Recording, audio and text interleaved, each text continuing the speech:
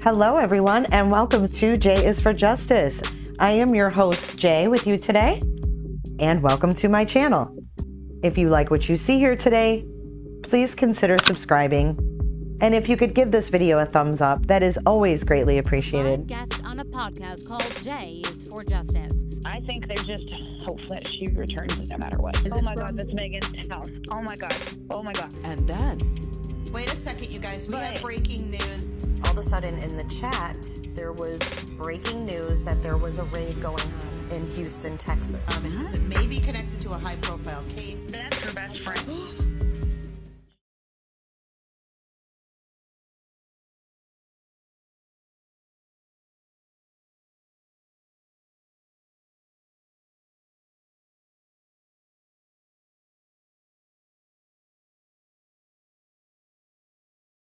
And it goes to it, why would he bring their blankets and toys or whatever there? Okay, but my question is about the shadow theory. About the shadow theory, Frankie Rusek said that they saw on camera him throwing the babies in the back seat like trash. So was there another video from the Ring doorbell that wasn't released? Yeah, I guess that is my question there, is he did put a statement out that the DA showed him, the family, a different video that was not released because it was too graphic of him taking them to the truck. Yeah, he said like garbage. He said loading them like garbage. So what, is there another video? That would have been the doorbell camera, yeah. So see, that's my question, is that with this family coming out with that, I mean, I don't think that when this case first happened, Frankie to say that, I mean, I even have the screenshot of him, of that comment, it was sent to me. That to me is a very detailed thing for him to say that they showed us this video. You guys haven't seen, it's too graphic.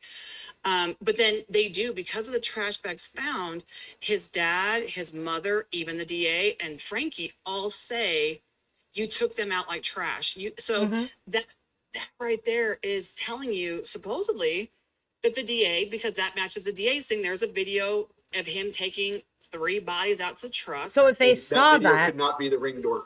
That video could not be the door cam. Why couldn't it? Because there's like one alarm going off when one alarm goes off when she gets home, and not the next time until her friend shows up to the house looking for her. But we don't know. Wasn't nothing. The only alarms they got were the basement door at 5:30, whatever in the morning. I don't know that we know that they. No. What I'm saying is it picked her up walking in, right? That same view where Atkinson pulls in would be, you would be able to see him loading his truck in that same view. Well, and I don't know that they don't have a view from the neighbor's camera. Frankie didn't specifically say which camera it is. Yeah, no, I was just assuming. With such a bold statement that they were shown, the family was shown this. I mean, I guess was Frankie lying? You know, that's where all this stuff is so weird, because they were so sure of it being this way, only for it to change. And like I said, Prepper, since you are someone who is on this channel a lot, I would like you to go watch my video that number one, watch it where it's synced together. Where I'll put the link in chat for you, Prepper. Because Chris gives very specific details of exactly what happened, what he saw, where. And then based upon autopsy evidence, based upon that very specific account. See, that's the thing, is if he made that up, it's kind of, I think it'd be hard to believe he just was making it up on the spot, like how the evidence would match that. Because everyone goes, well, he did it, but he didn't know internal injuries. He wouldn't know, the importance of whatever. And if he was confessing to get away with it, because at that point, if you have to go with the theory that Chris wouldn't have confessed to something that happened if he was trying to lie and get away with it. Makes sense? Because that was in the beginning. He was still at that point trying to get away with it and live with his girlfriend. So you would be thinking that his confession would be a very different lie because he's trying to get away with it. Right? So that's where I think people don't realize what they're saying. Like, oh, he lied.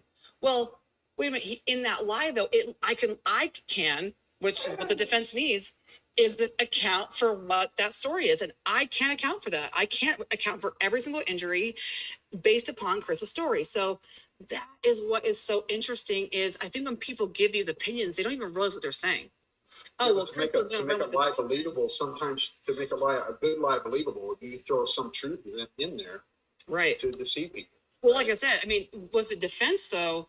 All you have to have is reasonable doubt to get somebody off. So with if he was trying to get away with it, I guess, I mean, that could be that plausibility of that he gave enough of it that I literally can internally, forensically match exactly what he says and can make an account for it. And like I said, going back to court, that's what you have to have is an account for what happened, matching the story, the very detailed story with the evidence. And there's evidence for that. Now, like I said, going past that, I haven't broke down past that as far as going to the site or the rest of Chris's Wisconsin confession. I'll get to that. But I mean, if he was trying to get away with it, I think that you try, I mean, I don't know. I guess when you're trying to get away with it, you try to send him on a goose chase. And I would think that if he wanted to be with his girlfriend so bad, I mean, she was gone for 6 weeks. He could have been like, yeah, she's having an affair, or she's doing this, or he could have told them, you know, she said that baby wasn't his. He could have sent them on a run.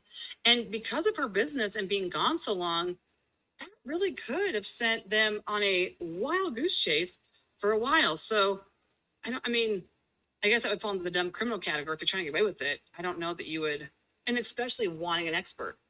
You know, if you're trying to get away with like your fingerprints being on a lock that you opened, I don't know that you want to call in a second expert to see, you know, I think you'd be like trying to detract from it and take it away. So like I said, when you're looking at a case, that's where it becomes complicated because you do have to look at all of these things and account for it. Why is it there? With him telling it, is it important? Does it match evidence? Does it not? Does it take you farther from what the evidence shows? Does it take you closer? And like I said, what he told his dad takes you closer to the evidence, the physical evidence. What he told Wisconsin takes you farther away. And so them coming out and saying, we believe this is true. Chris gave us a true account. Her family saying, we believe him. Well, that's so weird. And like I said, I don't know if it's just that's their emotional response because he took credit. And so, okay, emotionally, it makes me feel better. You know, I get that. I get people because they hear it and they've been told it makes sense. So it makes sense to them. But like I said, when you get down to the forensics of it, it doesn't match. And so that's why this case is complicated, even from an investigative standpoint, is there is just so much, which is why I say I can't go on all these other avenues because what has actually been there and been argued about is the starting point. Now, will we have to get deeper, farther along? Possibly. And are we ready for that? Absolutely. I mean, the defense has to have an explanation. They have to have a story. They have to have an account for what Chris said, how he said it, what Shanam possibly did. We have to account for all that. And that's what we're doing. And like I said, Prepper, I would really like for you to watch that and just, like I said, if you could take your emotion out of it, people go, well, you just got his story to match the evidence. Well, that's a problem. If you think you need to get away with it, that's a problem. If I can match evidence. Well, that's the thing. I thought the police did a great job. There's a lot of evidence in this case, right? I mean, people think that there is. As far as him confessing or whatever, that he. What's that? I'm sorry.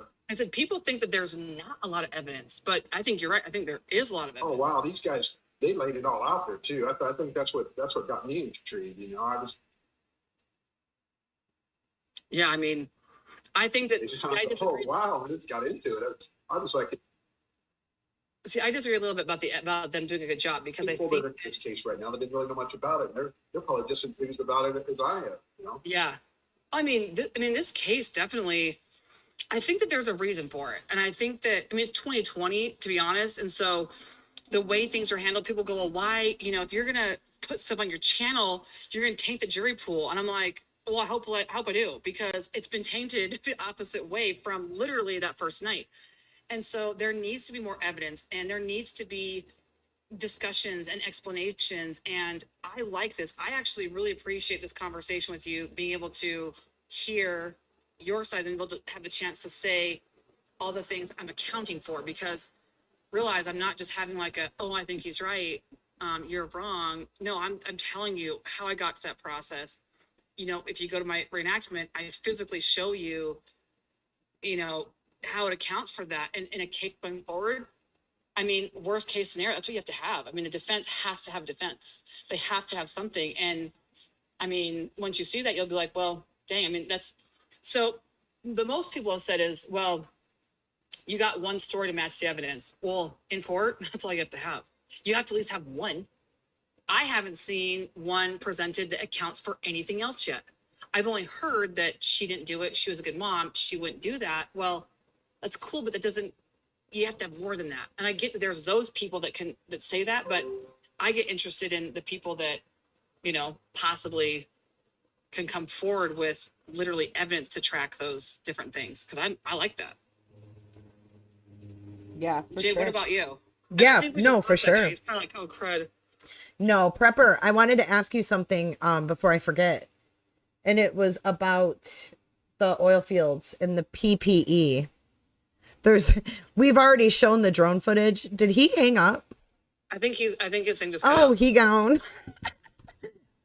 Someone wanted me to ask him about it because he works there. But if he's still in PPE, if chat. people haven't seen the drone footage, I mean, it does. Oh, no, he show just it. called back.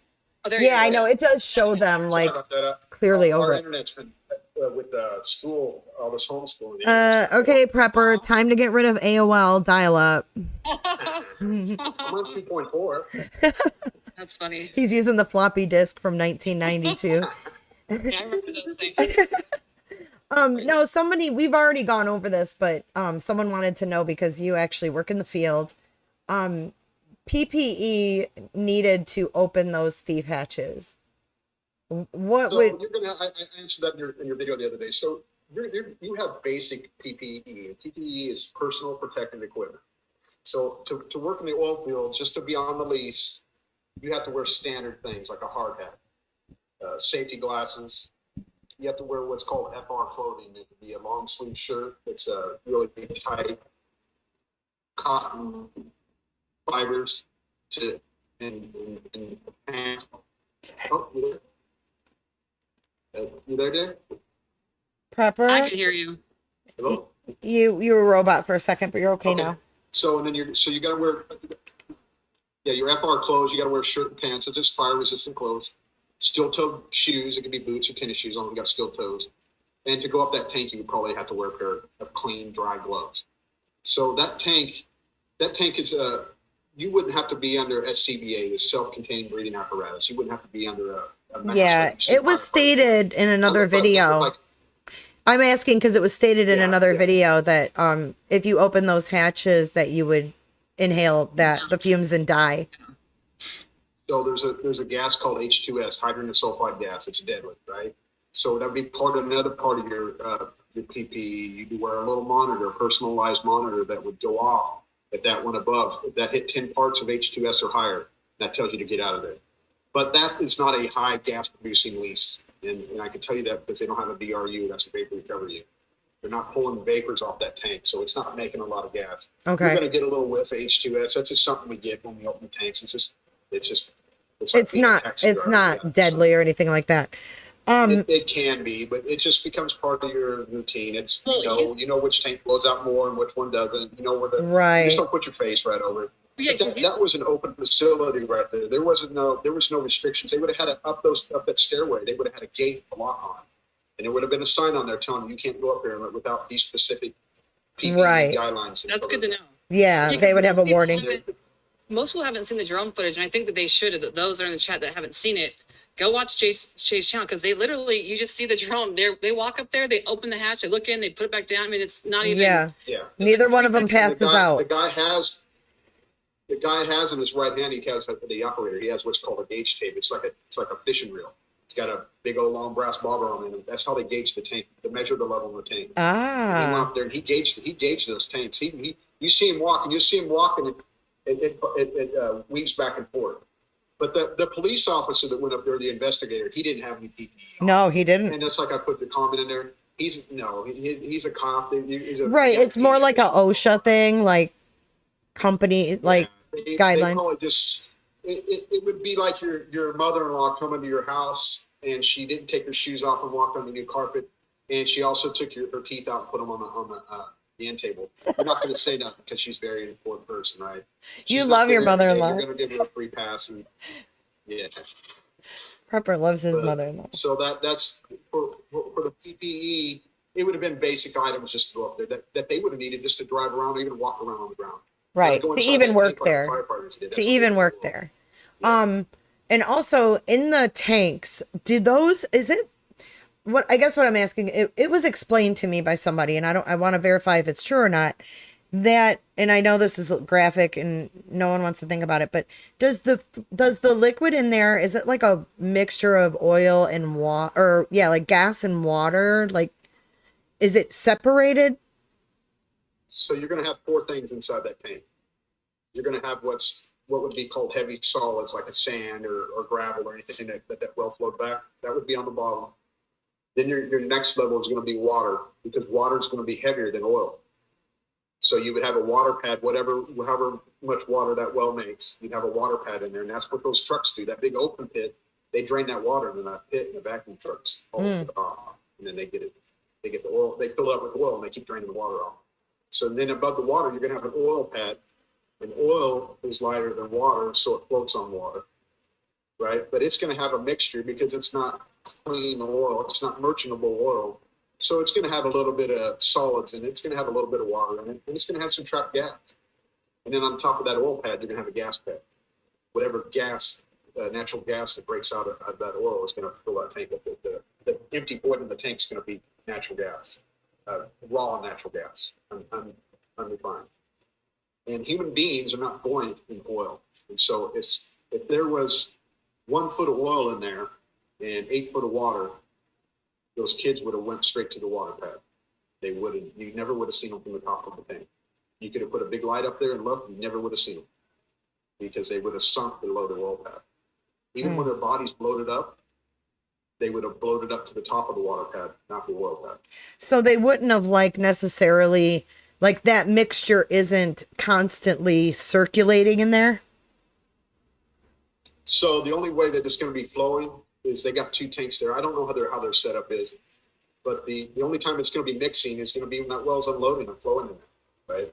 So how often that well unloads, if they got a back pressure valve on there, how that well flows back on that, that's a different type of production than I'm used to. Okay. But I've worked something similar, and I have wells that flow back, but they have a valve that controls it, right? It's got to meet a certain pressure before the valve opens to unload, to keep back pressure on the well. I would assume that they got something similar on those wells. Right. The reason I'm asking is there was a debate going on in a group that I'm in, and someone was saying that mixture constantly circulates, and that the condition of the girls' bodies would have been different because they would actually I don't know what other word to use, but bob, so to speak, because of the difference with the oil and the water. But again, that water and oil is going to naturally separate even if the tank's mixing, right?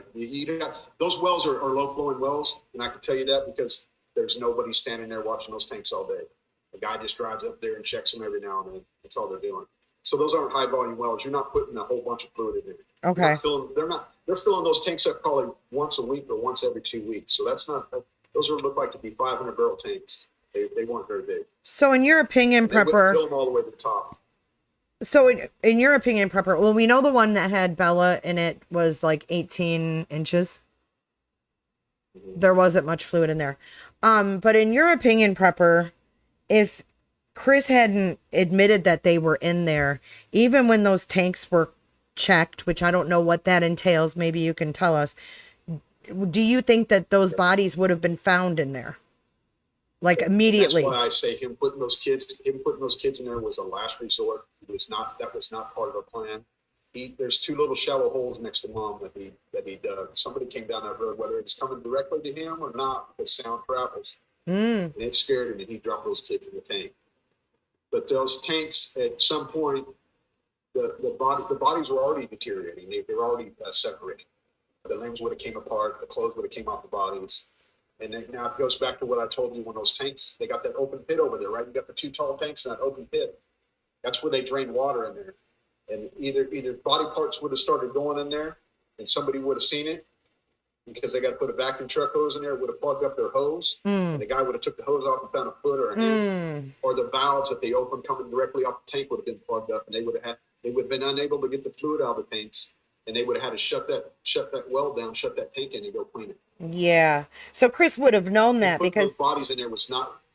Yeah, he was asked, but when were those tanks going to be checked next? And I think he said in a couple weeks. So he was aware, Well, to be hauled off, yeah. they to be hauled off. How often? I think how often do they haul them off? We said that. Oh, haul them off. Yeah, there was something. I don't know your Well, lingo, what they do is prepper. What's that? I don't know your lingo, prepper. Hey, I have a yeah. question. I literally cannot ever look at chat because like I'm too ADD, so I always have everything closed down so I can focus. But I opened it for a second to look at this. Someone says, "Was the oil hot?" Do you know what the temperature of that oil would have been? So I think if it would have been I'm going to say it's not, because they don't have any. If it was warm and they wanted to contain that heat, they would insulate the pipes. They would insulate the tanks.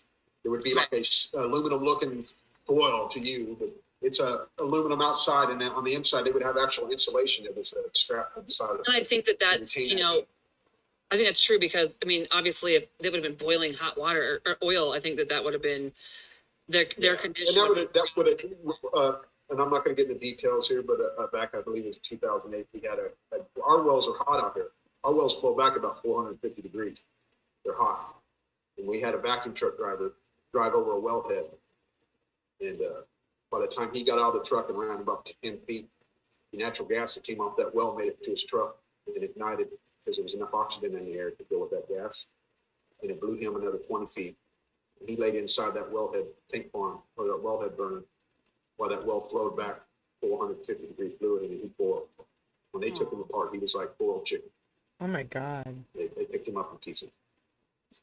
Well, one thing I've also 12 hours. I've also had people ask me before too is, Chris was on his phone as he was driving out there. So if the girls have been alive, that's a pretty risky thing. Them potentially hearing the girls. So I don't believe he was on his phone because as part of their policy, he cannot talk on the phone while he's driving. But I think that there was phone. It automatically picks up. Yeah, he can't talk on the phone while he's driving. They all made that statement. You listen to all his bosses and everybody. I think even Chris made that statement. It's against their kind. It's against our company policy. It goes into their system, the GPS system. If they use a phone that's tied into that truck, the computer picks it up and sends it to the safety department. They get a write-up. Interesting. We can't talk on our phone. That's one of our daily policies. You cannot talk on the phone. You have to pull over. You can't text. This all goes back to even me saying, if Chris had done anything else that day, I think he'd be guilty because he talked about there was no cameras in back. I said this to Jay before. I said, if Chris would have walked out to his vehicle by himself and left, I'd been like, guilty, because he had to do something, get him out there somehow, or he knew there was a GPS and he knew that there was a camera out front. He knew that there was a GPS in his truck. If he had, like I said, They knew where he was in that truck, they knew where he was. Yeah. And to me, when someone goes, well, he was trying to get away with it, I'm like, well, I mean, by all accounts, Chris had a very high IQ, and if he was trying to get away with it, I feel like that would have been the last place he would have gone, because I think you made the comment earlier about the windows being tinted on the car. If he was wanting to do it, he should have killed her at 1:30 in the morning, put them all in the car and drove them somewhere. There was no GPS in the car. He could have disconnected that if it was, right? Yeah. Shut the phone, don't bring a phone, and go out in the middle of nowhere and drop them off. That's what I'm saying. That area, I mean, because I guess people, I think I try to kind of break people's thought down as if they think that he took them there because he wanted to, or if it was like a last effort, or if it was premeditated and he wanted any oil. I always have to ask all those different things because there's the thought process and changes for each outcome. Like if they think that he premeditatedly wanted to take them to there specifically to put them in oil, like I said, then, I mean, clearly an investigation, they would be checking his GPS, and you wouldn't want to, I'm sorry, you wouldn't want to take your dead family to work. He didn't plan that. He didn't go, I'm going to go take my dead family to work. Now we can all sit there and, well, he had an opportunity Friday and whatever. Even I've said that before, but I mean, on game day, you didn't want to take your family to work. That wasn't take your family to work day. Right. Well, and I think he took his family to work. He had no other choice. He killed them or killed his wife, and then he had no other choice. I mean, he was being tracked. He couldn't go nowhere else. He had to take them to work. Well, and that's a good point, because I think people have said that he was meeting for that fire stick, that he purposefully orchestrated not no one being there, but he only overheard that conversation because he was there getting a fire stick. It wasn't like he called somebody specifically on his own. He just did when they were there. But that whole fire stick. Yeah, random. If he would have left 30 seconds earlier, he never would have known about that. That lead, right? So like I said, and that happens all the time, by the way. Somebody put a thing on there that he premeditated. I can see that. I'm not going to disagree with anybody I appreciate people's thoughts. But no, that happens all the time. Line leaks happen all the time. Yeah. Especially you've got pipes that buried in the ground. Colorado gets wet all the time, so you got moist ground. So and carbon, steel, and water don't get along. They rot. Well, and like I said, I mean, if he was trying to get away with it, clearly he would not have left the sheet out there. He would not have left the rake out there, the bags out there. It's I think he got spooked. There's no doubt about it. The guy went out there. Whether he killed his kids out there or not is debatable. Yeah. But they were dead, and he was digging 2 holes for them, because you could see this in that. You watch that video. There's 2 shallow holes right there. He was going to bury them, and somebody came down that road, and he had to throw those kids in there. He was planning on coming back. So he thought he was he didn't plan on Nicole calling the police. He didn't plan on not coming to work the next day. He was probably going to come back the next day. But see, he was a freelancer. He didn't have a dedicated lease. He was like a lead operator, is what we would call him. He would be a lead. He didn't have a dedicated lease like I do that he has to take care of every day. He got to go around helping people. I have a question about that. When he knew that she was there and he was going to go home, I mean, clearly everyone had left 319. He could have stopped there on the way home and picked everything up real quick, and he didn't. So, I mean. No. He knew he had the GPS on his truck. He couldn't go back there. Right? Well, I mean, I don't think we've gone there in the first place, and if that was his thought. You know, that's what I'm saying. Like, those things matter. In his mind, he got away with it. Burying him in the morning. But he knew deep inside, if he went back there after he left that other well, that would show that's where they're buried. Okay, I have a question about that then. This is good because you make my. No, this is great. Away Colonel Sanders' recipe coming back. Prepper, you're doing amazing.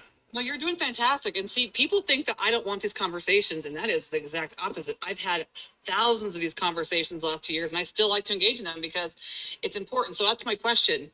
If you were saying like he wanted to get away with that, then not wanting to get caught, why would he have gone there in the first place? Make sense? He had no other choice. He had no other avenue. He had no other place to go. That was the only place to go. And if you listen to his conversations, I think with the police, his first interview, right, that he got to go home, he said, yeah, you know, they asked, hey, well, how you doing? Is everything all right? Yeah, it's going good. Are you going to work? Yeah, well, they made me stay home. You know, I wanted to go back. I wanted to go back the next day. You know why he wanted to go back the next day? He wanted to go finish his job. He wanted to go finish burying him. My question on that, because clearly he wanted to go back and clean up the scene. Well, here's my thing. Clearly with, you know, it being his wife that she was gone, even the police being there, he was not under any obligation to go home. He could have said, she's probably sleeping, leave her alone. I'll be there later. Like, he could have done that. On top of that, when they did come back to his house, he let him go through the whole entire house, knowing the condition. He could have said, you know what? I don't feel comfortable you guys doing this. Please stay outside. Because I think a guilty person, knowing that the house wasn't done, I would think that they'd say, you guys go home. Like, Nicole, go home. She's tired. She's pregnant. Like, so the guy's even in a crazy moment, he's rational, because I'm going to think, and you would probably think the same thing. If I tell the cop, no, you can't come in here to look for my missing wife and kids, I know he's going to go down, and I just created myself to be a guilty person in the eyes of the law. He's just going to go down and get a warrant. He's going to come back and search the house anyway. Yeah, but don't you think there'd be a little bit of hesitation? Because he willingly was just like, yeah, anything. Because once you say they can come in, I've seen people say, well, they didn't have a search warrant at first. But when you give someone, when he asked, can I come and look around? That is the consent that is needed to be able to do that. Now, clearly a little bit later, they did get took him outside. He signed for it, but that does give them consent to go in there and to look around. They did. Yeah. He gave verbal consent. And yeah. Because when they first went to the house, the cop didn't go in, and the Nicole girl said, "Come on in." I don't get what the cop said, but the cop didn't go in because he said, "I don't have the right to go into your house." Right. Basically, and then Chris says, "You can come on in." Right. Once he told him that, Chris lost all rights to search and seizure in his home. Do they have the right to take evidence at that time? I believe it is. He just gave up his Fourth Amendment right. Right. Yeah. I mean, that's what I'm saying. He so willingly did that. That's where I go back and forth with these theories about stuff of him being narcissistic, wanting to get away with it, all these things. I mean, it's like, I think that there'd be a level of protection that he would have exercised, that no, don't come in here. You can't look at her phone. You can't take everything. I mean, he was a yes guy. Yes, yes, yes, yes, yes. Even when everyone told him not to do the interview on the front porch because Nicole Atkinson had called and they showed up there, Chris doesn't say no. I mean, Well, Chris was always a yes, yes, yes, yes, yes guy. So that's this, you compare him to like Barry Morphew, whose wife is missing, and he's clammed up because he lawyered up. Complete opposite. He's more aggressive than Chris. So it just depends, I think, on their personalities too. But as far as Nicole Atkinson calling the media, You gotta put yourself, what I don't put yourself in understand Chris's about, shoes. go ahead, Prepper. Put yourself in Chris's shoes. He just murdered 3 people, not counting them or the baby. He wants to look cooperative, right? He had a little bit of time before he went to work because it took a long time for him to go to work.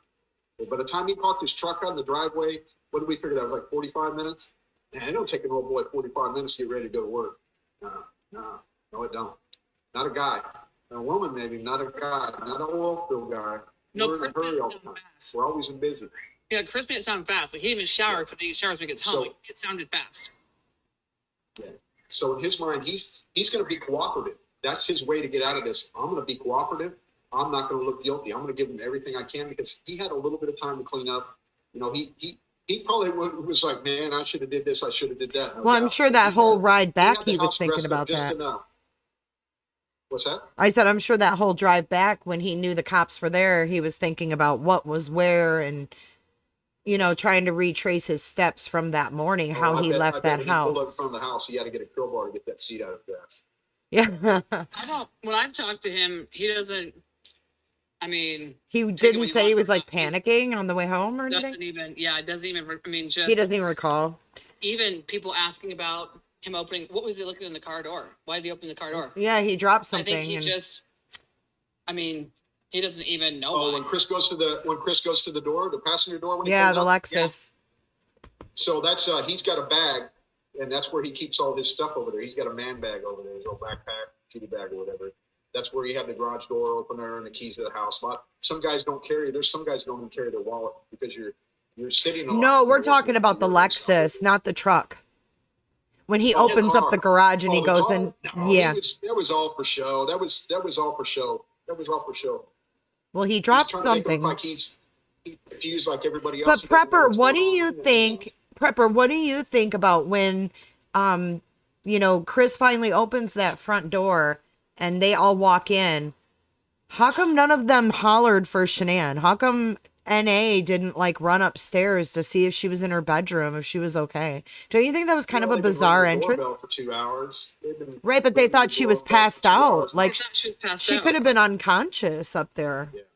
How That was come Little kids, so there was no sense of urgency to find her when they got in? I didn't Well, feel Jay, like. he makes a good point right there. What? He just said because it'd been there for about an hour and a half total, like 40 minutes before and then 35 minutes again. They didn't believe she was there. Well, then that's my point. Why, if they tried calling her so long and she didn't answer, then why were they still there trying to get in? If it wasn't to look around, like they said, Well, what I'm saying? I that think moment called reality. Reality sets in, going, "Oh my God, you become," because you don't do this every day, right? Not like a firefighter. They would be going calling for somebody, but you don't come in the house expecting to find a dead person every day. well, So but you're shocked. Prepper, remember when Nicole was on the phone with Sandy and they were walking in, she said, "Nicole, check the knives." Remember? Check here's my thing, the too, though. knives. Why the knives? Well, hold on a second though. I guess that was my question though, is if the whole idea of him getting in the house was to check if she was passed out, then you would think that going in, regardless of them calling her for however long inside the house, that they would Verify that. directly go to look around, and they didn't. So, I think that's No, it's that's a- odd. It's very odd because you would want to verify it either way, even if she didn't answer and you thought, And the story had already been put to Nicole. The story had already been put to Nicole and the police that Shanann and the girls were with somebody else. They went to go visit a friend, right? Don't forget that part. That she wasn't at home. She was with another friend. right. But NA kept saying her shoes that she wears every day are by the front door. If her shoes that she wears every day were by the front door, why didn't she go upstairs? I don't Well, know. I think I would go upstairs to my friend's room. Well, here's the weird thing with that, Well, I think, and then is you that go find the purse, was the purse in the kitchen? And then when she seen the purse, No, in the the kitchen, purse was in the office. The purse was actually in In the Shanann's office. And then they brought it into the kitchen. Yeah, so it was odd. She went into the kitchen first. I just thought that was I think odd. she was watching Chris. If you actually watch the video, she's literally just following Chris and watching him, which I think is a very that was Yeah, weird to me. she's kind of looking out of the. She's side eyeing him, and I think she looked over to see the knives, like Sandy asked her to. Well, I think that's. And I even think the that. cop, just Go ahead. just like you said, the cop's watching Chris at that moment. Chris was a suspect. Even if they found her 5 minutes later, Chris had always been a suspect. Mhm. Right? The spouse is always a suspect in a missing person case. But she wasn't missing at So that point. that cop was watching him like a hawk. He was, but the cop even asked, did you guys check upstairs? I Yeah. think he noticed that none of them even went upstairs to look for her. Well, something weird that he asked, and this is my question, because you have to, like I said, you have to account for all these things. I guess my question was, why so much deception from the friends? Like even her son said in his police report, in his interview, that, so let me back up before I get to that. The officer, right before Chris got home, went out and asked for Shanann's number. When he called Shanann's phone, he's at the door listening. He calls it twice and it rings through both times. And he says, I can't hear it ringing. But then when they go upstairs, I mean, I think there was because Chris ends up going downstairs, let Dieter out, so that Nick goes upstairs, finds the phone. But when he hands the phone to Chris, it's turned off. The officer, when he goes upstairs, I thought it was just locked. I thought the phone was just locked. It wasn't. no, it was powered off. It was powered off. Then he had to turn. Yeah, it's because powered the off, kid said the messages were going to blow up when they turned it on. Yeah, so you see it in the video where the officer says, "Wait, the phone's off," and he goes, "Yeah," and Chris goes, "Yeah," and he goes, "Well, did it die?" And he goes, "I don't know. I got to power it back on." So he's sitting there, and you could see him hold the phone up. You see the little white screen with the apple on it, like it's powering it back up. And the kid does make that comment about it's going to blow up when it turns back on. But the officer kind of is having that moment of like, wait a minute, I just called and it was ringing through. But more important, the kid, I don't understand why he would have lied to the police. He trying to put this picture or paint this picture of Chris, lied. He said, because I don't think at the time he knew that there was body camera footage of the video. So when he's in the police station, he says, yeah, Chris was asking, when I found it, was asking for the phone. I gave it to the police officer who then gave it to Chris. That was a lie. I think they were trying to insinuate that Chris was trying to be deceptive or get away with something, only for that kid to be the one who was deceptive, because that's not what happened. I mean, Yeah, because that's those it's clear. kinds of The phone was on the rail, the stair rail there the whole time. well, no. It was in the couch. The kid says he It found was under the pillows in the couch. Yeah. He even drew a little graph of it. Yeah. Yeah. So, but that's what's weird to me is why, even like Nicole Atkinson, and I get when you're calling 911, you're not trying to air everyone's laundry, because I don't think at the time she was thinking a murder had happened. But even her being deceptive, she made a comment at one point with Addie when they were upstairs after the phone.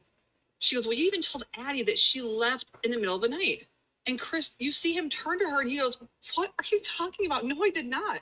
And there was never an account that Addie ever said that happened. It was never in her statement. But you could just see from his gut reaction, like, what are you talking about? No, I did not. But then more importantly, Nicole Atkinson said she was supposed to meet with her later that day. She has kids. Lauren, her friend, was supposed to meet with her later. She has kids. But yet they were trying to make it seem like Chris said that Shanann was going to go meet later with friends, like a friend with kids, and have like get together.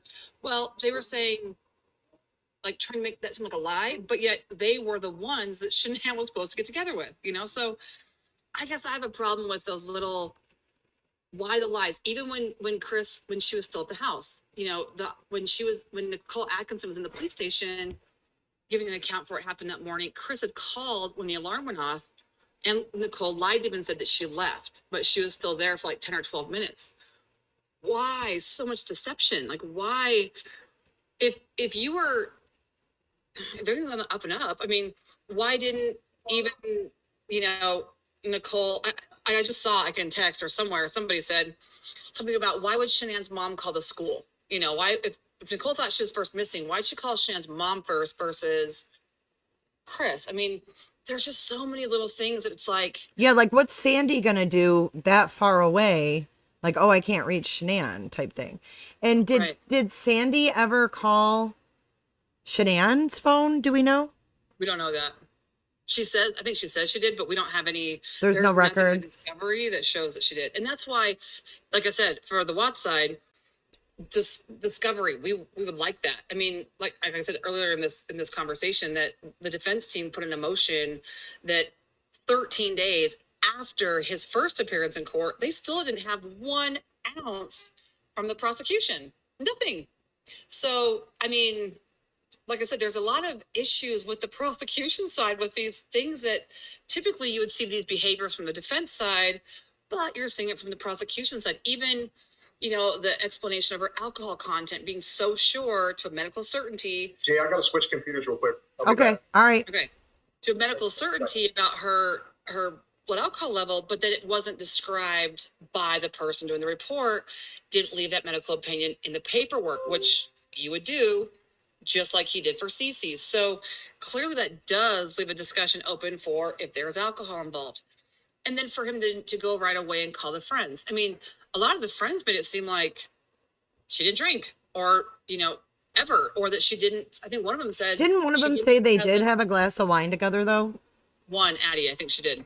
But she also was dishonest. She said that she had only 1 glass with her at dinner, but yet there was pictures that same day with them drinking out in the backyard. So I don't understand why the need to Yeah, to cover that up. watch it, because if you go to her Facebook, there's like 150 pictures of her even talking about it. There's videos of her talking about it. So it's like, to me, I just don't understand. Right, the it. denial of Why? something that you can Why? see. Why deny that? Yeah, why? I don't understand that. So that to me, because then if you look at who lies, well, then we could clearly say a lot of people from that side lie or dishonest.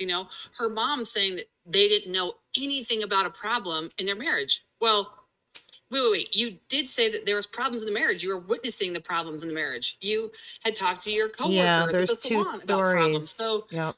to me, it's like you can't.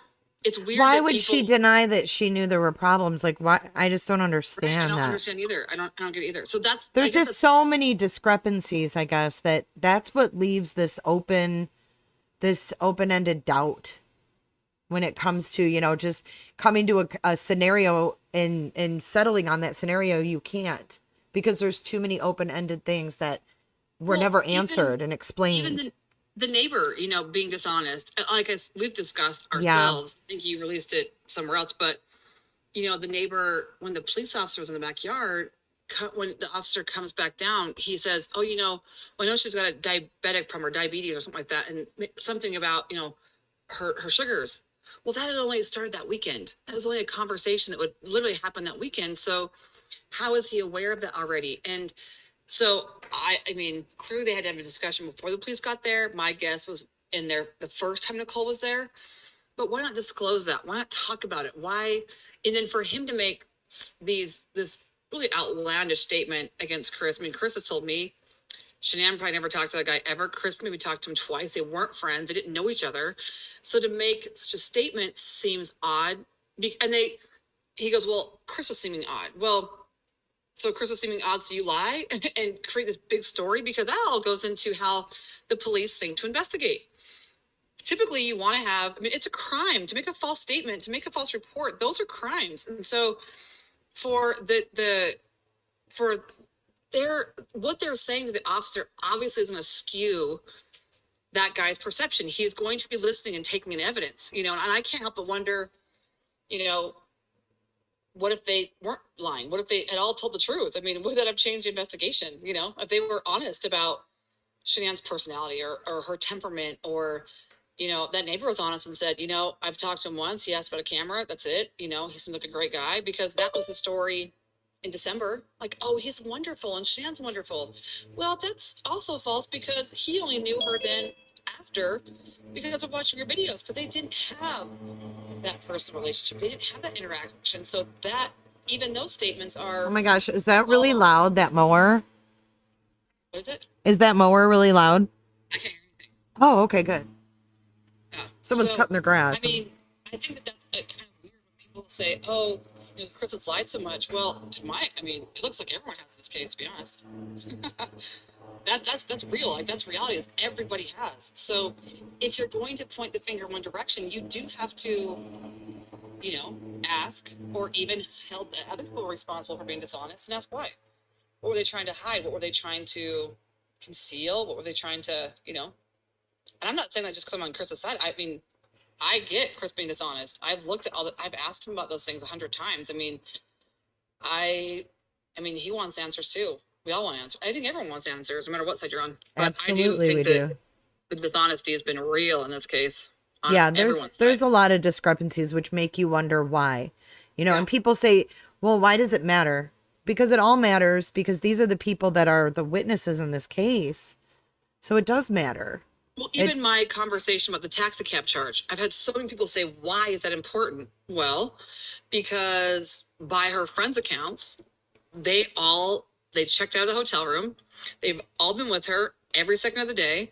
They were in the lobby of the hotel. And then two different friends account for taking Shanann and Nicole to the airport, but which one, but they all were with her. So if there's a taxi cab charge on Shanann's card from the 12th, why and where? And people say it's not a big deal. Well, it is a big deal, because that could be from a lot of different things. Right. That should have been looked into to see what it was a result of. Even her clothes being changed. That's even, they're giving the police like the pictures of what they last saw her in, because if she's missing, that's obviously important. But no one had talked about an outfit change. But and if they were with her the whole time, if I was sitting next to you, Jay, in an airplane, I spilled the soda on me, I got to change my shirt. We're together the whole time. You're going to know if I change my clothes. It should be an easy thing to explain. That's what's so puzzling, is that these are such easy things that you could easily clear up. And then people wouldn't be talking about these on YouTube videos.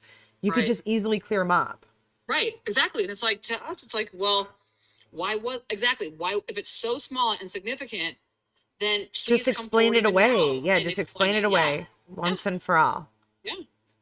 Because when they're going through the house, clearly they should have been looking for a different shirt, versus the one that was in Arizona that she was wearing. They should have been looking for the one that she walked in the door with. So, that's potential evidence that's not there, and if they're only testing the shirt that she was in Arizona in, well, clearly that's not going to be potentially the evidence that they're looking for. It could come across with nothing, but that's not because a crime didn't happen that she was, could be culpable for us, because it wasn't the right shirt, so it's very important to have all those things. And where is that shirt? Do we know where the shirt is? Did Chris do anything with it? No. And Chris, I have asked him, so you guys know, I have asked him if he changed her clothes, and he says no. And this is why I would say I believe that, because if he didn't have any idea what clothes that she was wearing in Arizona. So you'd have to assume that he was trying to cover his tracks and put her back in a different outfit. But how would he have known that there's an outfit change? And by every count, she doesn't like to be dirty or whatever. I think that he would put on something clean, like, oh, she came home and she changed. But it would be going back into her bag. And I guess that's also goes to me with her family, being there and taking that Arizona suitcase home and not telling anybody. That, to me, of everything you're going to take home, you're taking that. I wonder why. Like, why was so significant about that? And they didn't even know it was gone until the lab needed to test her makeup to match it with what was on the pillowcase. And they kept the suitcase, only returned the makeup back. And so people can say it's no big deal, but when there is a crime and there is a case, it's very significant, because if there's any evidence from Chris even on there going into that bag to change something, would be saliva, blood, anything, that's critical. It's crucial to something like this, so now, you only say it's no big deal if you don't want the truth out there. Did you ask Chris what he put in that dumpster? Exactly, like what he put in there? His clothes. He said his clothes. That's all. That's the only thing he said. He still says that, which is something I want to look into more. There was a talk about the little girl's blankets or some animals. I don't ever remember seeing Chris mention that first. I know it's been brought up. I've seen Tammy mention it a few times. I don't know if that's one of those things that she just assumed it happened. I know in the house he says little blankies are gone. he said his account for it was that he left it with a sheet out in the field. And I remember, which I need to dig more on, I guess. One of the news things said when that the first images of the drone footage of the sheet, it looks very crumpled up. And then it spread out. You can tell that they then find it and spread it out to take a better picture, which that in itself, to me, evidence is on that.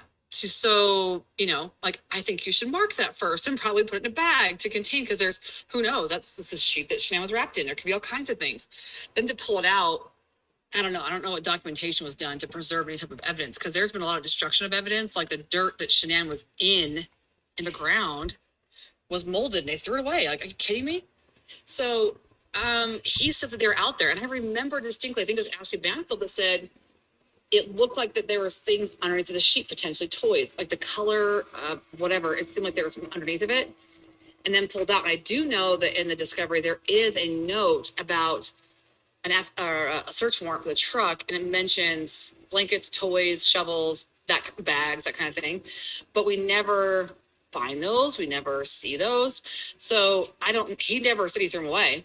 He said he left them out there at the site with the blanket. So I don't know if that's something that was taken into evidence that's under, the cloak of night, if they redacted that, they're not showing that, if they haven't tested it, if it wasn't even there. I mean, who knows? Because when they say it wasn't out there, I mean, clearly they've lied to him to get admissions. Are they trying to get him to admit he's gone somewhere else? I don't know. But he does still say that it was out there. But he did say he threw his clothes away. Can you add to your list one more thing? Can you add wait, where did it go? Has anybody else wanted to come on here and talk to us? Yeah, and if anybody wants to call in, let me know. I'll put the number up. Okay, hold on. I'm trying to find it. It jogged my memory of something I wanted you to... Oh, the fire pit. The papers in the fire pit. You got that? Oh, yeah, the fire pit. Fire pit papers. I know you did a video on that. Yeah. Papers. Yep. I'll ask about that. I hope he remembers, because he wasn't really paying attention to what she was doing, I don't think. I don't think he even realized... It won't surprise me if he doesn't remember them taking it, but maybe he'll know why they were in there and what they were. Because he was just in a daze, and she was just doing her thing and talking to him, so he was distracted. Right. So no, are you saying that there was papers in a baggie in there, or no? She went and got evidence baggies, like Ziploc baggies, and there was like 3 of them. And then she went to the table, and she was still talking to Chris, and he was standing right there as she labeled them and marked them, but we never saw that in the evidence. Okay. Yeah, I mean, I don't know if you guys have noticed, but even in the videos, I know that people said, I said, let me go back to the taxi thing. I said, they didn't account for the taxi in the thing. They go, well, you don't know the discovery. Okay, let me clarify. They said that there was a taxi cab charge. What they didn't account for is where and why. When did it happen? Where did it happen at? Why did it happen? That's what I meant. So I just say that why it popped in my head real quick. I will ask him about that if he knows what that is, or if they did burn stuff out. I think it's only a gas fire pit, so I wouldn't imagine that. Oh, it was gas? I think it was a gas fire pit. Oh, I thought it was like one of those like portable wood fire pits. Well, if it's the one that I've seen in the video, I'll go watch it. Yeah, because we got to watch the spray bottle video, I guess, to see it. Yeah, because I do know they had a gas fire pit. If it's the same one, it'd be the gas fire pit. Then someone must have thrown them in there, because there's a lid that goes on it. Like a screen lid. Yeah. And she lifted up that lid, and they were underneath that lid. Interesting. Yeah, I'd have to look into that to see if that was potentially something. Yeah, I'll ask. Okay, cool. Sure. I'm so excited. How long do you get your Zoom call for? 30 minutes. I bet that goes fast, though. It does. Yeah. You got to stay on task. Well, especially you. You love to talk, so you got to really keep yourself in line, don't you? Yeah. Well, no, that's the problem is I don't keep myself in line. That's and then you don't get to ask everything. Well, here's the thing is I ask a lot of stuff all the time, and that's what our conversations are. That is the majority of our conversations is about this. All kinds of stuff. We obviously talk about other things, but going forward it is to get him into court. And I guess like that's the thing is that people, is anyone in there saying that I don't, like, there's evidence I'm not accounting for? What evidence? I would love to know that. Everyone always just says, well, Shannon wouldn't do it. That's the evidence. Well, I don't. Yeah, I know. That's one person I asked. I'm like, what is she deliberately skipping over? Yeah, what evidence is that? Because I would love to Like, hear that. if you guys want to call in and debate that or discuss that. Well, and another thing I've seen is people say, well, you're only accounting for Chris's story. Well, yeah. And that's what I am doing. And the evidence, as far as reenactment, you're only accounting Chris's evidence. Well, yeah. Well, that's the thing, though, is if I could match the autopsy evidence to that, I mean, that's what the defense does, is they do that, you know? So I'll put I the don't know Zoom up on what screen, you evidence guys. there is to prove that Shanann didn't do it. I mean, I guess prove that. Well, I would love those conversations. Prepper's back. hey, Prep.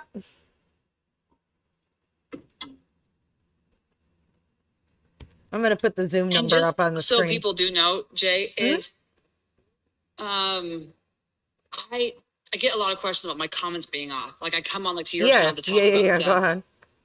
But I don't like I mean, I could have these talks with Prepper. I'm not going to say he's dumb. So I don't like those kind of conversations. They're not productive to me. And I've seen that a lot. People just say I'm crazy or I'm dumb or I'm stupid. I'm talking about. Yep. Great. But it's like A fangirl. You're a fangirl. I just saw that in chat. No. Everyone says, is Kim in love with Chris? Absolutely not. No. Are you kidding me? No. That's what I was just going to read a comment. Oh my God. I know people have contacted him that do have feelings for him, but no, that's absolutely not. Oh my God. Why is my Zoom meeting thing is scrolling? Hold on. But I guess if that answers a question, I mean, they'll probably just say I'm lying, but no, there's Well, no, zero. there was more to that question. Hold on. I want to read the whole thing. All right, there we go. Can you guys see the Zoom thing now? Let me make it a little bit bigger. Ooh. All right, there it is. 2825 Saratoga Trail is the password. That's just for you, Kim. Awesome. Okay, so the question was, let's see. I love questions, but here's the thing. I can only give my answers that I know. So Amber goes, I saw you. Oh, wait, here's one. Okay, this is it. Teresa N. She says, I saw you on Zav Girl and nobody could get a word in. You talk a good talk. What's the deal with you and Chris? Why won't you show yourself? well, even like on right here, I mean, I did do like a little thing where I flipped the camera around. It's because that's the thing is that I don't have a problem showing myself, but I just don't, even like right now, I don't have you open anywhere. I closed everything down because I can't do that. I can't have distraction. And also because I pull up stuff a lot that I don't want people to see probably. Jay has caught me on that a couple times. Yeah, we were in a Patreon chat though. It was a little safer. I literally just don't even think about that. I'm not here to have that, I guess. I think it's, to me, I want to focus on Chris. I just want to focus on the case. It's not, I don't give two squats about that. I'm not a big social media person. I don't like care about that. I definitely am not a person that likes to be out there. I don't like that, which is kind of the exact, I mean, everyone's like, you know, even Cindy's been begging me to do this for so long, but I don't like that. I don't need that. I'm not here to, I know a lot of people are, and they want that connection to people. I don't care about that. I don't want that. I'm not craving that. I don't need that. Mm-hmm. I like conversations about the topic, but what is that noise? Is that my Zoom or your phone? I don't know. Oh my God, I have 3 people in the waiting room. I'm sorry, you guys. I'm not used to this damn waiting room. I will say this, even with the Watts and like Kelly and those guys, I think I've been on Zoom with them twice. I mean, Zoom just updated and changed their damn noises too. So I'm sorry, you guys. Leaving y'all hanging. Look, we got 3 girls that just joined. I think 3 girls. Sharon, Christina, and we've got someone, just a phone number.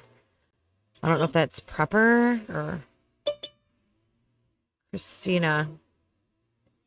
Christina, you're in here twice. Oh my God. These Zooms crack me up. Okay, we got Prepper. Okay, Prepper, you're on the phone, right? And this guy's freaking blowing outside. We've got Christina Kennedy. It looks like you're on 2 devices. or have two connections. Sharon, you are muted. Oh, Christina dropped, one of hers dropped off. Sharon, you can unmute.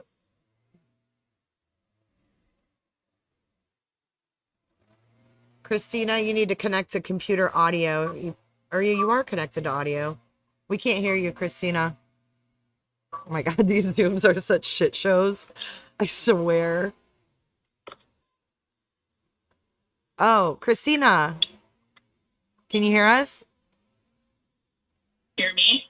We can now. Hi. Hold on one sec. Let me just try to.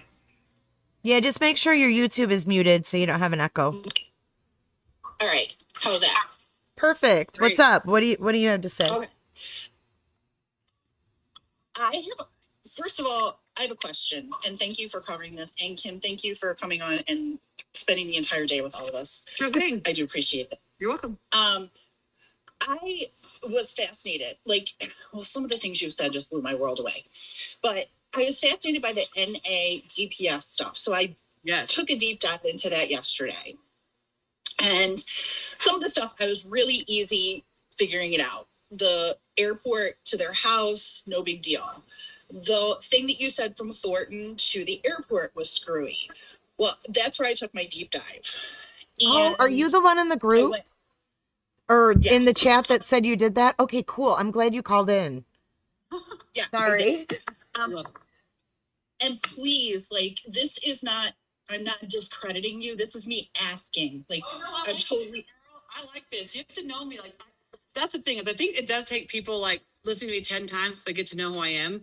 I remember Jay said people have the appearance I like to avoid things. I'm like, no, just reel me in. Reel me in, girl, because I'll answer any question I know, and I love listening to stuff. If that's the appearance I've given off, no, by all means, ask away. I don't take offense to anything. I don't think that's the appearance you're giving off at all. In fact, I was totally I wanted to hate this guy. I really want to hate this guy. I come from an MLM background. I was Shanann. I know the industry very well. I know how things are presented. I appreciate a lot of those videos. I get it. So anyway, back to the GPS. So the for Thornton to the airport, I am fairly certain that is a plane connecting to a cell tower. There's a cell tower right there. And they came, okay, now this is where it gets weird. Okay, so just bear with me for 1 second. Oh. There's no road. There is a road there, but it's a dirt road. It's 88th Street. That's a dirt road. It does not connect to the airport directly.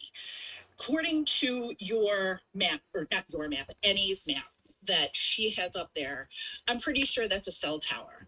I did the research on the cell tower. I did the research on the plane flying in because there was quote unquote storms that night. I almost paid $25 to search the history of the plane that Shanann was on, but I didn't. I stopped myself because that's ridiculous. You got that. I did send Kim those screenshots you sent me. Oh, is this the girl? Are you the one that did that? She's the one that did that. Right? Nice. You're the one that sent me the email, right? I did not send you an email. Or you sent me something with screenshots of her flight plan, or no? Oh, flight planner, yeah. Someone did that. I don't know. Oh, that was someone else. Okay, I'm sorry. That was someone else. Okay. But I did, I looked into that. And you can go, it's flighthistory.com or something like that. You have to pay $25 for that. And not on every site, but the one I looked at. So I looked at weather. I looked at all this. I'm fairly, and the Lazy Dog is northwest of that, where that is. Where that hit was on, I think, either 75 or 25. The highway, 75 or 76. Is it 76? Well, there's two. One hits at basically 25 and one hits up farther. Let me pull up the GPS so I can actually look at it while you're talking. Hold on. Let me go down. I'm trying to figure out what I did. Hey, Jay, can you pull up on your screen the images of that flight pattern? That might be interesting for people to see that. Yeah. How did I send that? Did I email that to you, Kim? Yes. Okay. All right. I couldn't remember. Jay, while you're there, can you pull up and find where the MH370 Malaysia airplane went to? That's awesome. Normally, flights come in and go to the right into the airport. Kind of do a little, come up straight, go right, and then turn left into the airport. Hers would have come in to the left due to the storms. and how they had to go around the storms. I know this is really weird. And how No, we it's get- good. No, because we actually have the flight pattern that shows kind of what you're talking about. Yeah. And so, I know, like, I really went deep on this, but I was very curious. I love this. You are talking my language. I love this kind of conversation. Yeah, well, this kind of excites me just a little bit. So I just, I need to calm my shits down a little bit. It's really cool. Like I said, I love these it. are the conversations I enjoy having versus like I hate you, you're stupid, you're wrong. Okay, I've heard that. I'm not offended by that. I get people are upset. I get it. But I do It's an really emotional story. I do respect that it's a very emotional story. However, I'm looking at it from pure, like, here's what's in Discovery I like it. and nothing else. Like, there's I like nothing. it. So anyway, back to that. I'm pretty sure, bottom line, that's a cell tower that she connects to. The only weird thing about it, and here's where the question stands, is Wait, I have a question. Are you saying at the 76 mark right there, you're saying that's a cell tower that she hit? it is yes, Okay. because north of that would be the Lazy Dog. If you go across, and if you go straight across from that, I don't have it up in front of me, so I apologize. If you go straight across from that and go look at the airport, like it's horizontal to the airport, there's really no street there. There's 88th Street, but it turns into a dirt road, and there's no way to get to the airport. Right. So do you have this app? I've downloaded this app, but I do have this app, for a yes. year. And so if you go up and Also- you look, go ahead. Also, really quick, let me just tell you this. Yeah. All the other maps show actual driving on streets. Like, you can figure out the path that they took. Okay. This is the only one that doesn't have a path on an actual street. Let me show you that's different about that. If you go down to, do you have the Discovery in front of you? I can get it. You go to page 1420, the very top map doesn't have roads. If you go to the next one, yeah, there's a lot that don't actually, which is weird because it should. So if you have to the next 3 or 4 pages, all of them do not have roads. So 1421, 1422, Okay. 1423, all of them, which is weird because mine, so actually if I scroll down, like literally almost all of them do not have direct, even down here on page 1425. 1425, right. They don't have, even like right here, 14, like almost all of them do not actually have direct roads, which is, I'll have to do some testing with mine because I've only had that when there's been like a glitch and the service is turned off. Mhm. So I don't know why she'd want to turn off her service as far as it tracking and then back on, because what it would do then is it would basically at that point draw a line. Like if she started here, drove 2 blocks, turned it off, had it off for 5 miles, it would eventually connect that long line. That's what typically happens. So Right. it'd be interesting to see. But yeah, on her actual maps, the majority of them do not. Even like this one right here from the McDonald's trip it shows. The McDonald's trip, yes, I agree with you. And go there and back. Yeah. Yeah, it's wacky. And I get Yeah, you know what? Now that you're bringing this to my attention, actually, the lower maps basically after, to be honest, for anyone that wants to follow this conversation, we're in the Discovery. If you guys don't have a copy of the Discovery, on my YouTube channel in the About section, there's a link that you can get it to download. But actually, if I'm looking at all What the are you maps, looking to be at right honest- now on her GPS? Hold on, Yeah. Oh, let me pull it up. I pulled up the flight plan thing, Okay, cool. but let me see if I can pull it up. I'm not as organized as you are. Christina, this is actually a good point that you're making because, to be honest, all of her maps, up in several of her maps, don't Mm-hmm. the actual roads driven on. Actual roads, right. Yeah, they So have a lot what- of the. Which what I did was Sorry to interrupt. Are you able to share your screen, Kim, so that we can see what you're looking at?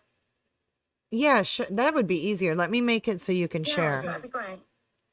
Okay, hold You on. know, Kim, I love seeing your screen. Yeah, I know you do. So I'm gonna hide everything right now. Hold on, please.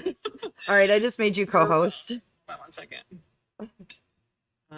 I think we are almost good, but yes, I'd love to share my screen. Hold on, please. I just need to hide a couple of these little guys, and then we're good. Okay.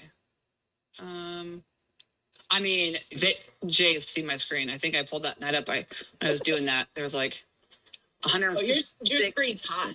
I know. I'm like, send me them 1,000 files. files in the Chris Watts files. It's a lot of files. Okay, hold on a second. I had to Google Map what I was looking at. I mean, I'm in Colorado. I have no idea the street name. So I had to Google Map on the right to the GPS on the left. We have a couple other callers that joined. Sharon and Aubrey. You guys are able to, you have to unmute. Hey Sharon, did you want to chime in about anything? No, I'm just looking for Kim to bring up the map so we can just look at what she's speaking about. Okay, cool. Where are you from? I'm from England. Oh, I love your accent. Thanks, Jay. Thanks for calling in. So for those of you guys, can you guys see my screen? Yes. Yeah. Cool. So the thing we're talking about in question on page 1417 of the discovery is this map right here. It's showing a 16-mile trip was taken from 12:47 a.m. to 1:23 a.m., 36 minutes. And yeah, what she's saying is there's not this documentation. Some maps on this documentation below. Most of them do though. But if you go down to these other maps, like this one's showing kind of like the roads that were taken, but and this one possibly as well. If you come down to like this map's the same thing. Here's where it started, and then it's going across here to the end point. This one, same thing, doesn't have the roads on it. This one, same thing again, doesn't have the roads. This one, same thing, doesn't have the roads. So there's several like that aren't accounted for as far as like, am I going too fast if I'm scrolling through these? Okay, so this one also, not for me, but I don't know about for others. like this one as well doesn't have the roads. Let's see down here. That one kind of does, but like again, it goes straight across here. So I don't. Is it hitting cell towers or how? I mean, I have this app as well. When I do mine, when I actually hold on, let me pull up mine real quick. Let me compare and see how many I've had in the last month that have jumped the same way. Because I will. Here, I'll do it for a week. I will mess around with this app for a week to see what it that to throw the map like that. Does that make sense? Yeah, I'll do that for everything. Now, I will say this. Now, this is just the outside on these. Do you see how right here on this map it says top speed 58 miles, and then this one says miles per hour? I'm sorry, 7 events. Now, she only took screenshots of the outer ones of these. There is, if you click into this, it's going to show you those 7 events, where she stopped at, how long, what street. So she didn't give the full detailed. She just screenshotted like, the certain ones. Like this one up here, like has 1 event. This one, drive deal is unavailable, which is interesting. Go to the 16-mile one. How many events are on there? It doesn't say on that one, which is crazy. Yes, like this one right here with 0 events, but a lot of these say 0 events, but you can't have events not there. So that's what I'm saying. I think that would be GPS maybe being turned off. I don't know, because there's 17 events. See on this one right here, there's 17 events that happen. Yeah. So every stop, every stoplight, blah, blah, blah. Up here, drive details unavailable again, which is interesting. 16 events. Can you guys, you know what, can you back up for a minute and explain to the people in the back of what this even is that you're going over? Some people aren't familiar. Okay, so this is Nicole Atkinson's GPS that she offered up to the investigator while she was in her son's, like basically the interview that her son did at the police station. She offered up this information. So this is like showing when they're in Arizona, top speed at 207. This is them taking off from the airport, looks like. This is like the flight pattern of like the airplane taxiing out. But then this one, so it goes down this way. So then here is, it's saying there was a 16-mile trip taken. It took 36 minutes to take this trip. That was one of my other questions. To 123. So, but there's that would only be an average mile per hour of 44 miles per hour. So side roads, like that throws me off too. Maybe they took side roads. The side road is a dirt road that does not connect directly. No, but you don't have to be. They don't have to be. They didn't take the dirt road. They could have gone easily anywhere around this to get over there. Right, like not a side road. You know what I'm saying? Like a secondary road. Secondary roads. Oh, okay. I mean, that's what I'm saying. Like, there's clearly it took 36 minutes. That is a completely different. If you're thinking flight pattern, it wouldn't have tracked it for 36 minutes. Right. We've been So like, then could it have been Nicholas picking his mother up? Like, did she not leave her car there? I well, wonder? you have to understand this is that the only people that supposedly, it was just supposedly just Shanann and Nicole coming home. So yeah, Nicole's car was apparently parked there. There's never been any mention of any other person there for any reason at all whatsoever. So let me clarify. The pin is the ending point, the arrival. Yeah. That's the destination. Yeah. Okay. Yep. So what's odd is that it looks like they are at the airport and then all of a sudden they pop up in Thornton. Like, how did you get from Thornton to Thornton when the last place you were at was Arizona, right? Right. Which is that's exactly why I looked up the flight plan. And the flight landed at 12:56 a.m. So someone was in Thornton at 12:47 and that flight landed at 12:56. So like picking them up at 1:23 would make sense. You know, you get your luggage. By the time you get your luggage, get out. Well, and if you look at Shanann's text message, I think it's 1:25. She says landed. She messages Nicole Atkinson and Cassie a text message says just landed. Yeah, they're in a group. Wait. Why would they text each other? Well, Cassie was in Arizona. That they had landed. Well, Cassie was in Arizona though. No. When they were here, when they got to Colorado, there was a text, I think it was 1:25 a.m. that she texted Nicole Atkinson and Cassie in a group text that just landed. Okay, Right, that's but interesting. Cassie wasn't with them. Cassie No, was in she Arizona, right? Yeah. Okay. Yeah. So that could have been for Cassie's sake. Okay, Like, so hey, maybe me she and was just- Nicole, Absolutely. like, Yo, hey, me and absolutely. Nicole landed. Yeah. But my point of that was that they technically landed earlier. If it was then. But I also have, it's weird because I think that Shanann's, and like I said, I'm not saying we have every ounce of we clearly don't have the intricate details of this, because I do know with like this one showing where it says 11 events right here. Yeah. You tap into that and it would show you all 11 events. So even Can if I it's just ask a quick amount trip, question? Yeah. Sorry to interrupt you. Yeah. So you're saying Shanann did not get on the plane that she was scheduled for, correct?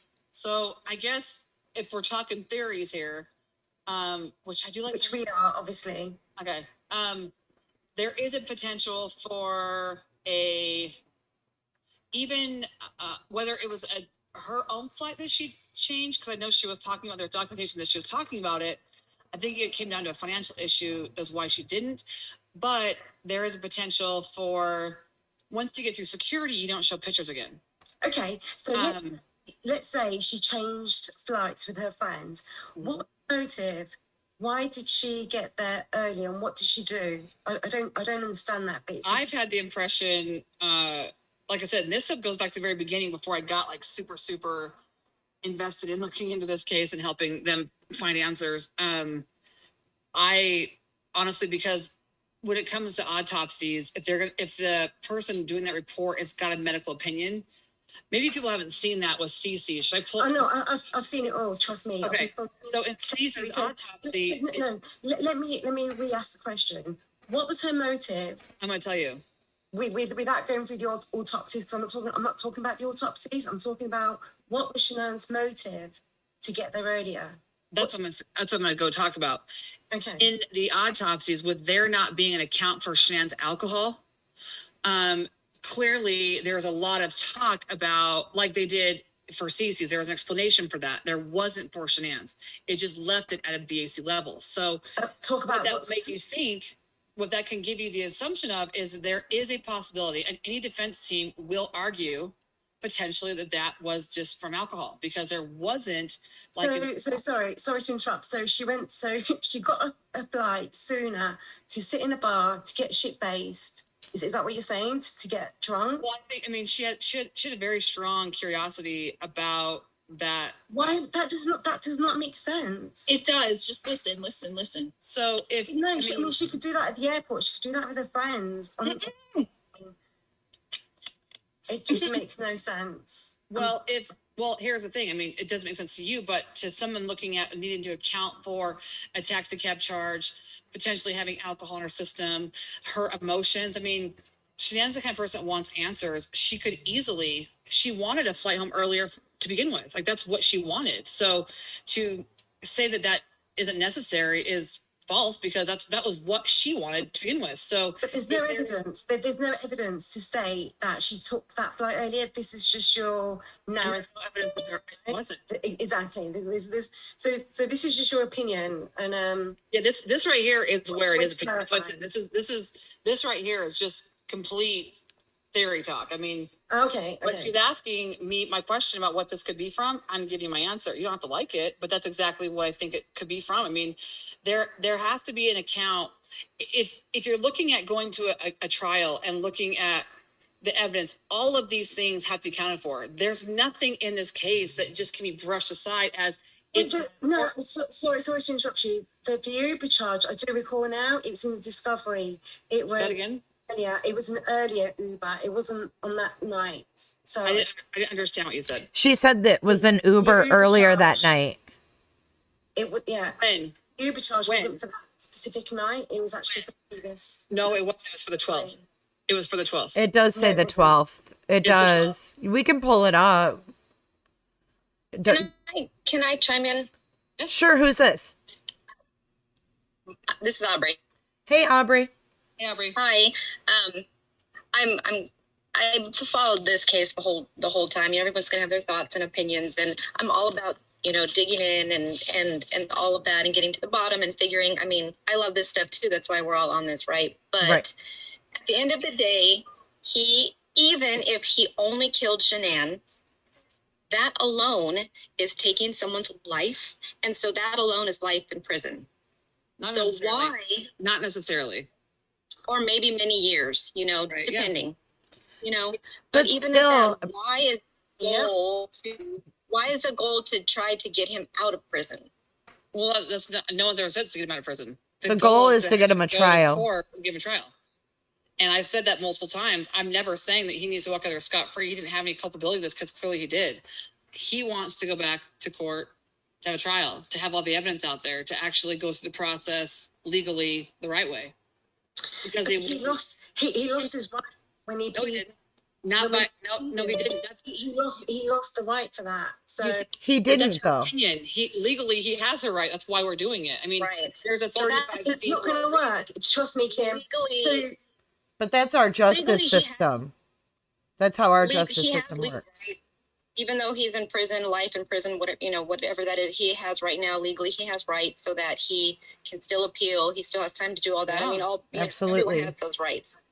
So I understand that. And I get to, like, he wasn't a career criminal. Like, he didn't know any of this. This is all new. Right. Getting to the bottom of it is important. And see, here's the problem too, is that you just saying that he's not going to get it. I get you want to say that, but we don't know until it happens. So, I mean, people can stand on the sidelines and you can cheer for either team. You can say like, oh, this call, they're not going to be able to get that. They're not going to get a touchdown after that play. Perfect. But until the play is made, you don't know. And to be honest, Right. I mean, there's a lot of attorneys that have said that too, but they also haven't seen a lot of the other things that are out there. So, I mean, you're only able to make an opinion. If you're only making it off emotion, that's one thing. If you're making it off of rights and legal rights and constitutional rights, then there is other opinions and there is other opportunities. And he does, whether you like the outcome or not, or what's happened or not, he does, like anybody else does, have the right. I mean, how many people appeal? Kim, with all due respect, you have not brought anything new to this table. You have not brought anything that's, shouting out. How can you say she didn't bring anything new? Did you watch the reenactment? We have never seen it demonstrated, like physically demonstrated, though. You don't. I do watch everything, and I did watch that reenactment, but then. So that brings a new light to how this because- happened. Yeah. Sorry? I think it brings a new light to how this happened.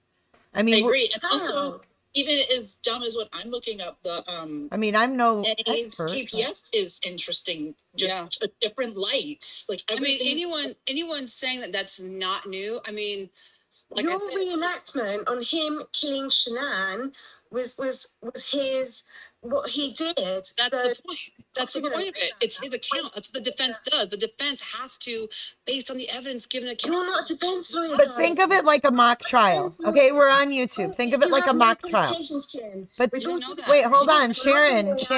Oh my God. Sharon, cool your jets. Cool your jets for a second. Listen, think of it like a mock trial, right? We're on YouTube. We're just Sharon, on do you YouTube. go by Dee Dee? Who's Dee Dee? No, I don't. I bet you do. Who's Dee Dee? Oh my God. Oh, I'm Okay, pretty don't sure bring you the do. drama here because my channel doesn't do drama. No, I don't know. there isn't any. I just Okay. figured something. Yeah, I don't want to do drama here. No, but I do that's want to perfect. say, Sharon. Drama. Hey, listen. No. I'm not saying. This calling. I'm asking the question. Sharon, can I speak? Like Sharon, hold up. Can I speak for a second? Go for it. This is just YouTube. This isn't a court of law. We're discussing, we're talking theories. And obviously there's people that are interested because we've had a steady almost 700 people in this chat for I don't know how many hours. So this is very interesting to a lot of people. I don't know why everyone is so offended by it. I mean, it's strictly a discussion on YouTube. We're not saying he should be free. Hey, Jay, we're not saying he's innocent. I'm I not definitely am not saying he's innocent. I think No. And this needs to be said asked me a question. because I delete Did I say 100 that we- comments. No, Yeah. hold on. I'm not done. I'm saying this generally because I delete about 100 comments a day of people calling me a Chris Watts lover and all this other stuff. And I want to say this is a discussion. I'm not saying one side or the other. I'm bringing a discussion here. And I think everyone can be respectful in the discussion, but to say she hasn't brought anything new to the table, I'm just respectfully disagreeing. I think she's brought a lot of new to the table or we wouldn't have 700 people here. Just my opinion. So Jay, just on that then. So when I said you replied by, well, did you see her reactment?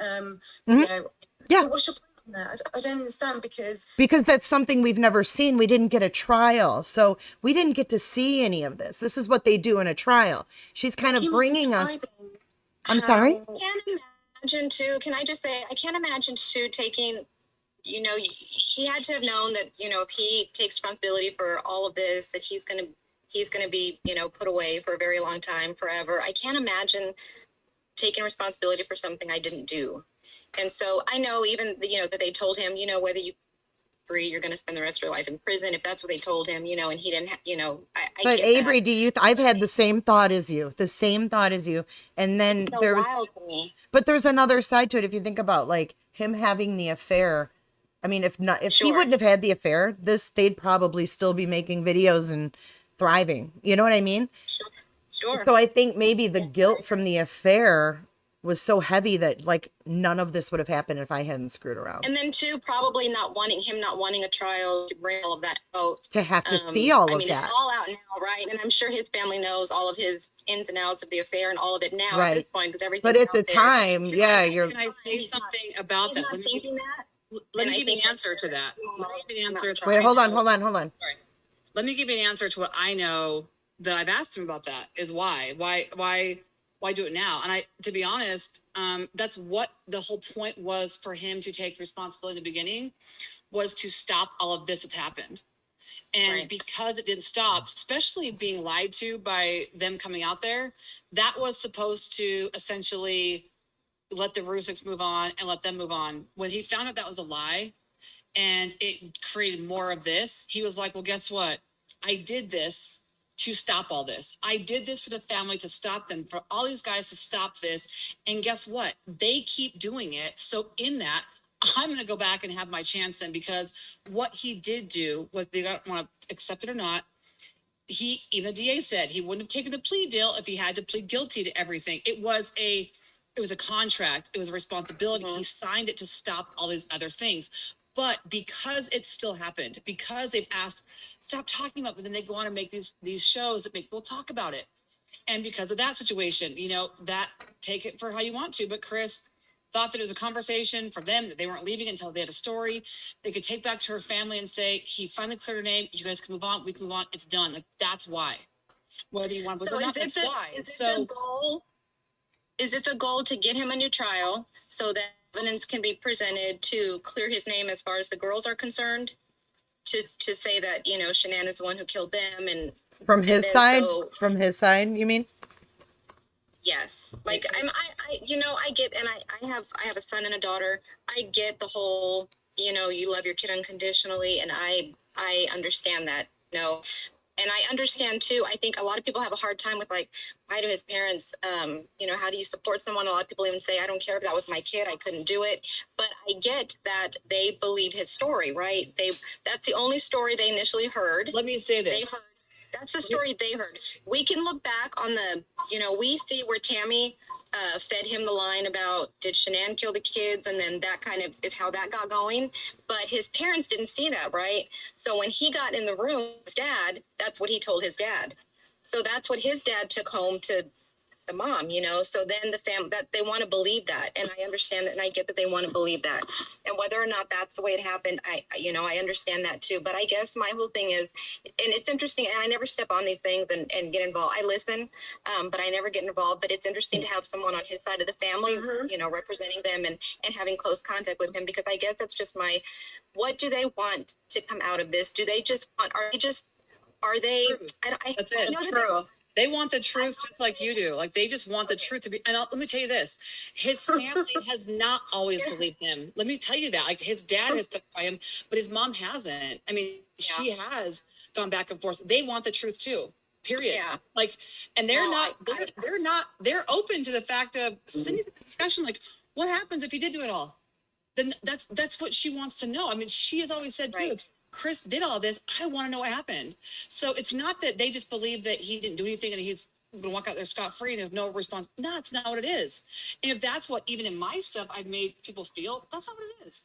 He just... No, see, that's good to know. A lot of people don't believe that. We hear all of the, you know, that his family hated Shanann, and that they're okay with the fact that he killed her, but they don't want him to be blamed for killing the girls. And that's what That's too, you know. You know, and it's, you know why? Because there are pictures, there are pictures out there of Cindy and Shanann getting pedicures at lupus walks.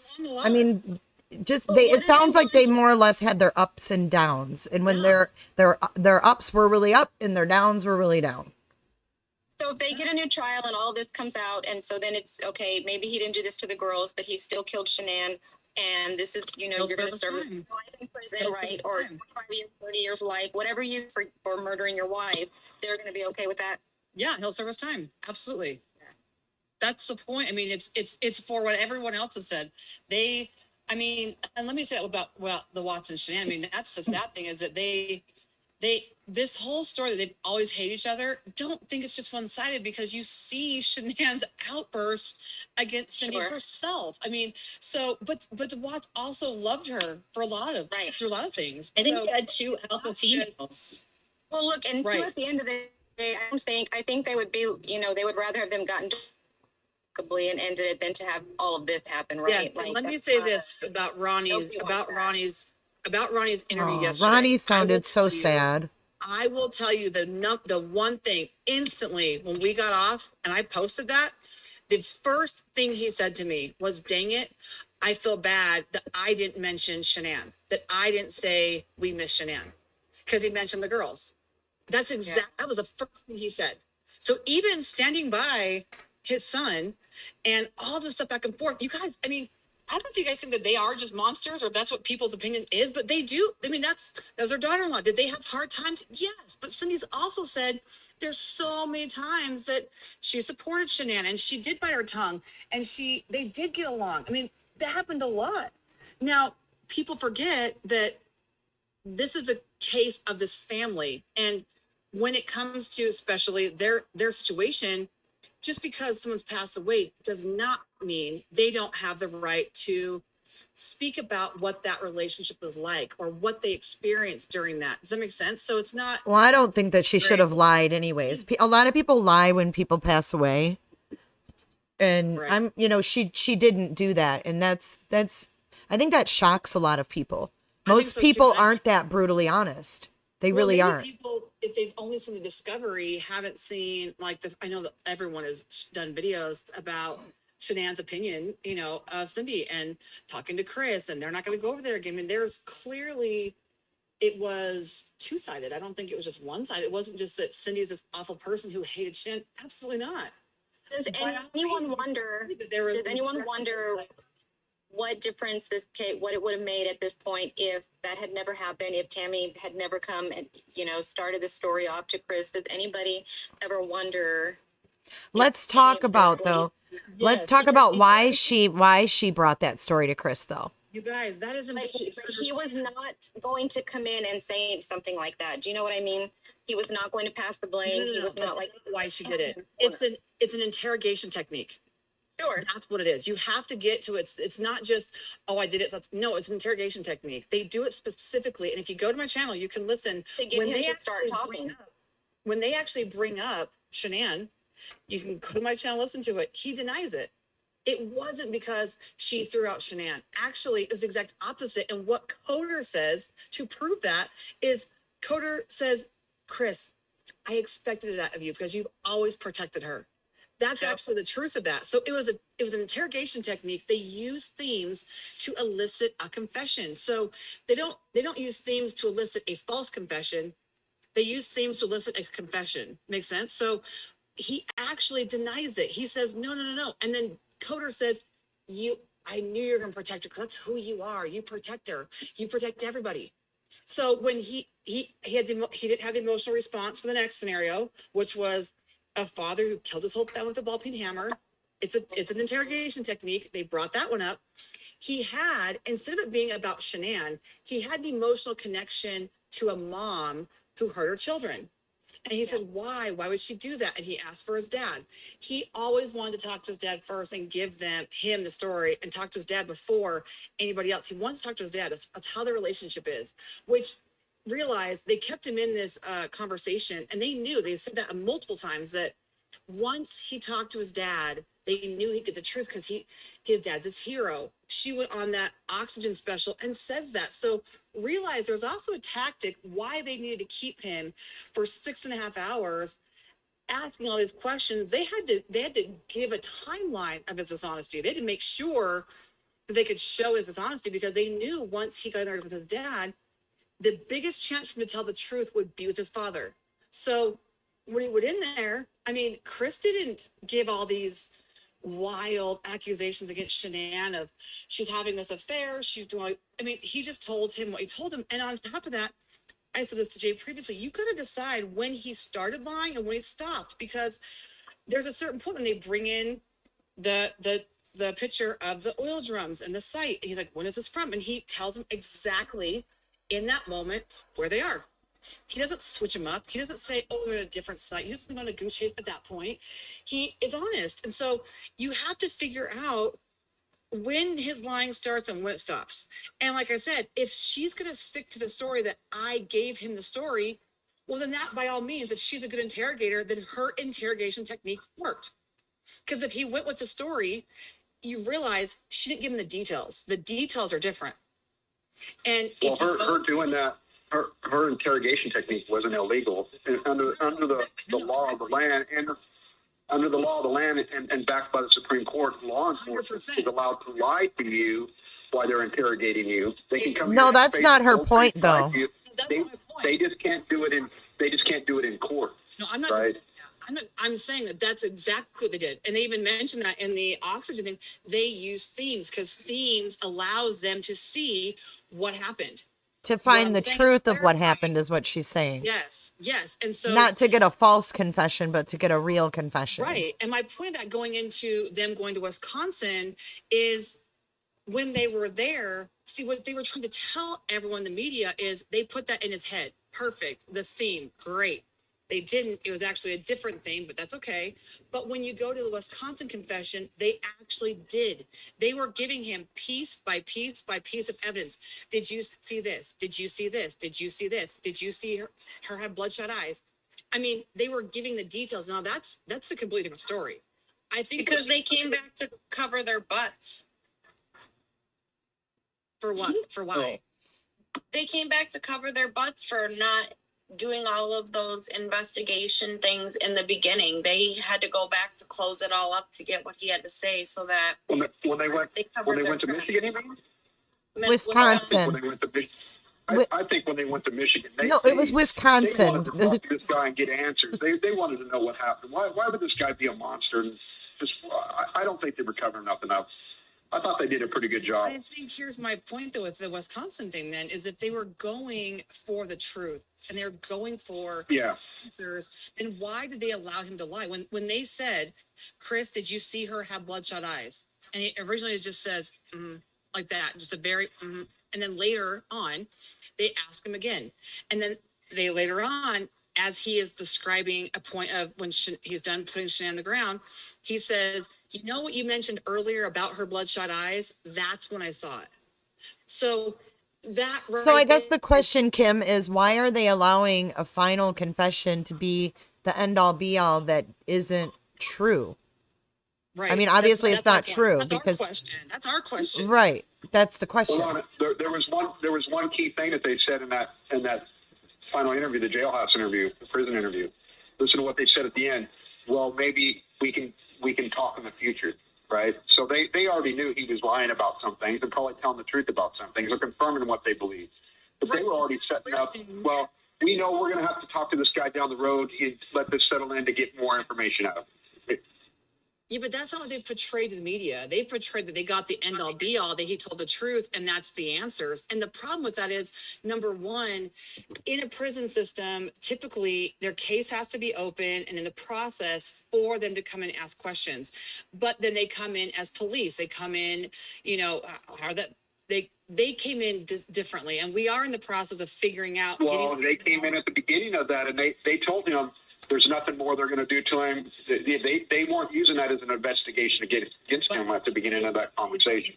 But how did they did. They made it a public investigation. They blasted it all over social media. It was an interrogation on top of that. It wasn't. They tried to say it was a willing conversation. No, it wasn't. If you hear Chris in the beginning, he actually breaks down. He says, I don't want to talk about, those are my girls. He didn't want to talk about it. And everyone goes, well, he could have walked away. Well, if you know Chris Watts, he doesn't do that, number one. And number two, in prison, it's been drilled into his head. You don't have a choice in prison. If they say, you go here, you go there. And even though they're telling him you can leave, well, you don't ever get to leave anywhere in prison. You're just going to free walk around. That's not how that works. So you're given a pass to go somewhere, you go. And then you leave when they're done. So if you notice, Chris was there until they were done. Make sense? What does Chris think that he deserves? A trial. But what does he? So let me ask you this question. I've heard nothing from nobody about. He deserves for that. Wait, I can't understand you. What kind of punishment does he think he deserves for what he did? Whatever crime they end up charging him for. So he's ready to just face it. He's ready. He's ready to just have it all out there and face it all and just let them decide and be done with it. Yeah. All right. There you go. Absolutely. Okay. Prepper, go ahead.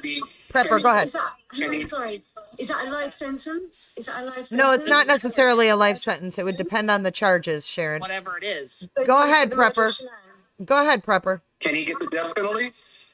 If they put it back on the table. Absolutely. So he's got everything to lose if he does this, right? Did they put people to death in Denver? No. Not necessarily. No. I mean, California, he's safe, but same in Colorado, Prepper. Yeah. Yeah. So I mean, that's the exact point. Is that he just wants to go to trial. I mean, I think so. He has nothing to lose and everything to gain. I think a part of him too is thinking, okay, he's had 2 years to be in there. He's probably like, I'm young. This really isn't like, obviously he doesn't want to be there. Who wants to be in prison?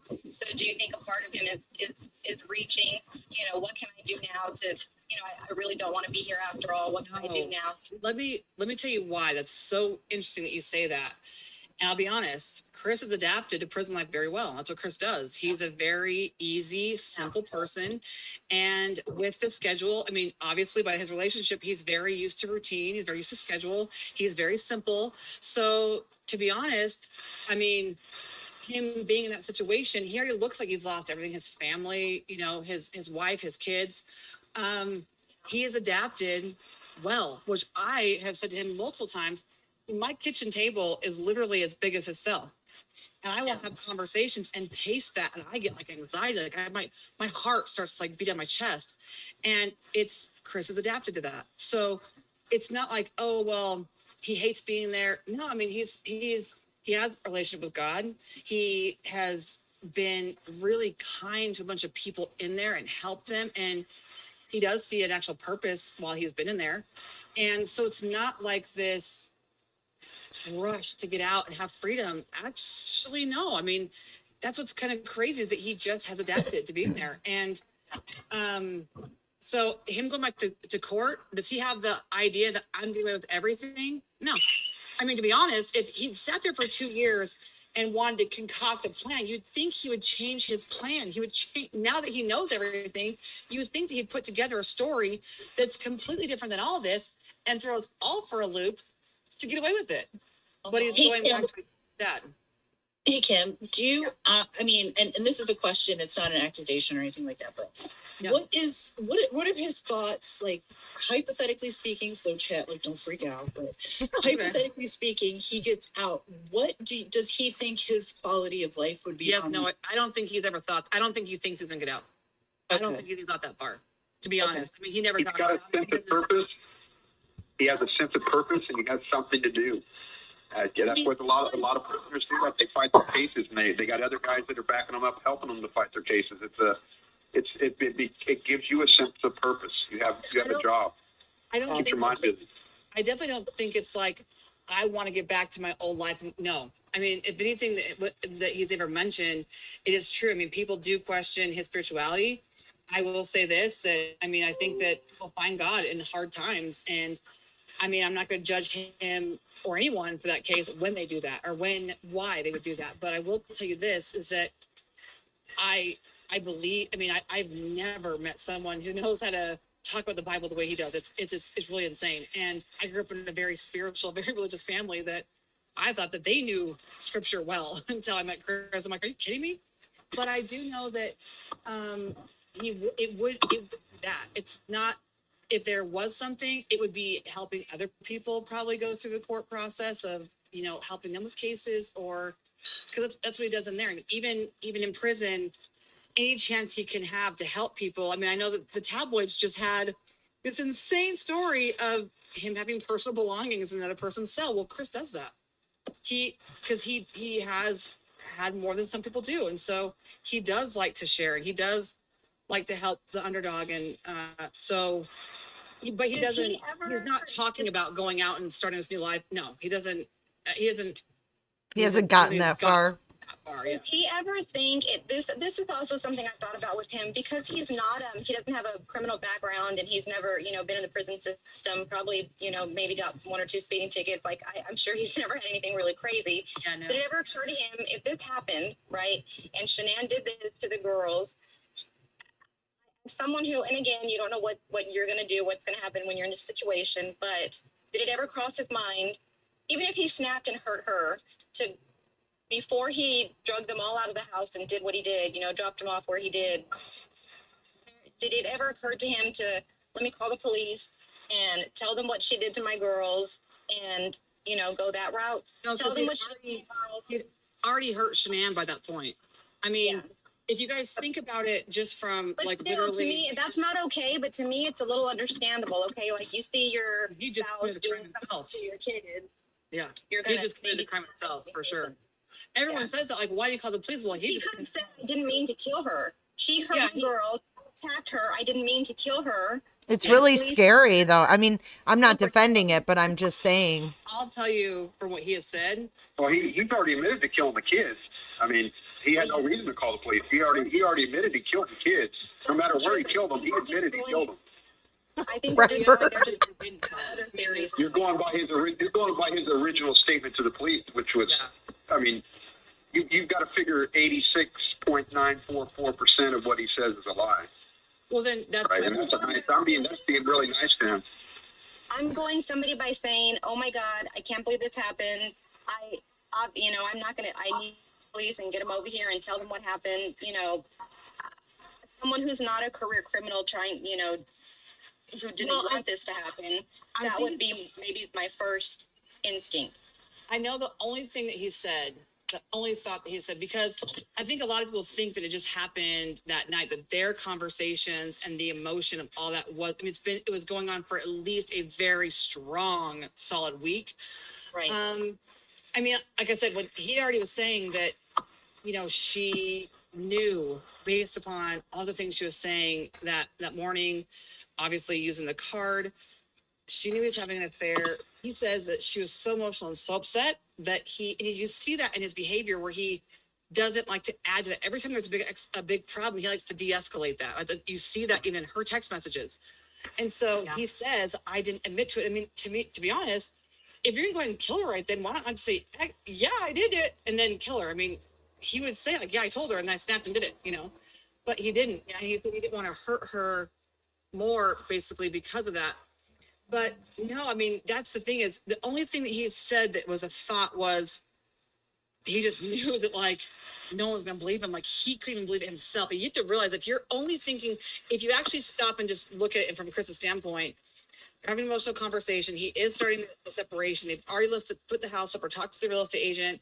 He's looking for places, you know, they're going back and forth. He, in his mind, is not thinking that in 35 more seconds, his whole family is going to be gone, you know? So if you do think about it from that standpoint, you go upstairs. I mean, even for Chris, I mean, I said this in another conversation that, let me say it say it a little bit differently so I can explain it. Typically in a kind of passion or something personal, there's overkill, like very brutal overkill. And on the injuries of Shanann, it does not show that. The DA even says it does not show that. So by Chris even saying he snapped, the injuries to Shanann do not actually show homicidal intent. They don't show that overkill. They don't show that. But to Chris, even talking back to Shanann by his accounts and everyone else's accounts was like a big thing for him. So even putting his hands on her at all was like, oh my gosh, terrifying. And I will say, I asked him specifically about resuscitation. Now, that was something that people don't know, I guess, is through asphyxiation or strangulation, the coloring is remarkably different in the bodies versus like a car accident. You are going to see the dark purple, blue lips, you know, the discoloration in their skin a lot faster through that process. I mean, you look at going into a cold pool, your body's looking for oxygen, your lips are blue, your face is purple. I mean, that's what happens. So there is a visibly, like a very visible difference of what stage they would have been in. Now I asked Chris, why did he perform CPR? That's what everyone's asked. Now, he said, like, literally, I didn't want to hurt him. Now, I literally paused when he said that, and I said, wait, what did you say? And he goes, well, I wouldn't want to hurt him. I'm like, Chris, wait a minute, but by all accounts, you murdered them on purpose, right? After a second confession. And he was like, even for him, those moments of honesty where he's like, well, I mean, like, you know, I'm like, you supposedly calculatedly, very coldly killed these guys, but you're telling me you didn't want to hurt them. So if you look at anyone who's been in that kind of profession, see, people keep confusing the two different things. If you come into something like, if I had, say, a small child that I was home, no other thing was going on, and that child was in a struggle, yes, you're going to try to help them. Now, if you do not know CPR, people that are in the medical field, EMTs, whatever, typically they have a senior partner with them first, because the instinct to actually start the compression process on somebody, I think most people think that, like, because it's brutal, it is very, it's an intense. It's very scary. My daughter-in-law just went through this. Yeah. And so most people don't, I mean, they usually have a senior person who starts it, and then they have you take over because then the process has been started. But it's very exhausting. You are nervous about injury. And so when he gave me that explanation of, like, I was afraid to hurt them, like, that to me is like, and that makes sense to me. You know, everyone goes, well, why did you try to save them? Well, if you are seeing the injuries that they had, like Bella, he says he saw some spots on her eyes. Their coloration, like, he picked their arms up and they were gone. Like, I think that you have to realize a vacuum that would happen, like, in your mind. When you go downstairs, you're thinking, it's already been emotional. You're going downstairs. He's going to work. He decides to go back up and talk to Shanann. He goes in the room, sees her on the monitor, obviously enough that it scared him, you know, to go into the room, what I was trying to say, Shanann, you know, and he's seeing her in this position, goes up to her, sees what she's doing, pulls her down, gets on top of her. You're talking, and with her injuries, it's a choke from the side. It's not a strangulation where he's collapsing her trachea. That's a horrific death. That's not how Shanann passed away. She was choked from the side. And you're going to pass out relatively quickly, to be honest. And so you think about that 6 or 7, 8 seconds from walking into the room, 10 seconds, walking into the room, grabbing her shoulder, pulling her down on top of her and choking her until she goes limp. I mean, and then boom, you see your daughter, you're looking at her more, you know, it's like, I can't even imagine just your whole world is like, just in motion. I mean, I know, I don't know if you guys have heard me talk before, but like there was a point when Chris was in the jail that he was very, I don't know, in and out of like reality, basically, of like, is this real? Is this a dream? Like whatever. But he came out of the cell one time to go somewhere and he saw his family on the TV. And he says he dropped down to the ground because it was like, oh my gosh, this is real. Like this happened. Oh my gosh, it's my family. Like it. So if you just look at Chris's standpoint, I mean, he says that I don't know what I was doing. He says all the time to me, I wish I would have done something different. I could have done anything different that day. I could have done something different that day. And I mean, he's beat himself up himself. Like I could have done all these things different, even leading up to that night, you know, a million things different. He has major guilt for the affair, major guilt for even even answering Shan's question that night because she knew. He just says, it didn't matter my answer. She knew. And he just didn't want to hurt her more because she was already so upset. He says, I should have told her then. Would that have changed this? I mean, there's just so many things that what if only. I mean, even his family, same thing. If they could have done something different, they told Chris they wanted him to stay there. Could they have gone home with him? Because they offered to go home with Chris to help go through the separation because they were nervous about what was going to happen.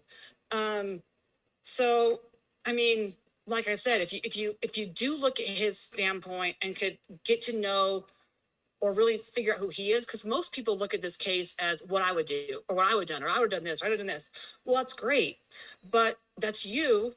And to be honest, I know several people who have very strong opinions about certain things, and then they're in the situation and go, oh my gosh, I didn't know I'd act this way. I didn't know I'd handle it this way. Holy cow. Now that I've been subjected to that same situation, wow, my opinion's different. So thankfully, I've never been in a situation if to know how I would handle it.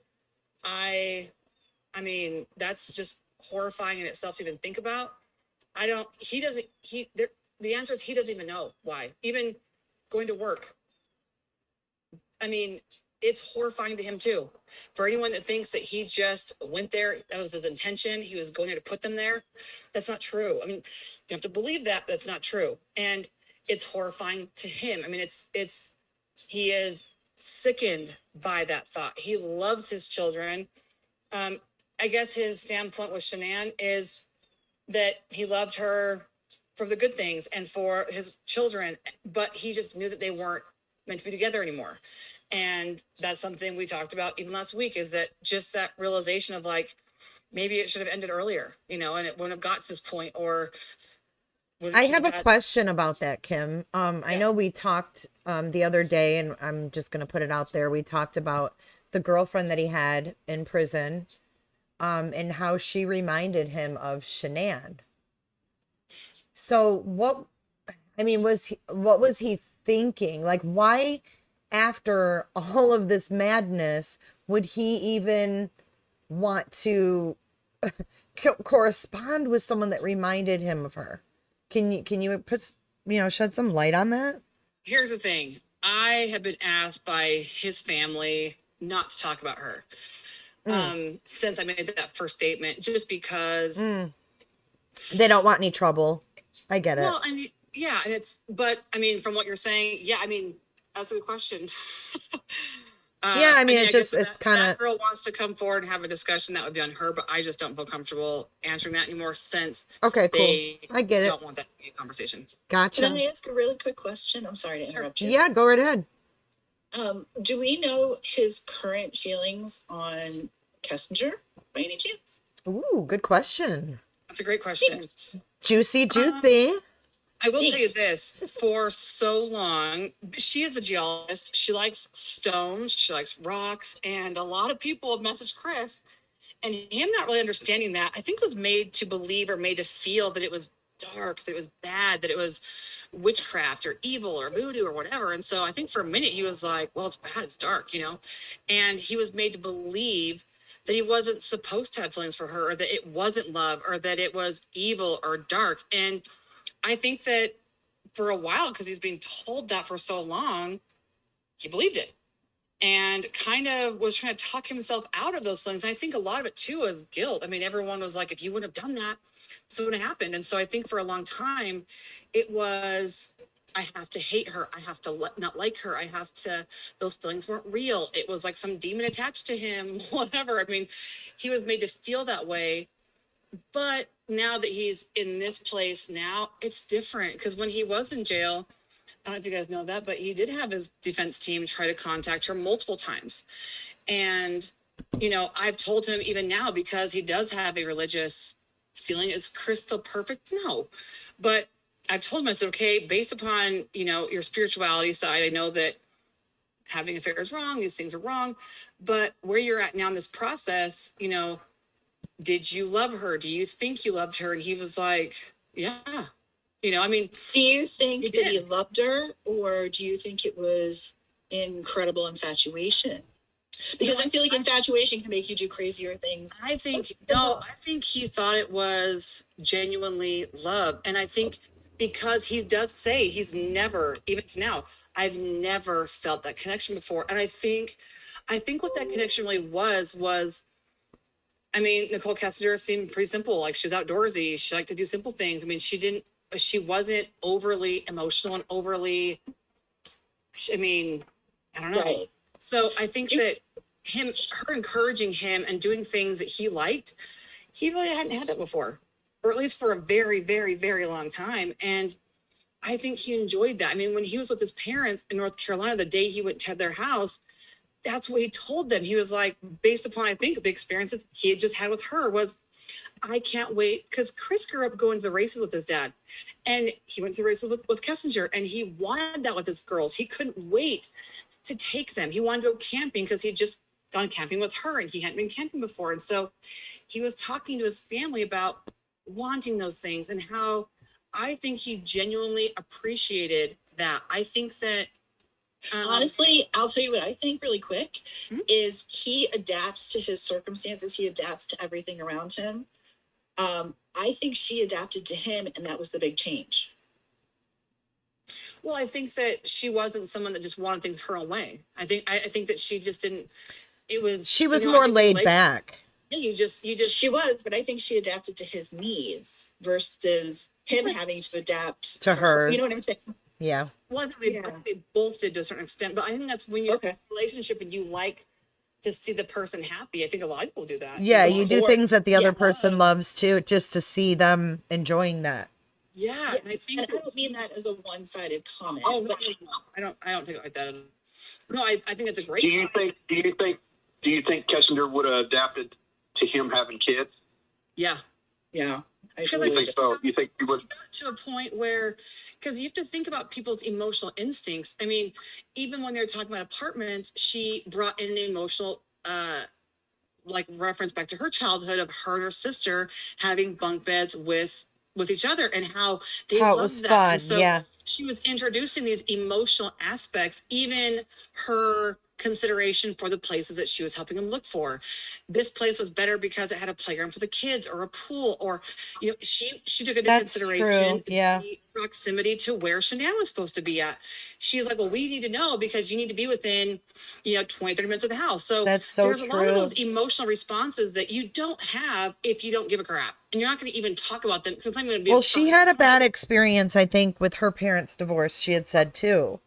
Right. About, I think they would live too far away, and she didn't. And that's the thing with this case, you have to take into account all those small details. People think that they don't matter, but they do, because those are emotional instincts or emotional reactions, or that would not exist if there wasn't the emotion. It's hard to just make up something like that to know if it'd be important or not, but it is when you're looking at what they were doing. So that's why it's hard for me when people say, I think it's premeditated. He didn't want his kids. He was doing this for her. I mean, even she denied that. Even she, when they brought that to her and said, well, he killed his whole family for you. And she's like, no, like, that's impossible. Like, why? Like, how can you do that? Because I'm going to be questioning where the girls are at. Was he just going to think that I would never ask again? Like, she even denies that thought process. And they just kept saying, well, that's what he did. Well, that's not what he did. I mean, yeah, but she shouldn't, whatever her good or bad in this whole thing is, she doesn't have no guilt on that. She didn't make that dude kill his family. He did that. And I will say this. I mean, some people think she's involved. I've asked Chris specifically multiple times, and he says she was not involved. As far as the phone ping, that's been asked 1,000 times. He would like to know why the phone pinged there. He has no idea. He asked me to find out for him. He's like, can you find out? And I was like, I'll try. But we haven't had an account for that. So clearly going forward in a case, was it a part of this case right now? I tend to believe, especially with the emotional, volatility of this case, if they would have had anything attached to her that could tie her to this, that would for sure be hook, line, and sinker, something that they could hold on to firmly as far as the charges. I believe 1,000%. They could have tied her to something, they would have, period, because they needed evidence for this. So I think that they would have, especially since that was like his excuse for that. Supposedly they thought the theory, I think that if she was involved, they would have definitely tied that. But he says that she wasn't, involved, and doesn't know why she was in that area. He doesn't know if it was, she knew she was coming home that next morning, and they'd already talked about, Chanel was going to be gone all the time anymore. There'd be their relationship and seeing each other would be different. We'd have to adapt to that and go slow. So he doesn't know if she's going to come, maybe surprise, if she was there for whatever, like coming to maybe meet up with him before work. He doesn't know, but he does. When we go back to court, things like that, we want full discovery on his text messages, her text messages, Shanann's, her parents, her friends. He would love to have all the information. He doesn't have it himself. I was going to ask you that, if he has the full discovery now. No. He still doesn't. No. Are you able to send him bits? He didn't even have all of that. Wait, what? Are you able to send him bits of it? He has discovery. He what? He does have the discovery. Oh, he does. The unredacted. Yeah, he's had that for a while. That's why he's got a lot of questions. And to be honest, I think. Wait, does he have the unredacted version? No. Oh, he does not. He has the same one everybody else has? Yes. And we're getting to the point that we'll be able to start requesting things like that to have a case going forward. So as we do, as we've said, we would like to make that stuff public and to be able to share that stuff. Everyone goes, well, you got to have it for court. Well, I mean, I keep comparing it, which everyone gets mad at me for, comparing it to like Scott Peterson's case with what his sister-in-law is doing. They have released everything and put it, on a website. Yep. Because they've also wanted people to know the truth, because they don't think that there is certain evidence that was submitted or things were done properly. So they share it.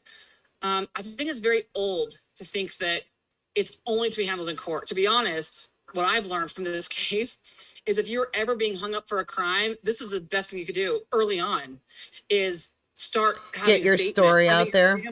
Yeah. Yeah, I'm like, get online and start having a fuss so that it's so true that the news age is now in real time on YouTube.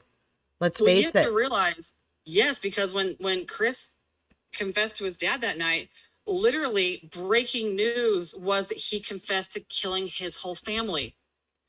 That never changed. I mean, what they actually did was 2 weeks later, when the warrantless arrest affidavit came out that had his story, they tried to make it sound like he changed his story out of that, which was not true. So absolutely, I think getting out there and being as open and as transparent as possible is awesome for you as a case, but also for hopefully law enforcement, that they are held to a higher standard of investigation, of evidence collection, of procedures, of rights. I mean, I think it's so important, no matter who you are, that you are well aware, and especially if you don't have any history with the judicial system. If you've never been in court before, I mean, there are so many things that you should know that you're entitled to. Even his parents. I mean, they should have been, by law in Colorado, recognized as victims like her family was day one, because they're the grandparents of the girls. And had that happened like they're supposed to, that is a prosecution and law enforcement's responsibility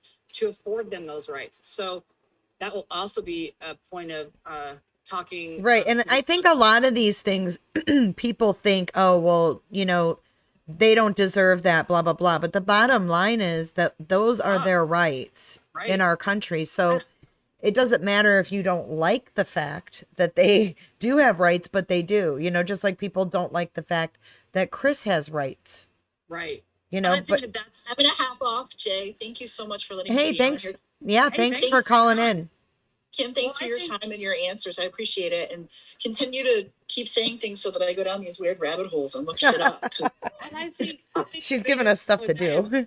A lot of people having that emotional response and think he's a monster and doesn't deserve it. Well, unfortunately, that's not how it works, you know? And I think that's kind of been my standpoint, is because people had already pigeonholed him into not believing that he deserved those rights. I think that's partly why this case was handled the way that it was, you know?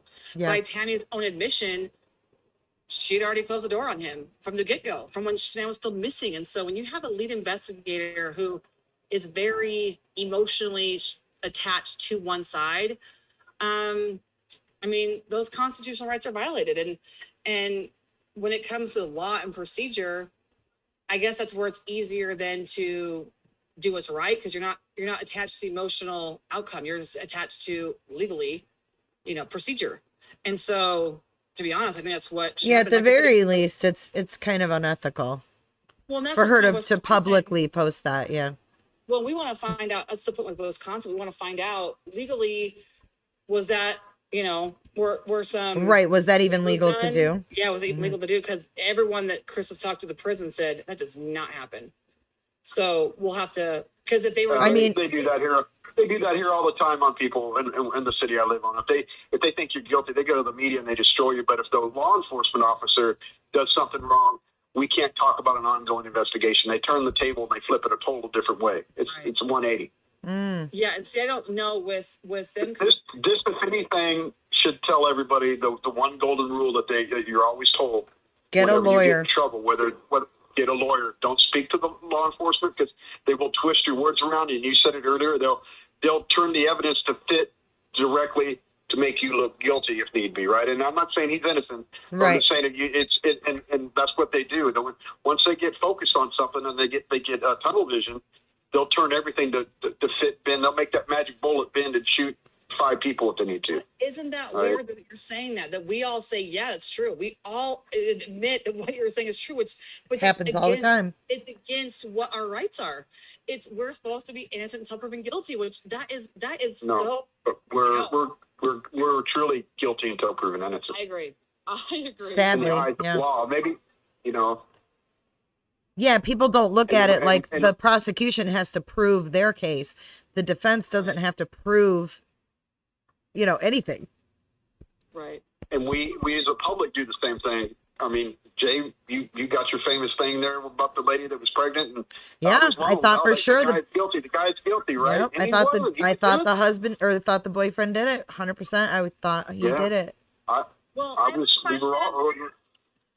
If he goes back to court in Colorado, would the Wisconsin confession be legal to be used in that court hearing? Since they didn't like legally obtain it and they kind of threw it out on the news channels. Well, I don't know. We don't know, but we hope. I want to know why, because it doesn't match the evidence, match the autopsy. So when they were putting the narrative out that, we put the first... Her eyes were bloodshot. Yeah. We put the first confession in his mind. They put like themes, but in Wisconsin, they physically were putting evidence. They were saying, did you see this? Did you see this? Did you have this? They were literally giving evidence from what they had collected to see what he would account for. And so, I mean, like yes and no questions, right? Yeah, because her eyes weren't bloodshot in autopsy. No, they were not. Yeah, that's right. So those are things that, I mean, it needs, I mean, I'm not sure. We're not sure at this point what will be, especially because of some constitutional issues with Tammy. I already did 2 things on my channel about that. a lot of people say, well, she couldn't have. People do get emotionally attached. Well, you can't voice that when you're an investigator, especially the lead investigator. Especially on Facebook. Yeah. And you can't have that one-sided. You can't. I mean, you can keep it internal, but you cannot at certain. I think it's crazy. My sister's a retired police officer, and she never even had Facebook when she was working as an officer. Like, it was not even worth it to her. Right. Yeah. And most, to be honest, I don't think most do because of that. And can you have those feelings? Sure. But are you supposed to vocalize them, and not only vocalize them, but continue to vocalize them? That's crazy, especially when there's motions to the courts about an investigation because of those things. To continue and kind of, I think his defense team put it very boldly. They said it's almost like because they weren't being held accountable through the courts, they weren't doing an investigation at that point. It almost became more brazen, and they were giving more information and talking more. And I'm like, yeah, like they felt it was already in the bag and over, and yeah. And that I have a Well, problem. it was a huge story. I mean, he didn't expect it to pop up like that. It turned into a huge worldwide story, and they get a little fame from it too. They get a little star crazy. Yeah, they know the eyes are on them. Mm-hmm. I'll tell you this, we're thankful on the defense side. We're thankful for that, because those are exactly the types of things that you need to go back to court, because it answers a lot of questions about why this case was done the way that it was, why it was handled the way that it was, why the evidence wasn't processed the way that it was, why when he did confess, did they not go back and make everything a new crime scene and start collecting things differently? I mean, there's just so, I mean, like I said, for me, I'm thankful that she was that irresponsible with her language and decided to keep talking about it, because it makes for a good chance to go back to court, Yeah, I live in Wisconsin, and as soon as he got here, it was like it blew up everywhere. Are you close to the prison there? I'm probably about 40 minutes. Oh, pretty close. That's close.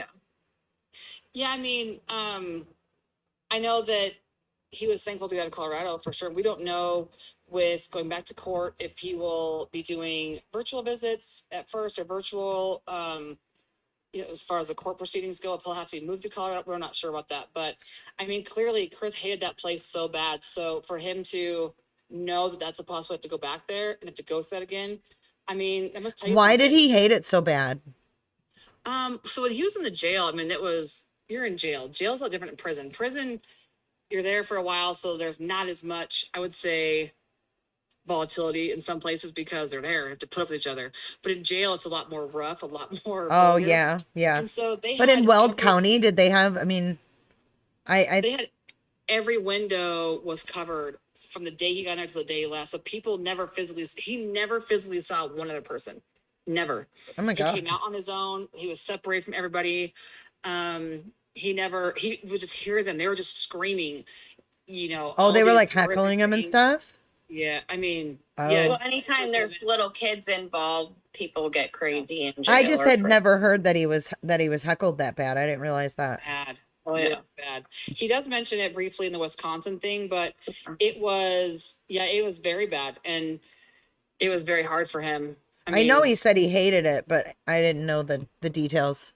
Well, and I think people also, I know that your chat keeps changing with people, but I've said this before multiple times that, it's a misconception that they had all the evidence, that his team knew what was going on, that Chris knew what was going on. But you guys, he's learned as much this process as we all have. Like I told Jay, one of the first ones I talked to her, I said, and it really just stood out to me. Like it just like kind of burned a memory in my head when we were talking one day, and he said, we were talking about the news and the media, and he said he was asking or saying something about everyone's, I think, seeing that clip when he's the very first time walking into court, and he's shackled and he's walking, down this line of reporters and people there, and that reporter yells out, "Chris, why did you murder your whole family?" And Chris basically says he felt like he had like a 180 or a 90-degree angle, in his body, and just wanted, like, why would you say that? Like, that was his gut instinct. Like, why would that person yell to me? He had no idea that they were putting out there that he had killed his whole family. No idea. And he was traumatized by that. Like, that was That was made him sick. And he was told, he wanted to say And something. that but was when he was walking in for the first the very hearing. the very first time. Well, a lot of that's public opinion. I mean, I believed he went out there telling me he killed his kid. I knew he killed his kid. I mean, that's public opinion. That's probably maybe that guy had that same public opinion as me and millions of other people. No, they released it on the news, like on my channel. I showed the news. That They actually were releasing that he. I understand, but I mean, he threw his kids in the tank. I mean, who else killed him? Right, but you have to think about this too, though. Even from his family standpoint, his dad was just at the jail with him, and had just heard what his son said, only to within an hour or so go back to a hotel.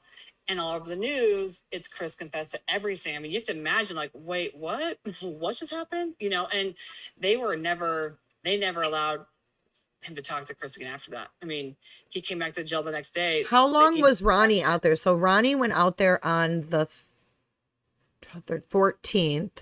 He was there for 2 days. Wednesday, yeah. He went out there on Wednesday. And then when did he leave? He was there for 2 more days after that Friday. Best, yeah, because he came back the next day, tried to see Chris, because that's what they told him he could do, is go to your hotel tonight and come back tomorrow. And then clearly that was a lie. Yeah, So he said that in an interview with you. Yeah. Yep. And then he came back, so he was going to schedule a flight to leave that day, and then the defense team called him to speak with him, and so he came back a second day and still didn't get to see Chris, and then he left that next day.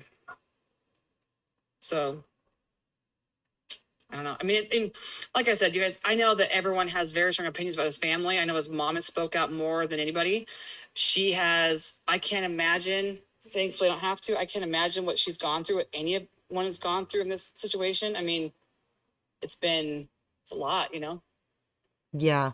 Well, there's the video, the video of the officer taking his dad to the hotel room the day he finds out about it, right? Mm-hmm. Me as a father, and they don't. There's no word said or nothing like that. I can only, when I watch that, I've watched it a couple times, and I just imagine the devastation that's got to be there. That your son, he didn't admit to killing his kids at the time, but he said he killed his wife.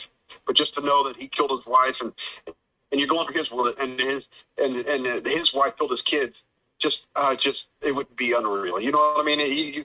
You really have to. I feel for the man at that point. No matter who he is as a person, I when I watch that video, I feel true sorrow for the man that he's got experience that his son did that.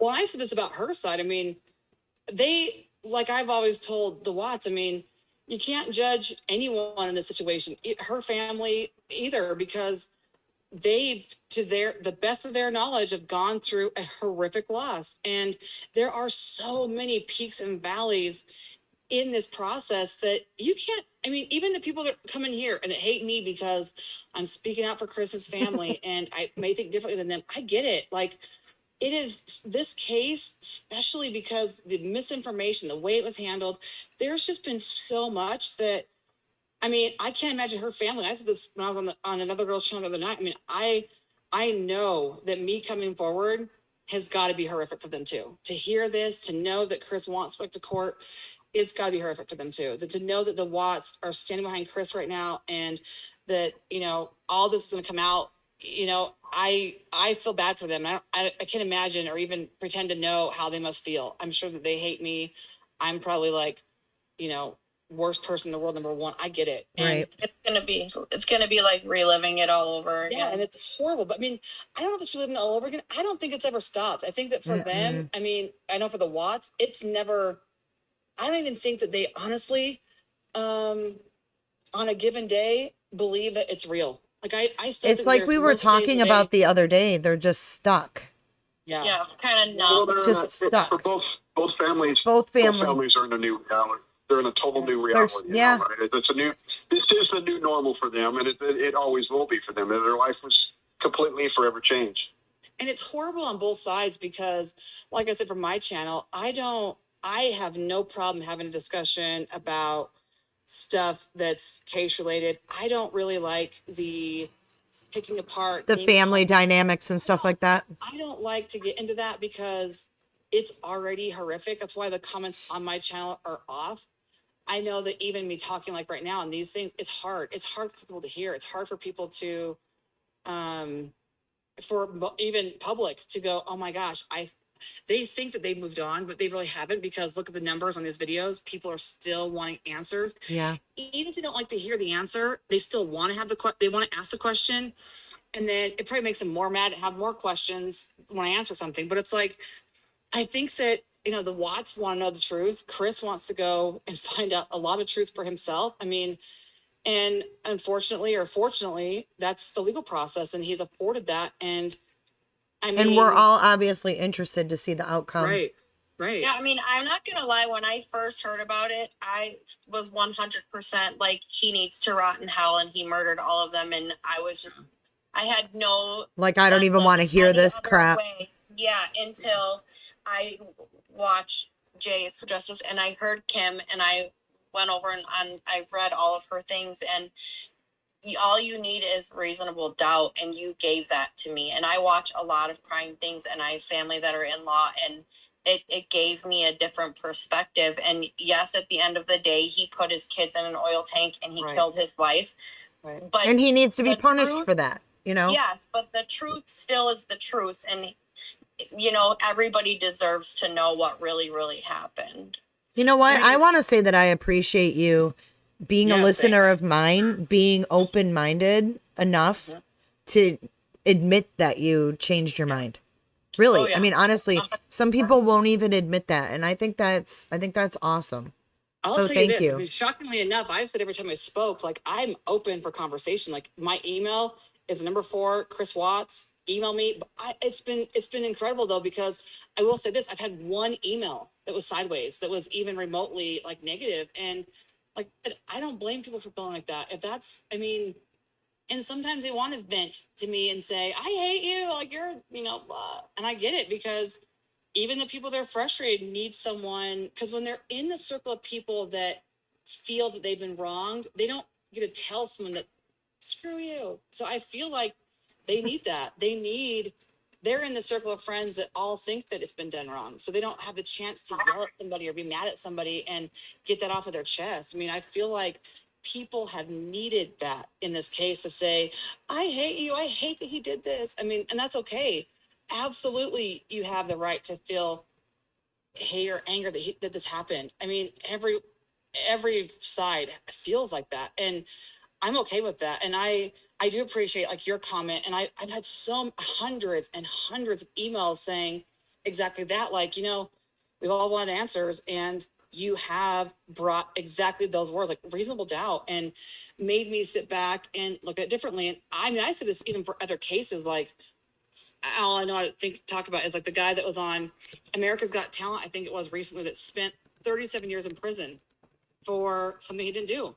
Yeah. And there's people that are just like him in the system. And, I mean, if they have the right to go back and go to court, then, I mean, that's their right. And I'm not going to say he does or doesn't. I obviously feel that he does in this case. And, I mean, by no means am I saying... To release the house and everything before they even conducted any, I mean, they never yellow taped it off. They never went through with a fine comb.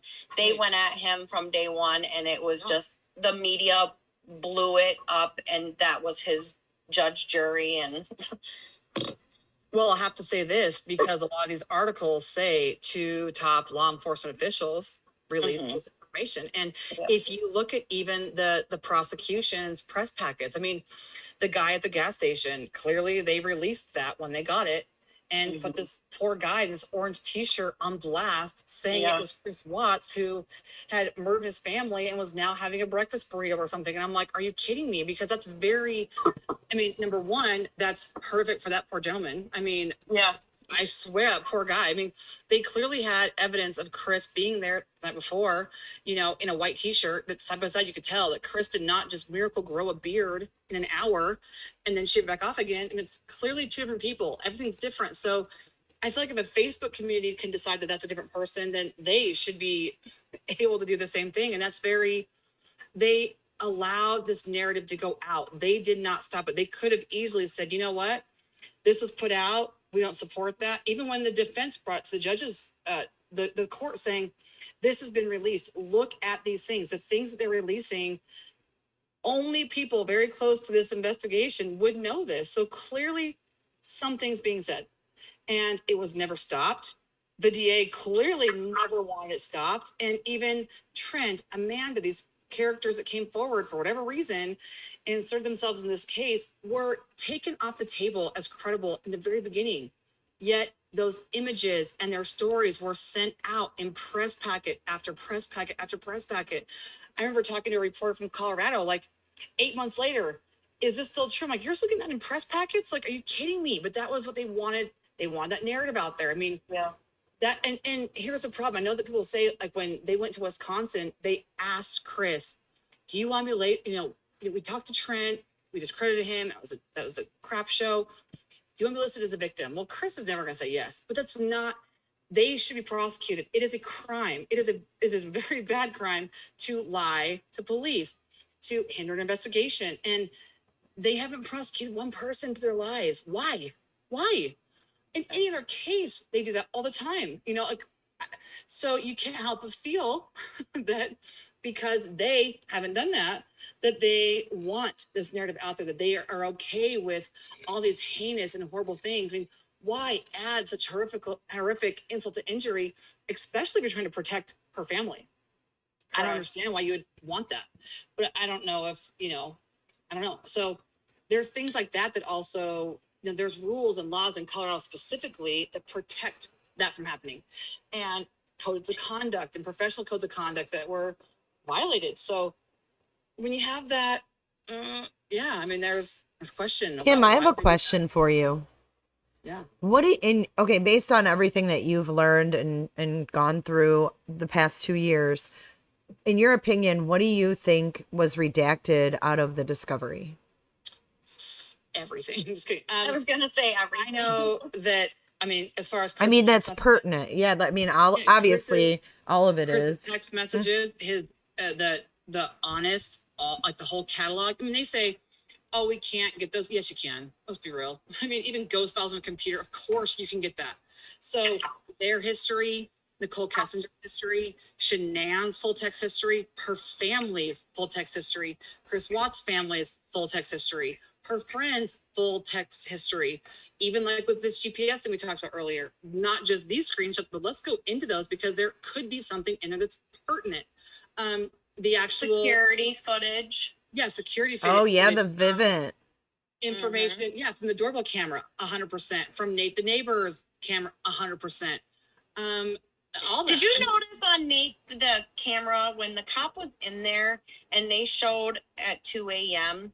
on Nate's camera, it showed the car pulling up, but it never showed Shanann walking into the house from his camera.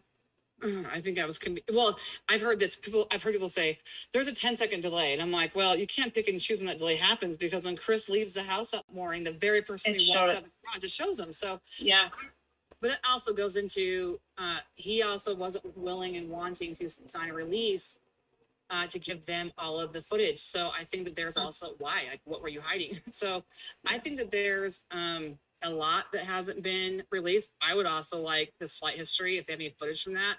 I was gonna say too about the flight stuff. I know I watched the other night with you guys, and I watched Nicole Atkinson's interview today, and when the cop was asking her questions, she told them that she had the flight tickets on her phone for her and Shanann. Interesting. Yeah, because she's like, she's like, so where did you fly out of? And she's like, why are the tickets right here on my phone for us? I could show you. And he said, we'll get back to that. Interesting. I never picked that up either. Yeah, I watched it today after you guys had talked about it and the whole, did someone maybe get on a different plane? Both their tickets were on Nicole Atkinson's phone.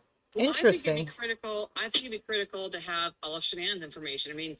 Clearly she's got 20 or 30,000 images on her Facebook. Like, that's what's behind the block that you guys don't see. There's a lot of information, and there's a lot of other people outside of just the main characters that you guys have heard that are important to this investigation for a lot of reasons. Like I said before, the DNA evidence of this baby. There's just so many things.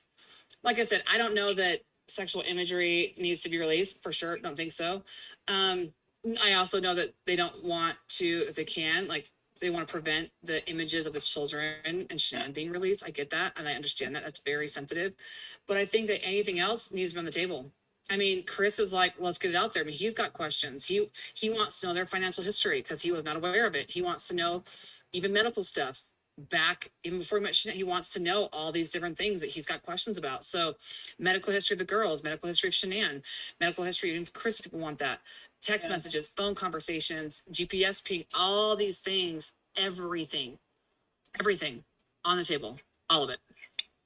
Financial records, everything. I mean, potential. I would love to see all of that. Every account. I mean, we're not saying we want to hide. No. We want to come to the table with it all. Everything, yeah.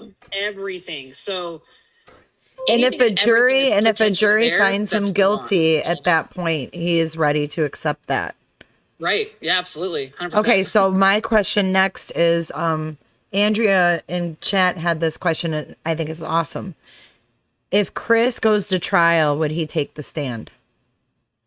If they asked him to, yeah. I mean, I think he does. I think that I don't think that he hasn't said he hasn't wanted to. I mean, clearly, I think that Chris will answer any question he's asked. I mean, I think that there's a lot of things, though, even like when I've asked him about financial stuff, or, I've heard people ask about a CPS case. Was that true? Did Chris know about it? And he's told me no. So even things like that, if there's things out there like that they can prove that is actually pertinent and it's real and it happened, I mean, I think. Well, right. I mean, if they talk like I showed you the other day on my live, that handwritten note in discovery to a CPS worker in North Carolina. Right. Now they talked to her for some reason pertaining to this case, and it was a 901 area code. So it was something out of North Carolina. So if Chris doesn't know about it, this could possibly be something that happened prior to Chris being in her life. Well, and I think that, I mean, there's even Chris has questions about some things that he's heard now since this has happened about her previous history that he has questions about. So, I mean, to be honest, that's the most land answer I can get is everything. He wants everything out there. What was hidden? A lot, probably. I mean, I think that that's part of the reason why they stopped,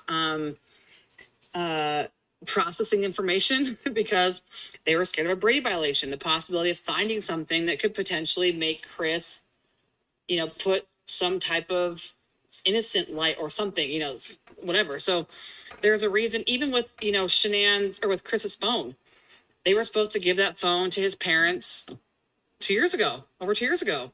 They don't have it and they won't give it to him. And I'm like, why? That's so weird. Why is the prosecution the one who keeps stopping it? That's so not normal. Usually it's the defense. And it's like, that's flip-flopped. I mean, in this case, they want his phone. If there's some on there, we want to show it. And I think that they're afraid of that. And that's what the DA told Ronnie recently, is that we've heard through People Magazine that there's going to be a new trial. Well, what the last 2 years you had the phone, that's obviously a recent conversation. So, but even if there is a trial, you've been able to take what you need off of there. So why can't they have it? I mean, our guess is that there's something that might raise a flag to the Watts, or something that might be important for them to see that they haven't seen before. So, but that wouldn't help the prosecution, I guess. So, but like I said, going through discovery this next time, you better believe that through the discovery process that they will get everything and that it'll be talked about and gone through with a fine-tooth comb, and we'll be looking for things that disappear or are conveniently gone or so. I have a question, Kim. I'm sorry, go ahead. I have a question about that. Okay, go ahead. Before we change the My subject. question is with the not being able to get the phone back, do you think that they are possibly withholding evidence? Sure. Absolutely. You're kidding me. Absolutely.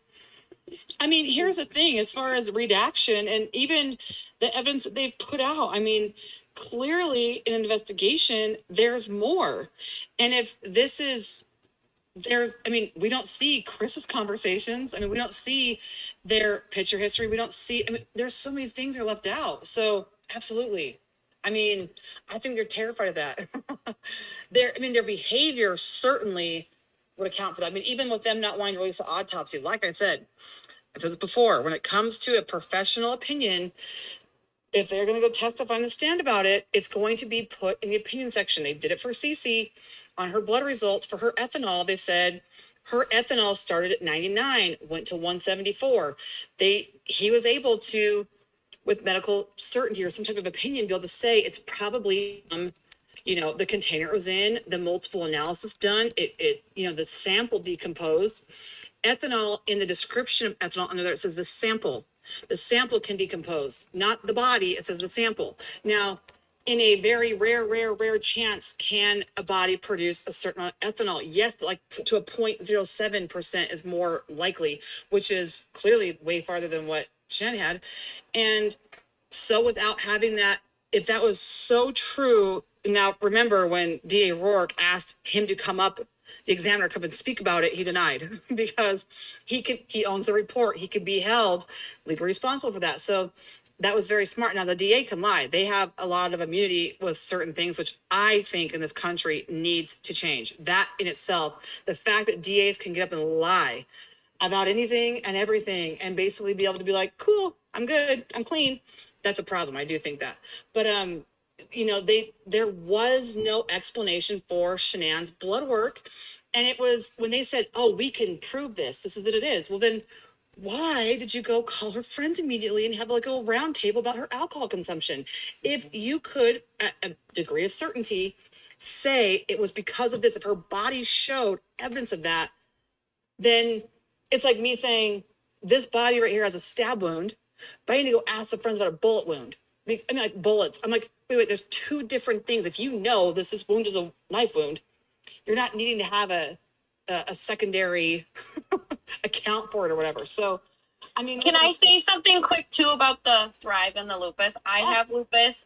I'm 40. It's going to be 47 in January, but I've had lupus since I was 25, and I have tried a lot of things, and I was on Thrive for a year, me and my fiance both, and it made me there is different levels of patches, and I tried several different ones, but it made my heart race very rapidly, and just kind of like you drank 7 coffee drinks. Yes, I lost weight very rapidly, which also is not healthy.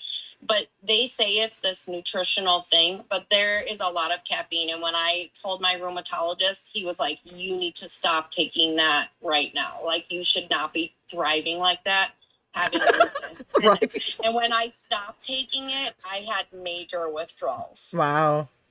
Yeah. It's a lot of stimulants. There's a lot of different stimulants in that stuff. And it was. I mean, I lost 25 pounds, but still it made me Damn. feel like I was. How long did it take you to lose 25 pounds?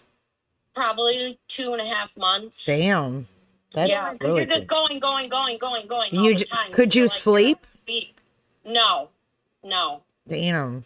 Well, I mean, I think that's like most supplements like that, whether it's a caffeine pill she should not have been taking it pregnant for sure, by no means. Yeah. Well, I can't imagine like how Chris described how he felt, Kim, that you said earlier, that if you're pregnant, that wouldn't be good. No, it makes you feel really jacked up, literally, like you're drinking like 8 Red Bulls, like you shake. Crazy. And then when you stop taking it, I had to drink coffee drinks to kind of like supplement me coming down from it. And I was like, holy crap.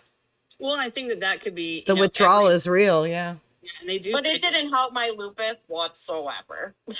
No. And see, I wouldn't know how that would work. And I think that would be something that, go back to court would have to be medical notes, doctor's notes, if those conversations did happen, if they didn't happen, what she was saying she was taking when she was accounting for those things on her medical records. I don't know. I mean, but I could see how it makes you like angry and irritable and agitated because it coming off of it or having too much of it. Like I got my fiance the black patch, which is like a little more intense for men. The black label? Yes. And he said it made him very agitated. Interesting. Mm-hmm. Well, stimulants can do that. Yeah. And if you're doing a multiple plus the shakes plus the pills, I mean, yeah, it's a lot. It's like different ways of ingesting the stimulants. Yeah. Mm-hmm. Yeah. Can I just have an input on that? Yeah. So I was thinking about that too, and when he, I guess he strangled Shanann, or or did he choke Shanann? I can't remember. But I was thinking, like, you know, he was probably wearing one of those patches, and, you know, if he had that intensity, do you think that that could have been part of it as well? I mean, I don't know. I think here's my thing. I look at how strong. I mean, Chris had a significant over.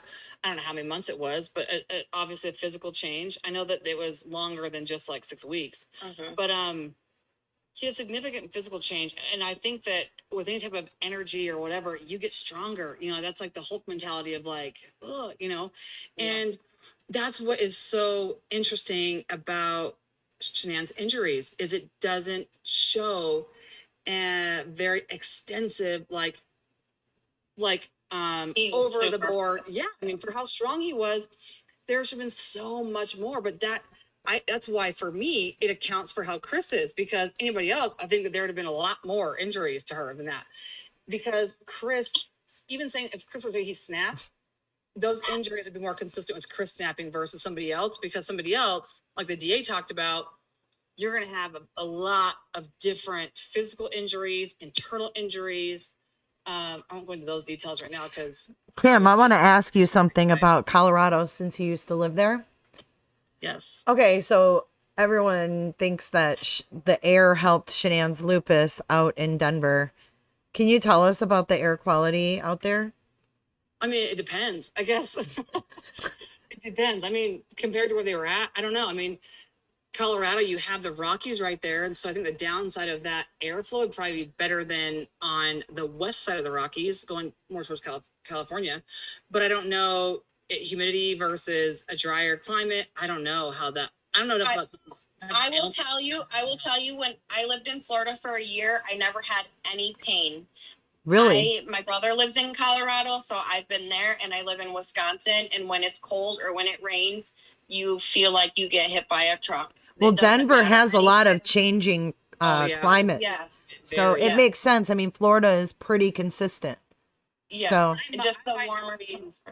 I don't have like I don't have enough information or to diagnose anything like that. But I will say this: it's been brought up a lot about lupus, and everyone, no matter what health issue it is always different. Oh, but yeah.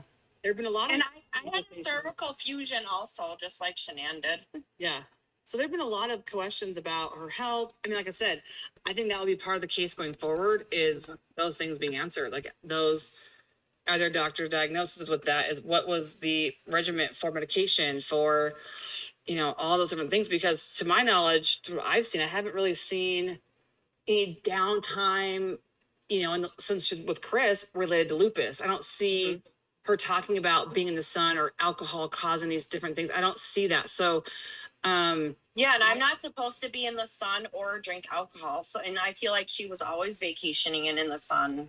Like, yeah, and I know that everyone has said that each person is different. Each person has, you know, different reaction. And I agree with that. I mean, sure. But I don't know, but I know that will be, I'm sure, a big topic going forward in the case. Okay. You know, and I just want to touch base on like two, and then I'm going to leave. But if whether he did or he didn't kill the girls, if I walked into a room and my spouse was choking one of my children, I would tell you I would rage and probably do the exact same thing and probably panic and not know what the hell to do.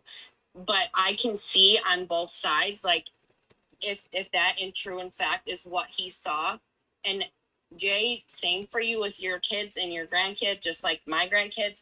If I seen somebody, and I will tell my kids, no, if anyone ever hurts them, watch out, because here I come. I mean, like, that's your first instinct is your the rage and anger of, I mean, if I seen that, I probably would have done the same exact thing. Mm-hmm. Yeah, I have to agree to that. For sure. Yeah, it's honest. I mean, I think that same thing. I'm thankful for those opinions because I think that's honest. I think a lot I of think people that's say, important why do too. you walk away and call the police? I mean, I wouldn't. If I saw someone hurting a child of mine, I wouldn't be like, okay, hold on. You do that slower so I can go call the police. I think everyone says like, I'll kill that person if they do it to my kids. So I don't know that. Well, I mean, we've seen in the courtroom, we've seen fathers jump over the the damn seats to go after a defendant. And unfortunately, I mean, even in family dynamics, that is the case too. When you have someone who's And not saying that it's okay, not saying No, it's right. okay. But And you when know what? you're in that predicament, you can't control your actions sometimes. I mean, I would lose it. I mean, I wouldn't even know how to control myself. Yeah. Yeah. And I Well, think and that not those- only that, I mean, you don't know how long it's going to take for the police to get there. And, you know, when you're a parent, that's your natural instinct is to protect your baby. Yeah. And he seemed like a very good dad. I mean, I feel like he had them a lot. Yeah. I mean, I agree with that. When people, it's hard for me to hear when people say, you know, that he wasn't. I mean, I think from everything I've seen, he was. I think from He was. every Yeah. account from friends, from her family, from his family, I think they've all kind of accounted for that. I don't think that was fake. That's a lot. That would be, that takes a lot of energy to really commit to that type of deception for so long, you know? But I you know just wish he would have done things differently for the I think girls everyone at the does. end. Yeah. I think everyone does. And that's the truth. I think that every single person, even the public, every one of us, I think wishes the same thing. He wishes. I think he even does too. He absolutely does. Like I'll be talking to him in 3 hours and I guarantee you, because I'll be telling him about this conversation about, obviously I have some questions here I need to ask him for Jay, but I mean, that's the thing is he does. I mean, everyone thinks that he's cold and doesn't have these feelings. Yeah, he does. Absolutely he does. He asks them that every day. Every time someone sends him a letter about why'd you do this or what about this? I mean, it's nonstop in his mind, constantly of, dang it, like I mean, that you have to realize that's what I think happened to him that morning is you have to imagine, I keep calling it a vacuum, like what would have happened of like, I mean, I don't know if people have been in car accidents of how fast something changes, or you've been around something like that where something really bad happens so fast. Everyone's like, it just happened. It happened so fast. And it's like, I think he feels the same way. Like, dang, it just happened so fast. I mean, like I said, I'm obviously on the side that I don't believe that it was premeditated. I don't think that he wanted this. I think that he was honest with his family when he talked about wanting to move forward. I think that he's looking forward to that. He was moving forward. I don't think that I've always thought that it was not premeditated because there's just a lot more planning that would have been involved, and I don't think he would have been so open to allowing everybody in and out of his house, and you know, and also, I mean, no disrespect to Shanann family or anything, but I mean, I've seen so many true crime stories and so many family annihilation where, like, there are parents who like brutally murder their wife and their children, and in this case, you don't see any of that whatsoever. I mean, you know, dumping your babies in oil tank, yeah, that's something you definitely don't hear every day. But I think in that mindset, we have to think about something obviously happened in his mind for him to do that. And honestly, I don't even know if it was him. Like, I still think someone helped him, you know, just because. Why do you think that though? I'm curious. What makes you think that someone helped him though? Because he was pretty sloppy. That's what floors me about the people that believe someone else helped. Well, I just think of the timeline and how quickly everything would have had to have been done. Like, you know, digging that hole. I mean, I was watching another YouTube channel, and this guy said that for him to dig, like, that dirt was hard to. You know what though? dig. Dre and her husband went out there, and they said it was actually very sandy out there. Let me say this. Though. You made a good point though. And I think that this is my question I have for you is you said it looked like it happened fast and it happened, you know, but that to me lines up with what he said, that it happened that morning. It wasn't premeditated. He didn't have this grandiose plan. Like it just happened fast and he didn't know what to do. He panicked. And like I said, that investigator that they brought on the oxygen channel with them says the same thing. It wasn't organized. And to me, if there was somebody else out there, I think that a lot of little things like the sheet being out there, these would have been accounted for and taken away, or even at the home, you know, beds made, things pulled up, their bed made. I think little things like that to me, some of it had been put together a little bit more, even if they didn't think, or even if they did think they had more time. I feel like that's, you cover up as fast as you can. And I feel like that would have been that process to do that. And specifically if he had, that whole 6 weeks to plan it while she was gone, there's a lot of different things you could do. But I think that it shows. I think that especially him breaking the rake afterwards, being angry and, and I think that shows more towards his side of the story but like I said, that's just me. I think that I've also heard, I've also heard other people say that he broke the rake and then he, I guess, put it in the sand as opposed to he was thinking about coming back. What were your thoughts on that? No, I think it just broke when he slammed it into the ground out of pure disgust and being distraught and upset. I don't think that it was a marker. Clearly, when you're out there, it's not like it was 16 miles up a hill one way. It's not like marking his territory. Literally, it's like 30 feet off of where, or how many feet off of where he would have parked at. So I think that's, to say that he wouldn't have known where she was at, I think that's a little far-fetched. I think that he had a really good idea of, I pulled up here and it's out this door, 30 feet. I think that would have been really easy for him to find. I think that, like Chris said, he was frustrated. He was upset. He was angry. He was sad. He was distraught. I think that in that time period, and people were talking about his comments on the news. I know some of his statements he said, like, this is like a nightmare. That's where I go back to, and people say they want this to happen, because you've got to think about these emotional instincts of when he's talking about not wanting to stay there another night. Typically, when someone's committed a murder, they wanted to, they have the exact opposite. They're saying, I'm going to stay here till they come home again. I'm not going to leave anywhere. I'll be here when they come back. And they have no problem being there. Now, the opposite was for Chris. He says multiple times he felt sick being there. He felt like he couldn't sleep. He felt it was like a ghost town. He wanted to get out of there. He couldn't stay there another night. Like, those things all then point to somebody who's having an emotional reaction to something traumatizing that happened. So when you look at those things, like I said, a lot of people think that those things don't matter, but they do, because you do have to account for all of those things. When you are going back to reenact a crime scene or to understand, you've got to pull in all of those little pieces together and account for why they would have happened, how they would have happened, all of that. So for him to say those things, it's critical for him to say that he didn't want to be there alone. All those things are very crucial, emotional statements that would be different if you wanted them gone and you were happy with them gone. You'd be like, having friends over and like, hey, thanks for being here. We're gonna wait till she comes back and be okay with it and feel calm about it. And he just didn't have that. So you have to look at those things and account for that, in a situation like this. And I think that, unfortunately for me, when I look at that, his behavior to me, I don't know, like, people talk about even Nicole Kessinger saying something about pawning Shan's ring. Well, if she is under the impression that she knows probably that ring is valuable, or even if it's not very valuable, she's leaving, she's left, she took off, left the ring there, go pawn it. She knows he needs to get a new place. Like, I think that's a very natural instinct to say something like that. Yeah, I think at that point she really did think that Shanann had left, like, to teach, pissed at him or to teach him a lesson or something. I agree.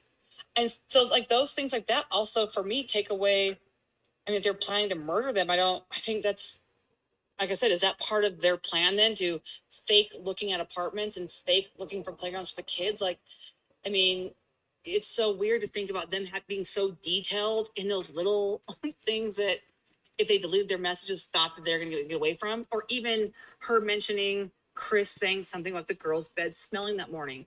She thought that was weird. Well, it is weird and it is odd, but looking back on it, hindsight, if there was a crime that happened there, that would account for that. So I don't think that those things are said either.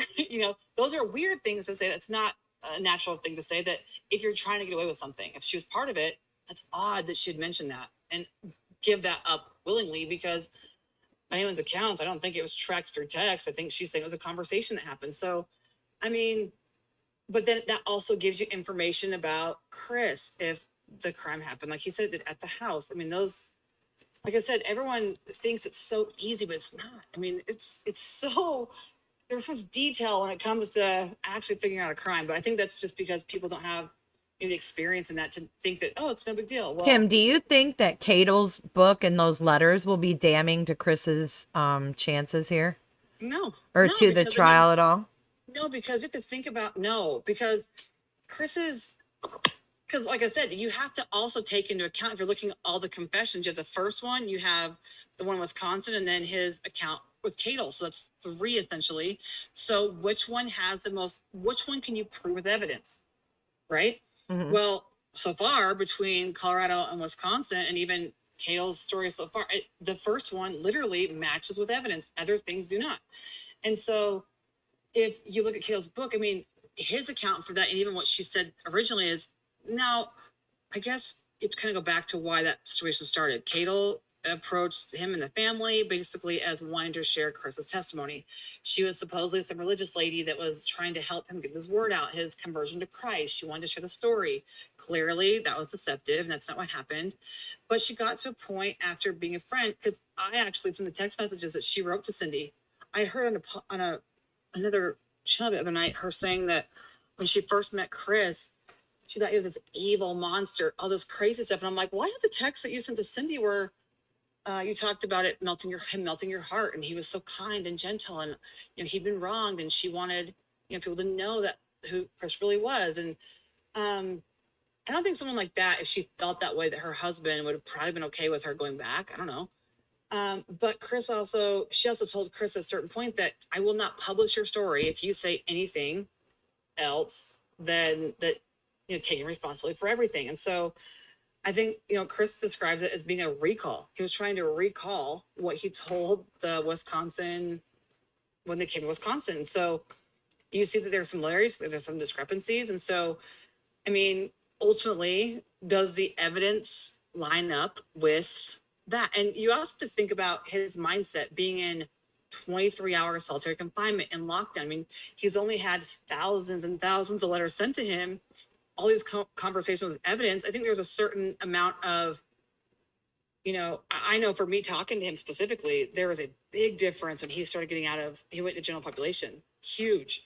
I think that having those walls removed from him literally helped kind of, and a lot's happened the last 2 years for him to learn a lot. And so, I mean, I know for a long time he was like, I don't even, like, oh my gosh, like, I've read so many things, I've heard so many things, like, what part of this is actual memory, what part of it have I been told, what part I blocked out. I know there's a lot of things he's told me several times that it's too hard for him to go back to that night. He hasn't talked about it yet.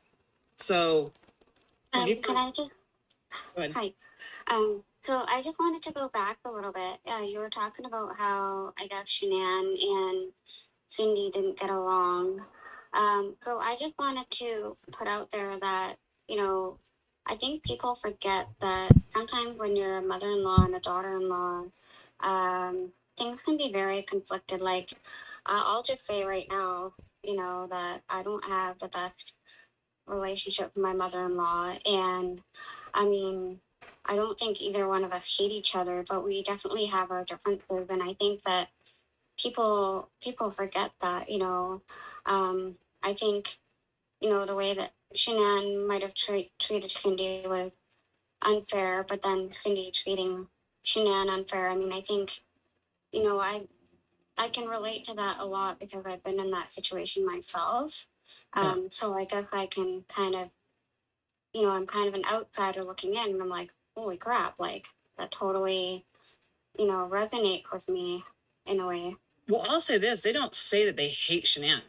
I mean, if anything, like I said earlier, I don't know if you heard this, but literally after I had that conversation with Ronnie. I'm not saying that they hate her. I'm just saying, like, like I don't hate my mother-in-law.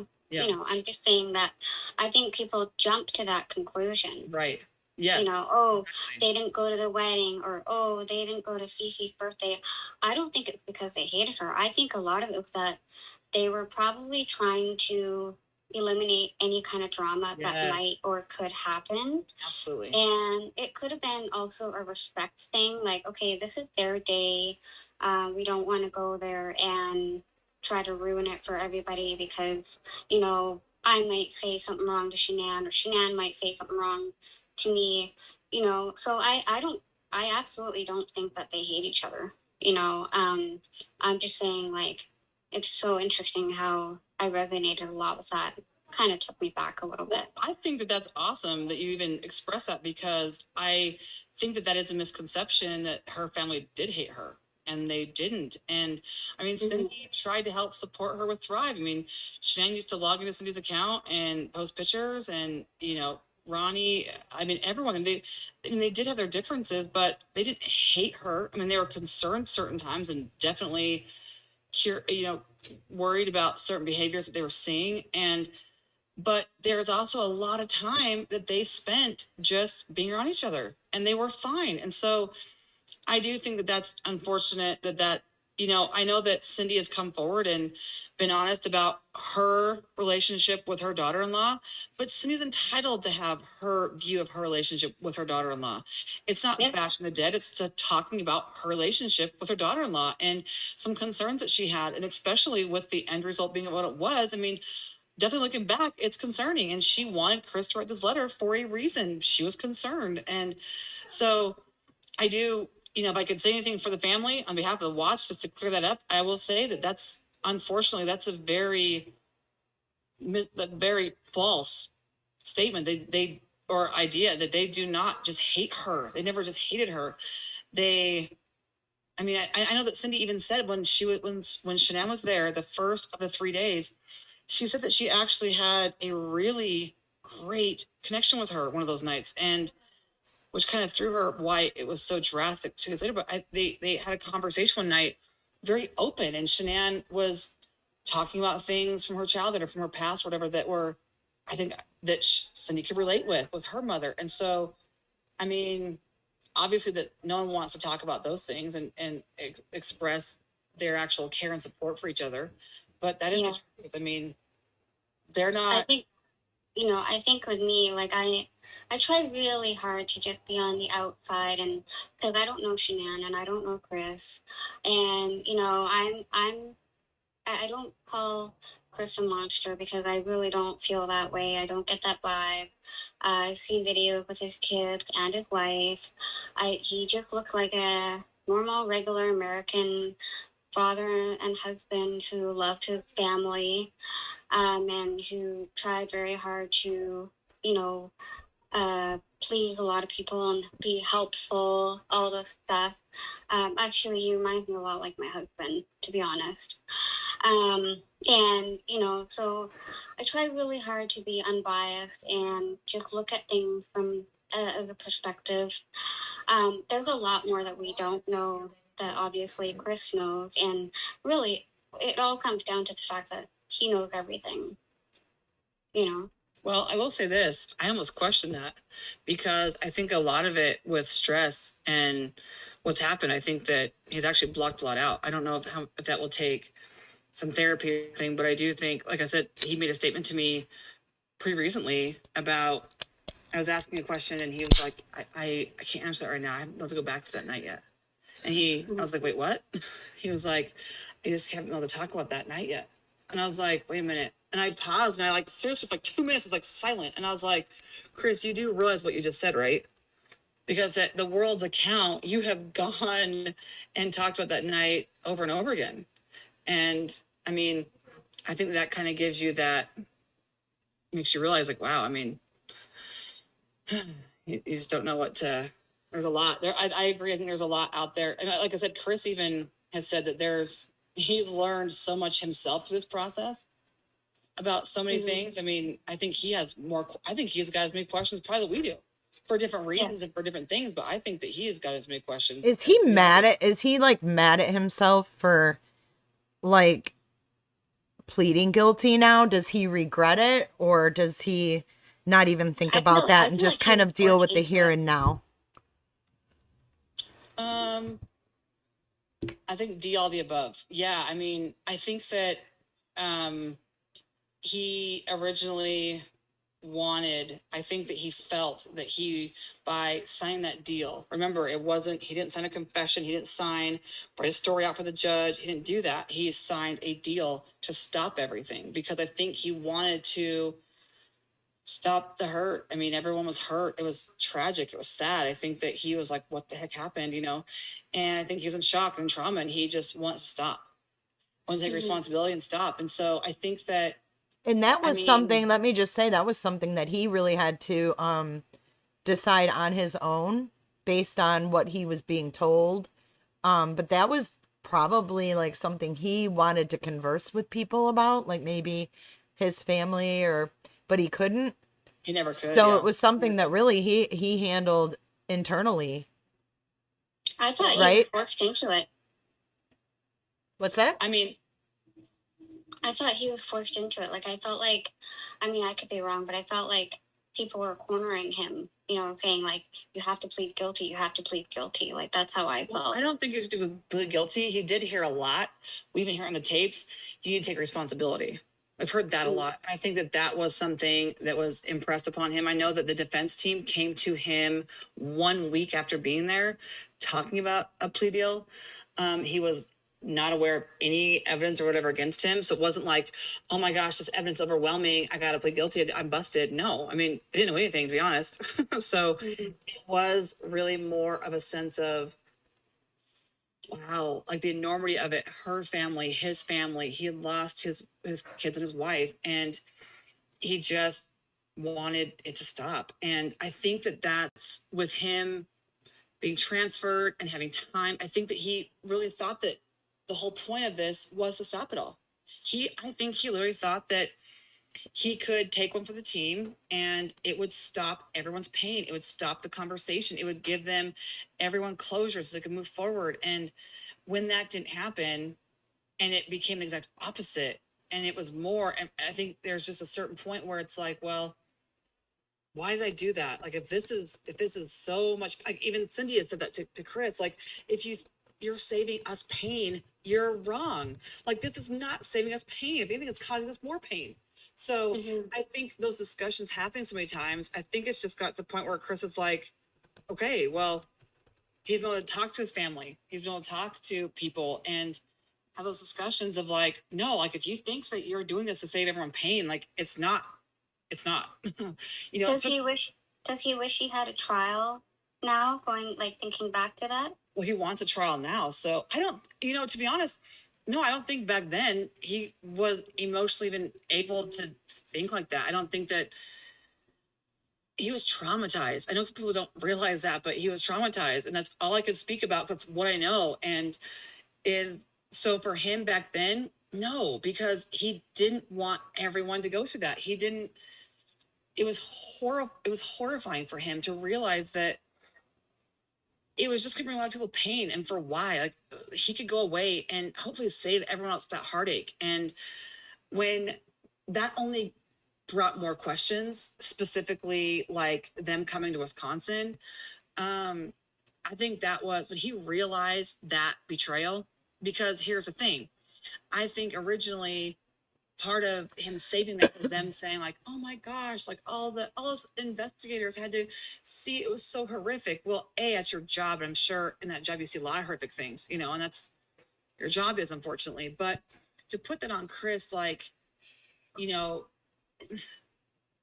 like, please don't do this. I know that when Cindy and Ronnie were with the assistant DA the night before, when they were in court that day, one of the people there was like almost like petting like a dog-ish, where like, you raised a good boy, he's taking responsibility for all of this, so we don't have to go through anything. And that was odd, like, what?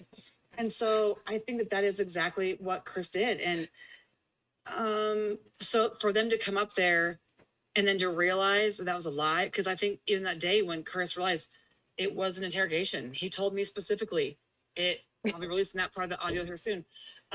It was like an interrogation, but the room was bigger, and they were there in plain clothes and didn't seem taking notes. And he's like, I should have, I should have, I should have known. I should have known. And he was like, And that was a clue, but they were not leaving until he told them something and accounted for all these things. And so I think with everything that he's heard in the discovery, all these things, it's like he's just pulling things and putting together because then they'll buy it. And finally, you could tell through that whole interrogation that it was in the beginning when he was just like, it wasn't enough for them. They wanted more. They wanted more. And you hear them say, Chris, come on. You know, even if you don't know the details, just tell us. You got to give us more. I mean, it's like they're coaching him like he's in a play to like give more, give this. You know, even if you don't really know it, just give it. And it's like they weren't happy with the answers that he was giving. So they were forcing him. Yeah. And even in his emotional response that day when he was saying, I don't want to talk about that. Those are my girls. And you hear that break in his voice. I mean, I think that there's a certain point where that wall just goes, like you realize that like they're not leaving until you give them something. And I didn't think it was right for them to go out there and bug him again because the case was closed by that point. And the other thing too was I actually thought that when they did go out there, I thought it was because Chris had asked them to go out there. Like I thought at that point he was like, okay, I'm ready to talk. And then afterwards hearing that, no, it's them, I was like, wow, I didn't think that was allowed. That's interesting you say that because that's, I think, what was put out in the media that Chris wanted to tell a story. He wanted to come clean. And that's not what happened at all. I mean, especially with Dr. Phil already reeled up and ready to go and all these different things, you know, for Tammy to call the next day or whatever it was and be like, Chris, you know, oops, it got out. Yeah. I mean, I think that there was a certain point, even like with her family saying like, we don't want the media, we don't want anyone else talking about it, but yet they keep doing these things, bring it to the attention, going to Netflix. It's like, I think for Chris, it's like, dang, like what am I doing? Like, why did I try to save everyone from all of this if y'all are going to do it anyways? Like if it's more painful and there's so much, I mean.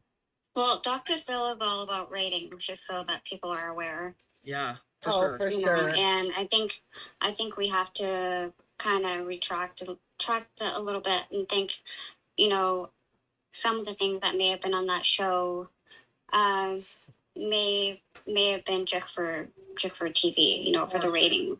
Well, I think that's what also was kind of disheartening when Chris found that out, because I remember talking to him about the original episode that Dr. Phil did, talking about the bones of the girls being broken and all this was very brutal, more graphic, you know, description of events that happened that were not true. I think he felt like, why would her family go on and align themselves like that? And I think Chris is starting to feel like a lot of that with a lot of her friends, a lot of people like, wait a minute, what don't I know?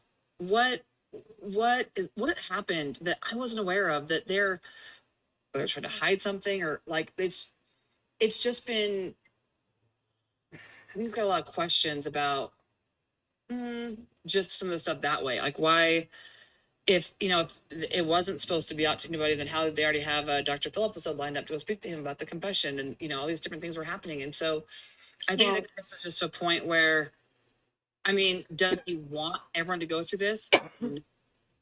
He doesn't. I mean, that's like the sword is that he knows like his family doesn't want to go essentially through that. I know her family doesn't. The law enforcement officials probably don't want to either, but there's another side of him that's like, but I also need to. I also deserve that, and I also want to, you know. And I think that you have to realize that, well, Chris has got nothing to lose. Well, yeah, I mean, for him not being a confrontational person to want to now go forward and do this, I mean, that's like, you have to realize what Chris must believe if he's willing to face everybody, and he's wanting transparency, and he's not trying to be deceptive and hide all these things. And no, he's saying, talk about it. I mean, go talk about it. You're like, well, no, talk about it, you know. So you have to wonder why someone like him would do that. Why would you want to go forward and have all this stuff released and all, if it's just going to make you look horrible, especially in the prison system? Because when that book came out, when the investigators came to the prison, I mean, Chris was put back in solitary for like 40 days and lost phone privileges and all these things were taken away. So it's not like he realizes that he's going to go through some really difficult times to have this happen and come to light. So you have to think, why would someone like that be willing to do that? You know, like I have what? a question. I have another question. I have lots of questions, but I have another question. So how did the Netflix come about? So, like, was that Shanann family or? Well, all I know is that I think that they were helping with that. The Watts were not a part of that, and the Watts declined to have the preview of that. Yeah, because I heard that Cindy was upset that some of the videos had her and Ronnie in them without her agreement. I remember hearing about that. Well, I'll tell you this. She wasn't upset. She thought that Cindy has she has a very innocent thing about her personality where, like, I remember when people first started sharing screenshots of text conversations. She didn't know you could do that. She had no idea. Like, I was texting her how to forward a message. Like, she didn't know how to forward a text message. Like, you can send it to somebody else. You know, like, she didn't know that people could be in these private conversations that they'd get shared. And so she was just saying that she said those are private family videos and didn't know how they could get those. Like, she didn't realize that, you know, Facebook was a eye-opening thing for her as this case was going forward and people were doing these things against the family. Like, it was like, wait a minute, how could they do this to me? How do they have access to that? Or how did it get from my phone to that person's phone and onto the internet? Like, she just didn't know that. I mean, I'm telling you, even at home, and I believe it on a printer. So even when they print something from their cell phone to a printer, she doesn't know how to do that. So I think that I know that they weren't part of it. They weren't interviewed for it. They didn't talk about it. They weren't, like I said, when they called to ask if they want, you know, to do the courtesy thing of, do you want to preview it before it's released? I know they declined. So as far as the depth of the involvement that the Rusiks have had in that, I think I know as much as most of you guys do that they buzzed off on it. I believe they were a part of that. Whether they initiated it originally, I don't know. But like I said, a lot of those things, you know, because so much of my time is dedicated to this one area, those are a lot of little things I don't keep up with. Like, I don't watch TV a lot. I don't watch the news a lot. I don't watch like those channels here online. Like, as a matter of fact, before I started my channel, like, they would send me stuff all the time and say, watch this. And I'm like, I mean, I just didn't. I don't, because I don't think a lot of these conversations have been very productive. It's just been like a dang you, hate you, you know, I just don't really enjoy those kind of conversations. I get that it's highly emotional, but Well, I mean, that's understandable. I mean, you can only take so much of that. Well, and I want to say, Kim, that you have done all of this without being disrespectful or argumentative or insulting. That's pretty impressive. And I think that's why people are willing to hear you out, because you're not attacking anyone. You're just stating your theory, basically. Yeah. Yeah. I only can say what I think or what I feel or what I know or what I've heard on this side, and that's it. I mean, you even acknowledge other people's views. You know what I mean? It's not your way or the highway. Yeah. And that's what I love about these discussions, because I think people are seeing more and more and opening their mind as they rewatch these videos and reread the discovery. Well, I've been on a lot of YouTube. I feel like I spent my whole life on YouTube, but I've been not in a discussion like this. This is my first time calling in, but I've heard a lot of discussions, and most of them are mostly just bickering at each other and can't even get a word in, and it's just like, why? Yeah, I can't do that either. So I appreciate these discussions that have gone on. It's been amazing, honestly. Well, even you, Jay. I mean, I know that you've had your channel for I don't know how long, but 2 years. Yeah, and so I know that even you've been on up and down and all around sides of this case, and I think it's normal. I think everyone has. I mean, yeah, for sure, I have. I mean, everyone. That's even me. I go into Discovery like literally every day, and I'm like, oh my gosh, this one more thing, and I gotta either figure out if that's important, if it goes into something, or if it goes out. If it's, you know, I put it in a maybe later pile, and I literally had my screen open for Jay when we were doing her Patreon, and I was showing something. I was like, you want to see how many files I have on just this one hard drive? It's like 156,000 files. 166,000 files on this case of... I know it. Crazy. Crazy. Yeah. So it's not like People go, what are you qualified for? You qualified to make an opinion? I don't know. I mean, I don't think credentials, even licensing in certain, that's all relative. I mean, yeah. Well, I think I think people forget too that, it's so easy to attack one another online because you don't even know the person. And I think that's why I'm like, what's the point? Like, you don't know that person. And if you were to meet that person in person, you're most likely not going to attack them because you're actually going to get to know who they are. Well, I think that's, I mean, it's an emotional response, which is why I've always said, I don't, people go, doesn't it make you mad? No, I mean, no, I have compassion for people like that and empathy for people like that, because if I only knew what they knew, or if I maybe was raised in their life and had their experiences, I may feel the same way. I mean, I mean, I'm not upset that anybody is upset with me. I get it. I mean, sometimes, I mean, it really did happen like overnight because I've been wanting to do this for so long, and then kind of some stars aligned and it just happened really fast. And I sit there and go, wow, like, I mean, there is such a responsibility, but at the same time, like, that's the country we live in.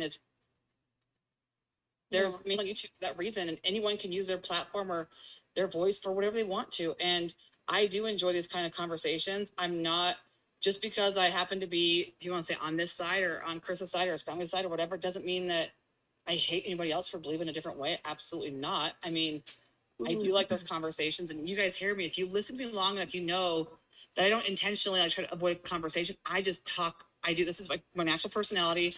I know. I gotta cut her off. Wind me back in, but so it's like, that's just who I am as a person. Well, no, and you have like you have so much information that you want to tell. I get it. You just want to tell everything and explain everything so people understand. Well, and you have to think with that. This is why I love coming on when you're on, because every time you are on, I learn something new, and I just love how you talk about everything that's on your mind.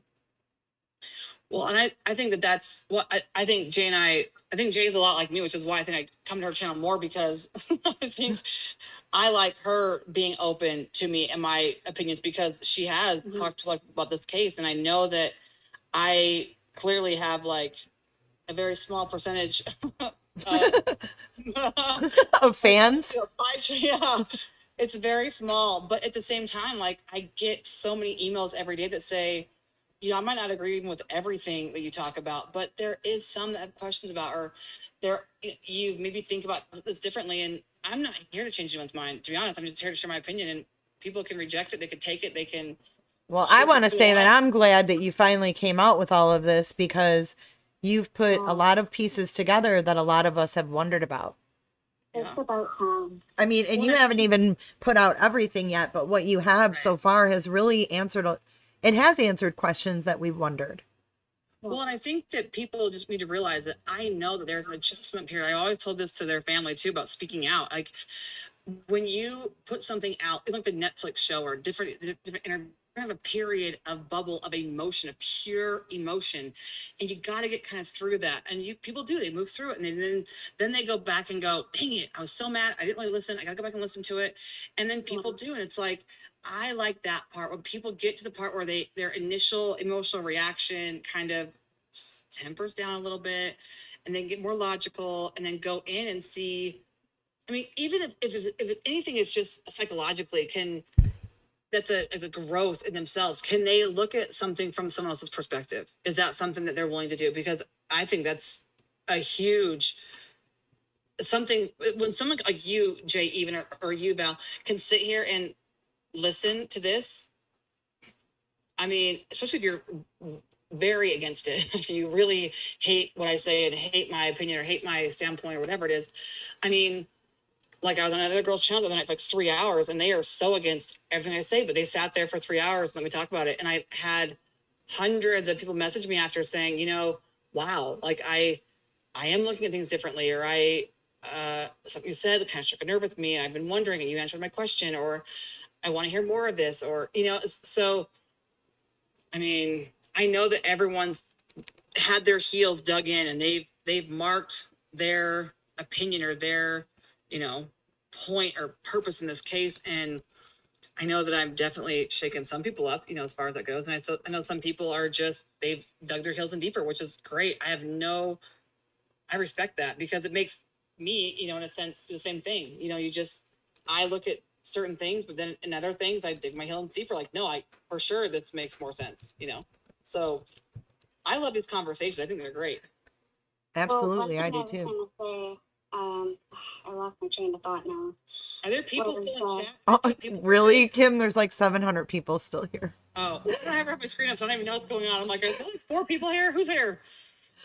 So can we just, should we just stay on Zoom until Chris joins or what? Yeah, right? You can't. I know, I wish we could too. I was joking. Should we let that person come in there? There's a person that wants to come in, it says. Yeah, iPhone. I think that might be Prepper. Is there anybody Maybe. else who wants to come say something? I was trying to think. iPhone, you can unmute. I'm trying to think of questions that I've also had. I just have a lot of questions. Who is that? It's Melissa again from Wisconsin. Oh, hey, Wisconsin. That's cute. Sorry, I had to go to Culver's. Oh my God. Did you get me anything? Because I'm starving. I know, right? Is there any other questions in chat that are, I know Okay, that so I had one from somebody in chat. So I unpinned it, but I can kind of remember it. So the talk of the baby possibly not being Chris's, all of that stuff, which would mean Shanann had an affair. Someone wants to know, and I can't remember who it was. They want to know where that comes from and how that conclusion is being generated. Hey. So I don't know, like a lot of that might be like. Here's the thing. This is the thing. So yes, there's a question about that. But because that person's not been named in the court process, again, that's something that I've been asked not to mention, because I also know the mob of these people here. We can't. No. I don't want you to mention any names. Okay. I think what we're looking for is just like, how did that kind of come to fruition, I guess. I think that it was without being obvious, like who it could be, Okay. So, there were some comments that were made that started the question, on her Facebook. And then, I think Chris's reaction. I mean, did Chris kind of think this too? Or does he now? I know that there's an account that Chris gave to Nicole Kessinger that morning she had said to Chris that baby wasn't his. Yeah. He told Nicole Kessinger that. But I think that, I know that his behavior around this baby was different than others by his account, by his family, by his best friends. Even when Shanann. No, I mean, did he suspect an affair at any time? Did he say? I don't think so. So he would have been surprised, like, oh my God, that can't be, like, I don't, like, if he found out for sure that wasn't his baby, like, he'd be like, wow. No. Because he never suspected anything, you know what I mean? Well, I don't think he'd be shocked now, because it's definitely a question he has, for sure. He wants to know now. I don't think at the time that was even on his radar. I think that they were talking about separation and going their separate ways. I know that he was like, whoa, it happened fast. Like, and they may have been into it one time and it was like, holy cow. But I don't think that was, I think that he was so focused on moving forward. I mean, but there got to be something, because I know that when he was with his family, he only mentioned an apartment with the 2 girls. So clearly there's probably something that happened as far as a conversation with them that maybe, has not been either talked about or dealt with or even acknowledged yet, but he hasn't said anything to me. I would be just curious, like, if he was, if he would have found out that, that baby wasn't his. I mean, think going back, would he have been shocked? I mean, or was there something that was suspected? I can ask him tonight. I'll ask him about that. I just want to clarify something real quick. Shane Culkin. It wasn't a troll on Shanann's Facebook, the screenshots and the post she's talking about. It was actually her friends and stuff, like her Thrive people. Yeah. So it wasn't trolled, like it was actual people. Yeah, it wasn't what the theory is based upon like real events or real questions. Like I said, I think that's I had said this before. I mean, her family says that they have the DNA results. We've asked, if they do, show them. Can they send them to Cindy and Ronnie? I mean, if they legitimately do have them, I mean, it'd be a question of how they got them, because to Chris's knowledge, never released anything to do. He I know, would. and I'm seeing a lot of comments in chat saying DNA test done, and Chris and Shanann are the parents. I don't know how anybody could possibly know that. Yeah, and I'll say this. And even for Chris, I mean, if there are DNA results, then can they either please send them to him at the prison or to his parents, because they all have the questions. So if that's legitimate, if it's real, he's never signed over anything to do a DNA test. But Kim, if that's not his baby, then they can't release it to the Watts, correct? Right. Well, I mean, right. I mean, that's I think that's been the question is that why the DA hasn't? Because it's not. I mean, how are they going about requesting this? To the DA himself? Yeah, like email or conversation with DA Rourke. Someone on chat said Rusek said it on Dr. Phil. They did. They said Chris's, but they didn't say show a document. And right, there'd be a documentation of that. And if there is, and if that's the case, I think that would be something that, to be honest, because if there's ways that you can kind of debunk certain things and get that off the table, why not just put it out there? Sure. So I think that if that's the case, then I'll say that right now. I mean, if they do have the DNA evidence and they're, if it's Chris's, then they should have no problem sharing it with the Watts. They know how to get a hold of the Watts, and the Watts would love that information. And you have to keep in mind too, I know a lot of people weren't here earlier because we've been going for like 12 hours. But yeah, I mean, Dr. Phil also said that the baby's bones were broken from being put in the tanks, which was incorrect. Well, so I think we're past the stage in this case where talking about it is valid. We need evidence. We need, if it's the truth, show the paperwork, because a DNA test, there's paperwork with that. So show it and provide it. And I think that would stop a lot of conjecture that doesn't need to happen. I mean, clearly we want some of these things off the table and ruled out as issues. So the Watts want that. Sure. Chris wants it. Well, and I think everybody who's invested all these years into following this case and getting to know these families in the way that we have, that we want answers too. That we want this should be everything out there. This should be a no-brainer. I mean, if it's Chris's baby, then that should be like, duh, here you go. Yeah. Like that, there should be How is he not entitled to documentation from like his own case? Well, good question. He's gonna be in the process of starting to get, but that's the thing, is he hasn't had that. They didn't have it to begin with. Like that's the biggest misconception, is like, oh, the defense has had all this evidence. No, they haven't. And he wants right, it. but even when it was released to the public, he still wasn't able to get a copy. Yeah. Is it because he didn't have a lawyer to get it for him? No, because because at even that process, he had an attorney. So they should have been giving it to them even before he got moved out. But I think it's just like the Watts calling and asking for the phone. I mean, that phone, even on legal documentation, says that they will get the phone. And the defense or the prosecution has yet to give him the phone. And now, as a matter of fact, is denying him and saying that they won't get the phone. So, I mean, clearly... I think because they know they screwed up and it was going to come back out. But they could even wipe the phone and give it back to them, so I don't get it. Well, but that's the thing, is Chris could always, we have his login and password for that account. We could always... it's an iPhone, so you have your iCloud. Yeah. So have you tried to log into his iCloud? We haven't from yet, your because computer? we're trying to figure out legally. He gave me his login and password. We're in the process. But did they change his email password? No. We haven't tried yet. We're going through that process of trying to figure out if legally.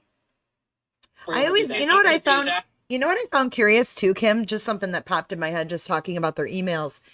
When Chris was asked what Shanann's passwords were for her emails, they were all her ex-mother-in-law's phone number. Isn't that interesting? That was interesting. Very interesting. I even think Tammy made a comment about that. Like, wow, interesting. Yeah. Uh-huh. But I think people get used to passwords, and if she's a creature of habit, then sometimes it's more of a hassle to change everything that is just to keep what it is. So if it wasn't true, but the fact that she used her phone number for a password in the first place is just a little odd, I think. I mean, but I don't understand how come they can give him all those charges when they don't even have evidence against him. showing him proof of the evidence. Yeah. I mean, that's the million dollar question. Yeah, right why there. didn't anybody sit down with him and show him what they have? And I mean, he never had those discussions with his defense attorneys. No. As a matter of fact, even his family, when the defense attorneys came out to their house, what do you have? What do they have? And they said, we don't know. Well, let me tell you something. We have a theory. When they went and met with the DA, the assistant DA the night before the case, there was no evidence. They only had a theory. They were supposed to provide them with evidence. That was the whole point of going out there, is to be able to, even with Chris, have a discussion about the plea deal. They didn't allow that. You saw the recordings of that. But there was nothing to be shown. And that's why Gene Powers is going to be going to have some culpability here, because we need to figure out her tie to either the defense, the prosecution, or to Tammy or whatever, because she clearly had a pre-designed statement to make on the behalf of the Watts that the Watts did not approve of, didn't know she was going to make, and clearly was like a backup, a go team, high five to the prosecution to validate his story. Because when she got up there and said, we met with them last night, we saw all this overwhelming evidence, and now they've changed their mind. They believe that Chris is guilty and deserves to spend the rest of his life in prison. That was a complete lie. And the poor Watts were standing there in shock. Didn't even hear a word that she said, not one word. They're totally shaken to their knees. I mean, terrified of the situation they're in, trying to focus on this game, getting through it. And the minute as it was playing live, I was blowing up Cindy's phone. Like, what is happening? I watched it after you said that, Kim. I watched it this morning or last night, the sentencing, and I watched her. She was not, the thing she was saying, you would think she was on the prosecution side. Right. Yeah. Like, I don't feel like she was talking for them. It was the community. And they never, community. Yes. And they never, she only said that she was going to make an opening statement basically saying, hi, this is Cindy and Ronnie. That was it. They had no. When she was talking though, like it was almost like she really didn't give a shit. Yeah. Right, crying. And then I feel like at the end, I kind of seen Cindy's face just was like, she's like, do you want to talk? She's like, yeah. Because she looked like, wait a minute, what she just said was not okay. Oh, no. So Cindy didn't know. So what that was actually like, Cindy didn't hear, they did not hear, Cindy nor Ronnie heard one word that she said. They were just literally holding onto the podium for dear life. If you actually watch Cindy at some point, she's like, she looked a little wobbly. Yes. Yeah. Trying not to have a heart attack in there. But no, what it was if they were able to emotionally read their statements, she was going to read, like she read Ronnie's, because Ronnie does wish she would have read his own now. But so she was asking Cindy, do you want to read yours? And Cindy said, yes, I want to read mine. But that, if you listen to that now, knowing, because I was the person that started blowing up Gene Powers' phone and saying, how dare you? What have you done? Basically, who are you working with? What kind of crud just happened out there? And don't ever speak for the Watts again, ever. Yeah, she did not humanize them at all. Yeah, they were wanting. Well, it was weird though, because it's more than that. It's like I said, if you know now that the prosecution had not provided the judge with any evidence, and that it's enough to make that believable, then you start realizing the power of her statement, because clearly she knew. I spoke with Gene Powers multiple times. I was the person who got her assigned with them to go through this process. So we had many conversations, thankfully all that are recorded, about what she was supposed to say and what the whole point with that was for and how the Watts felt. So for her to go in and do that for 10 minutes is highly suspect. And because it backs up the prosecution, there was all this evidence. So Watts now changed their mind and blah, blah, blah. Are you kidding me? So that will be addressed obviously going forward too, because that's not something. And like I said, I was a person that immediately was like, how dare you? Like they wanted the Watts to go on this like hoorah for the prosecution. Thanks for saving something for the death penalty, and go on this death penalty campaign. And I was like, that's a prosecution thing, because I know that DA Rourke really likes using the death penalty as like leverage to intimidate suspects to taking a plea, and to, he uses that. He says that, and a lot of attorneys have said about Rourke that that's, controversial. And can be an issue. And so when that was her conversation, her motive and her background, I was like, interesting. That's scary. That almost made us feel like more of like, what is going on? Because So do you think she was working with the prosecution team then? somebody, The way it sounded, yeah. I mean, when I Yeah. first originally watched how it, can you when it not think happened, that? I never noticed that until yesterday. Like when I originally watched it, I never focused in on what she was really saying. Yeah. And then people saying how Chris didn't have emotion. He absolutely did. He was crying and wiping tears on his shirt. Yeah. Mm-hmm. Well, and and his knee was shaking under the table. Like, Yeah. Yeah. you actually listen back knowing, and Ronnie, thankfully, I've been telling them since that happened, you need to speak out about that. Say something. We talked to multiple news outlets about that. And that's the thing, that the news only can run with a certain dialogue, and they've kind of locked themselves into what has happened. So them even releasing, they wouldn't even put out there that the Watts didn't approve of that. And we talked to multiple media outlets, and they said, we can't run that. I'm like, are you kidding me? So that was even kind of a sense of being like, wow, like they're kind of why can't they? What's their reason? News. I mean, same thing of like YouTube right now, because if they were to say something besides the narrative, then people are gonna hate them. Well, JS for Justice and Kim's getting it out there. Right. It's And I gonna mean, be blown up. And that's the thing, is it's like when you start realizing that that's how that stuff works, that's really, it's interesting. And that's why I appreciate when we first got Cindy, because I was the one that called the news Denver 7 to get Cindy to talk. All the stuff you guys saw on those, they were like unedited clips when she was talking about Shanann, talking about Chris, and wanting Chris to fight and not knowing what's going on. I mean, I made those phone calls and got them out there. And I needed that to happen because people needed to know what was going on. I mean, it was a different side, and the Watts had no idea. And it was really, Chris, the whole theory that he didn't want to talk to his family. Well, bull, because he talks to them every night, every time he can call, he does it now. I mean, he wanted to. And even, I'll say this, I don't know if you guys have heard this before, but I mentioned it, I think, one other time, that you're given all these rights. You have the right to do this and right to do this. Well, Chris, on his sentencing hearing, he wanted to get up in front of the court and read a few scriptures. And his defense team said, no, you're not going to do that. Kate had prepared a few sentences and was going to read them, and that was going to be that. So that's what happened. And people don't know that. So even when you have these rights, you have to realize behind the scenes, it was like, nope. Even like when his family went out there to discuss a plea deal, they were told to come out there to discuss a plea deal. And then you guys have seen the videos released of them trying to talk. And there's a certain point when Cindy was trying to talk and they stopped and they said, Cindy, if you say one more thing about that, we will end all of this. Well, wait a minute.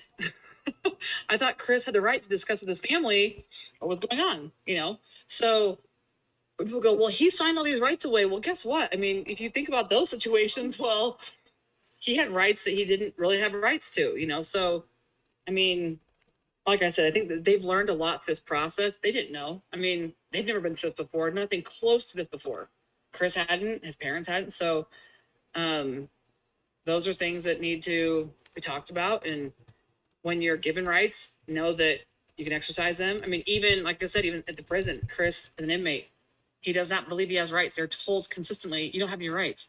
So he could have got up and walked away or said, no, well, you don't just get to walk out of prison like that. You don't just get to walk around. You don't just get to walk away. That's not how it works. So, I mean, we'll see what they want, but that's just all I can give is that perspective. And like I said, when you think about Gene Powers, the statement she said for those.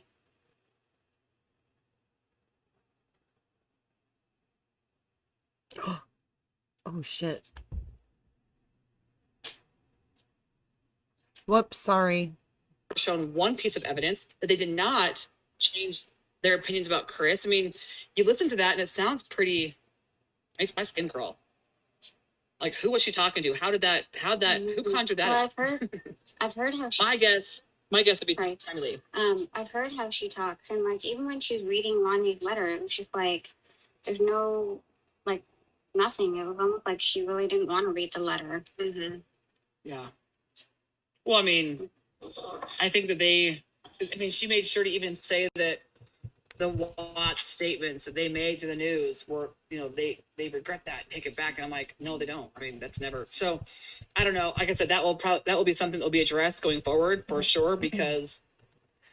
Hey, Kim, I just want to say, you started a Patreon group as well. Yes. Someone was in here earlier and they said that they had a hard time joining. So I don't know. Maybe they sent you an email, so you might want to look for that. I joined it. I didn't have. Oh, you didn't have any problems? Okay. I know people have. Where do I join? Yeah. Let me see. What is your? Can you text me your link? Just text me your link and I'll put it in chat, and then they can have it. Okay, cool. Just send me the link to the Patreon. I think it's on my. The link is also on my about section. About site. Yep, that's how I got it. Okay. Okay. Go to Kim's channel and go to her about section. The link to the Patreon is there. Yeah, I wanted to say that you have the Patreon, and then I also have someone that's in chat that has a lot of really good info that filling in these gaps. It's what's her name? Mind Challenge. The Mind Challenge. I invited her to come on and do another panel with you another day this week. Yes. If you're down for that. Let's do it for sure. Yeah, because I gotta get going. I gotta get ready for my. I know you do. I know you do. Okay. So Mind Challenge, she emailed me this morning, so I'll get back with her and then I'll get with you on when we can do it.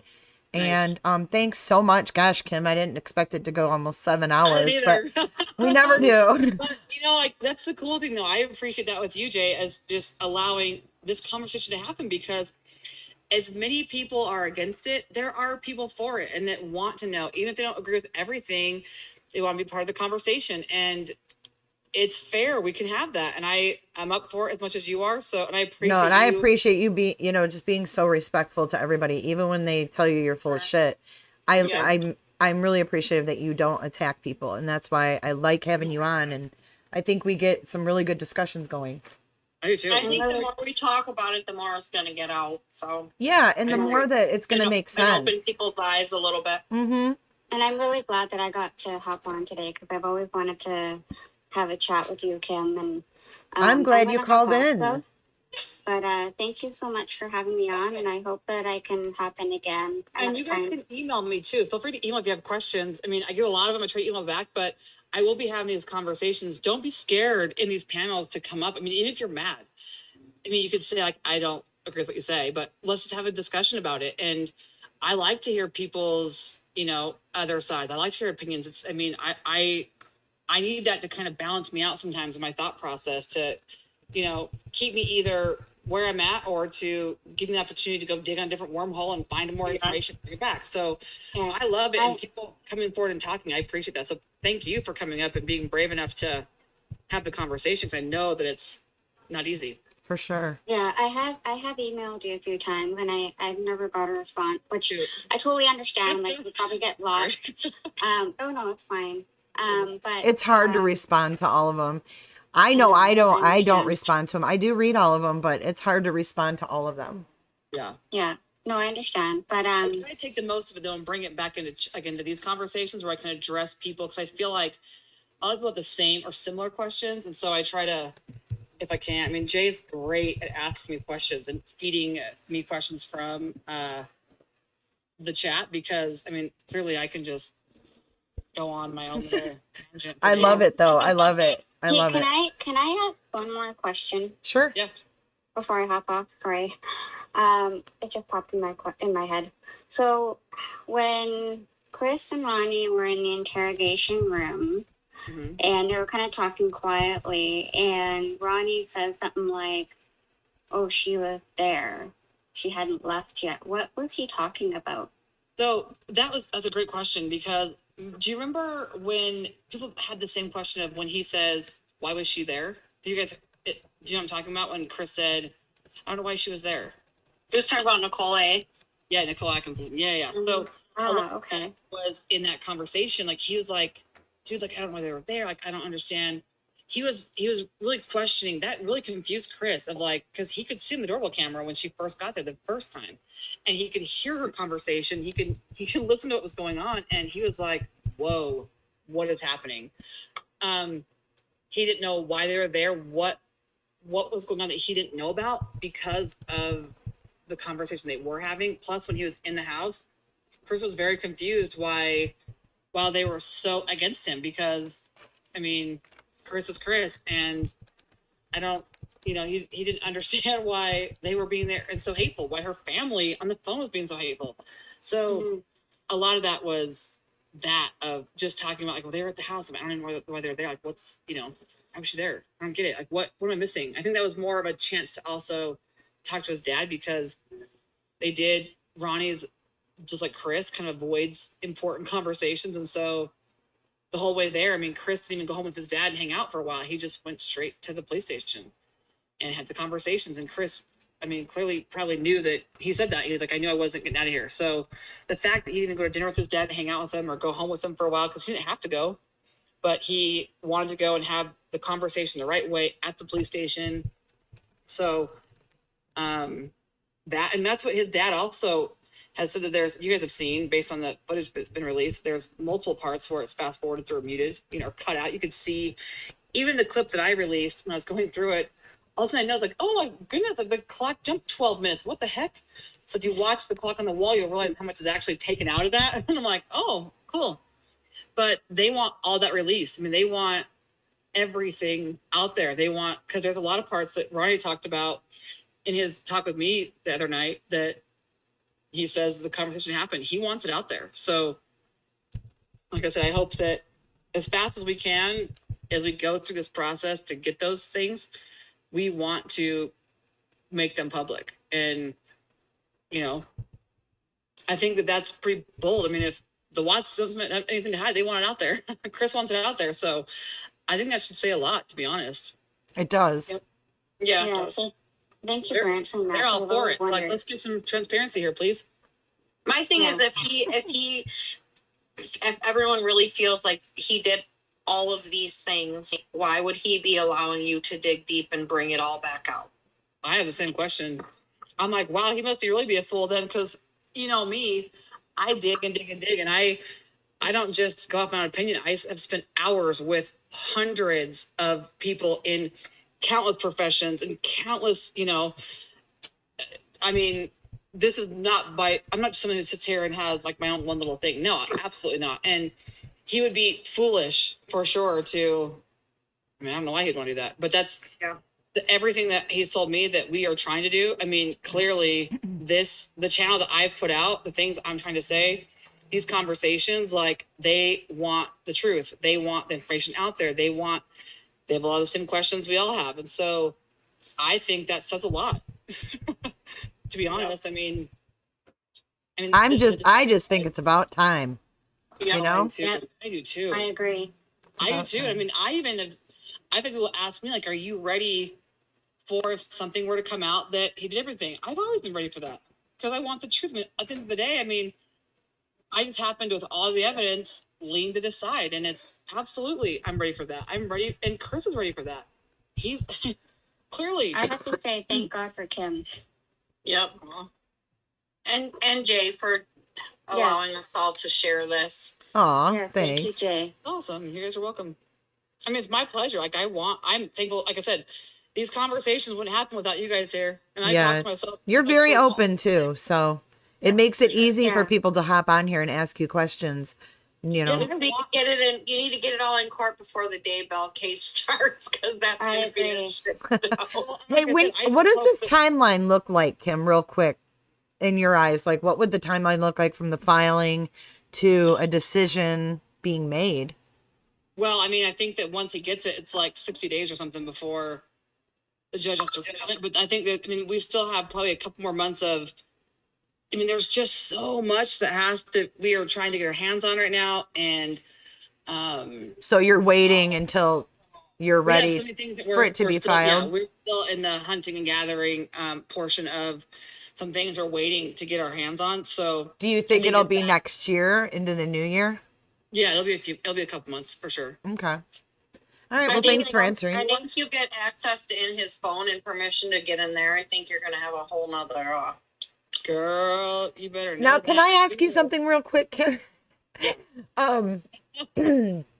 with the filing of this, does that give him access to things he didn't have access before once it's filed?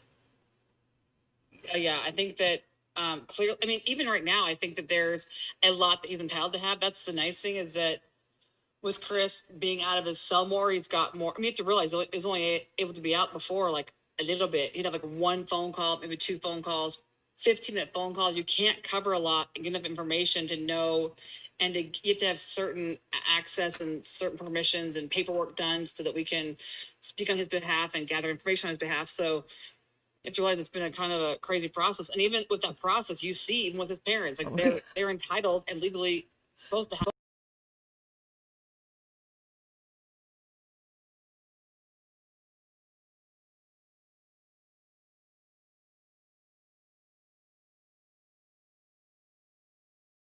At the end of the day. Yeah. Well, I mean, I think that that's also a concern of ours is, I mean, if everything is truly done and everything, if they had all the answers, because that's the weird thing. They didn't have answers to, arraign him with these charges and indict him on these charges, but yet they don't. And then they had to go there to get more answers. And then the answers they got weren't even honest answers. And they put it out that it was honest. So it's like, man, I'm as dizzy as you guys are on this merry-go-round. I'm like, what in the heck is real? Like, what is what? I mean, wouldn't the Ruzek want the truth out there too? I don't know. I hope so. I don't know. Mind Challenge has a little message for you. She says, once you get my digital forensics, you will be set, Kimmy Poo. Promise, honey. So I don't know what that means. Is she emailing me? Yeah, Mind Challenge. Have you emailed Kim? I know you emailed me this morning. It's for Chris Watts. So the number 4 and then chriswatts@gmail.com. She's got good digital forensics. She's got a lot of good comments in chat, so I'm interested to see what she would have. Yeah, well, we should have, like I said, let's have a conversation with her next time. But I do have to go. Are you doing a post live after your call? We can, absolutely. Let's do it. So I have a call from, what time, 6:30 to 7? I think my phone call is 6:30 to 7. So, sure. We did that last week. Is that Eastern Standard Time? It's 7:30. Sorry, 7:30 Central Wisconsin time. So okay, so right now it's 6:15 my time. Yes. Okay, because I live on the West Coast. So what time? Oh, so you're like 3. You're like 3:15. Are you Mountain Standard Time? What's your time zone? Oh, I'm Pacific Standard. Pacific. Hold on. I have some secretary that give me my impression. What is it? Sorry, I don't mean to be difficult. Oh, no, my secretary.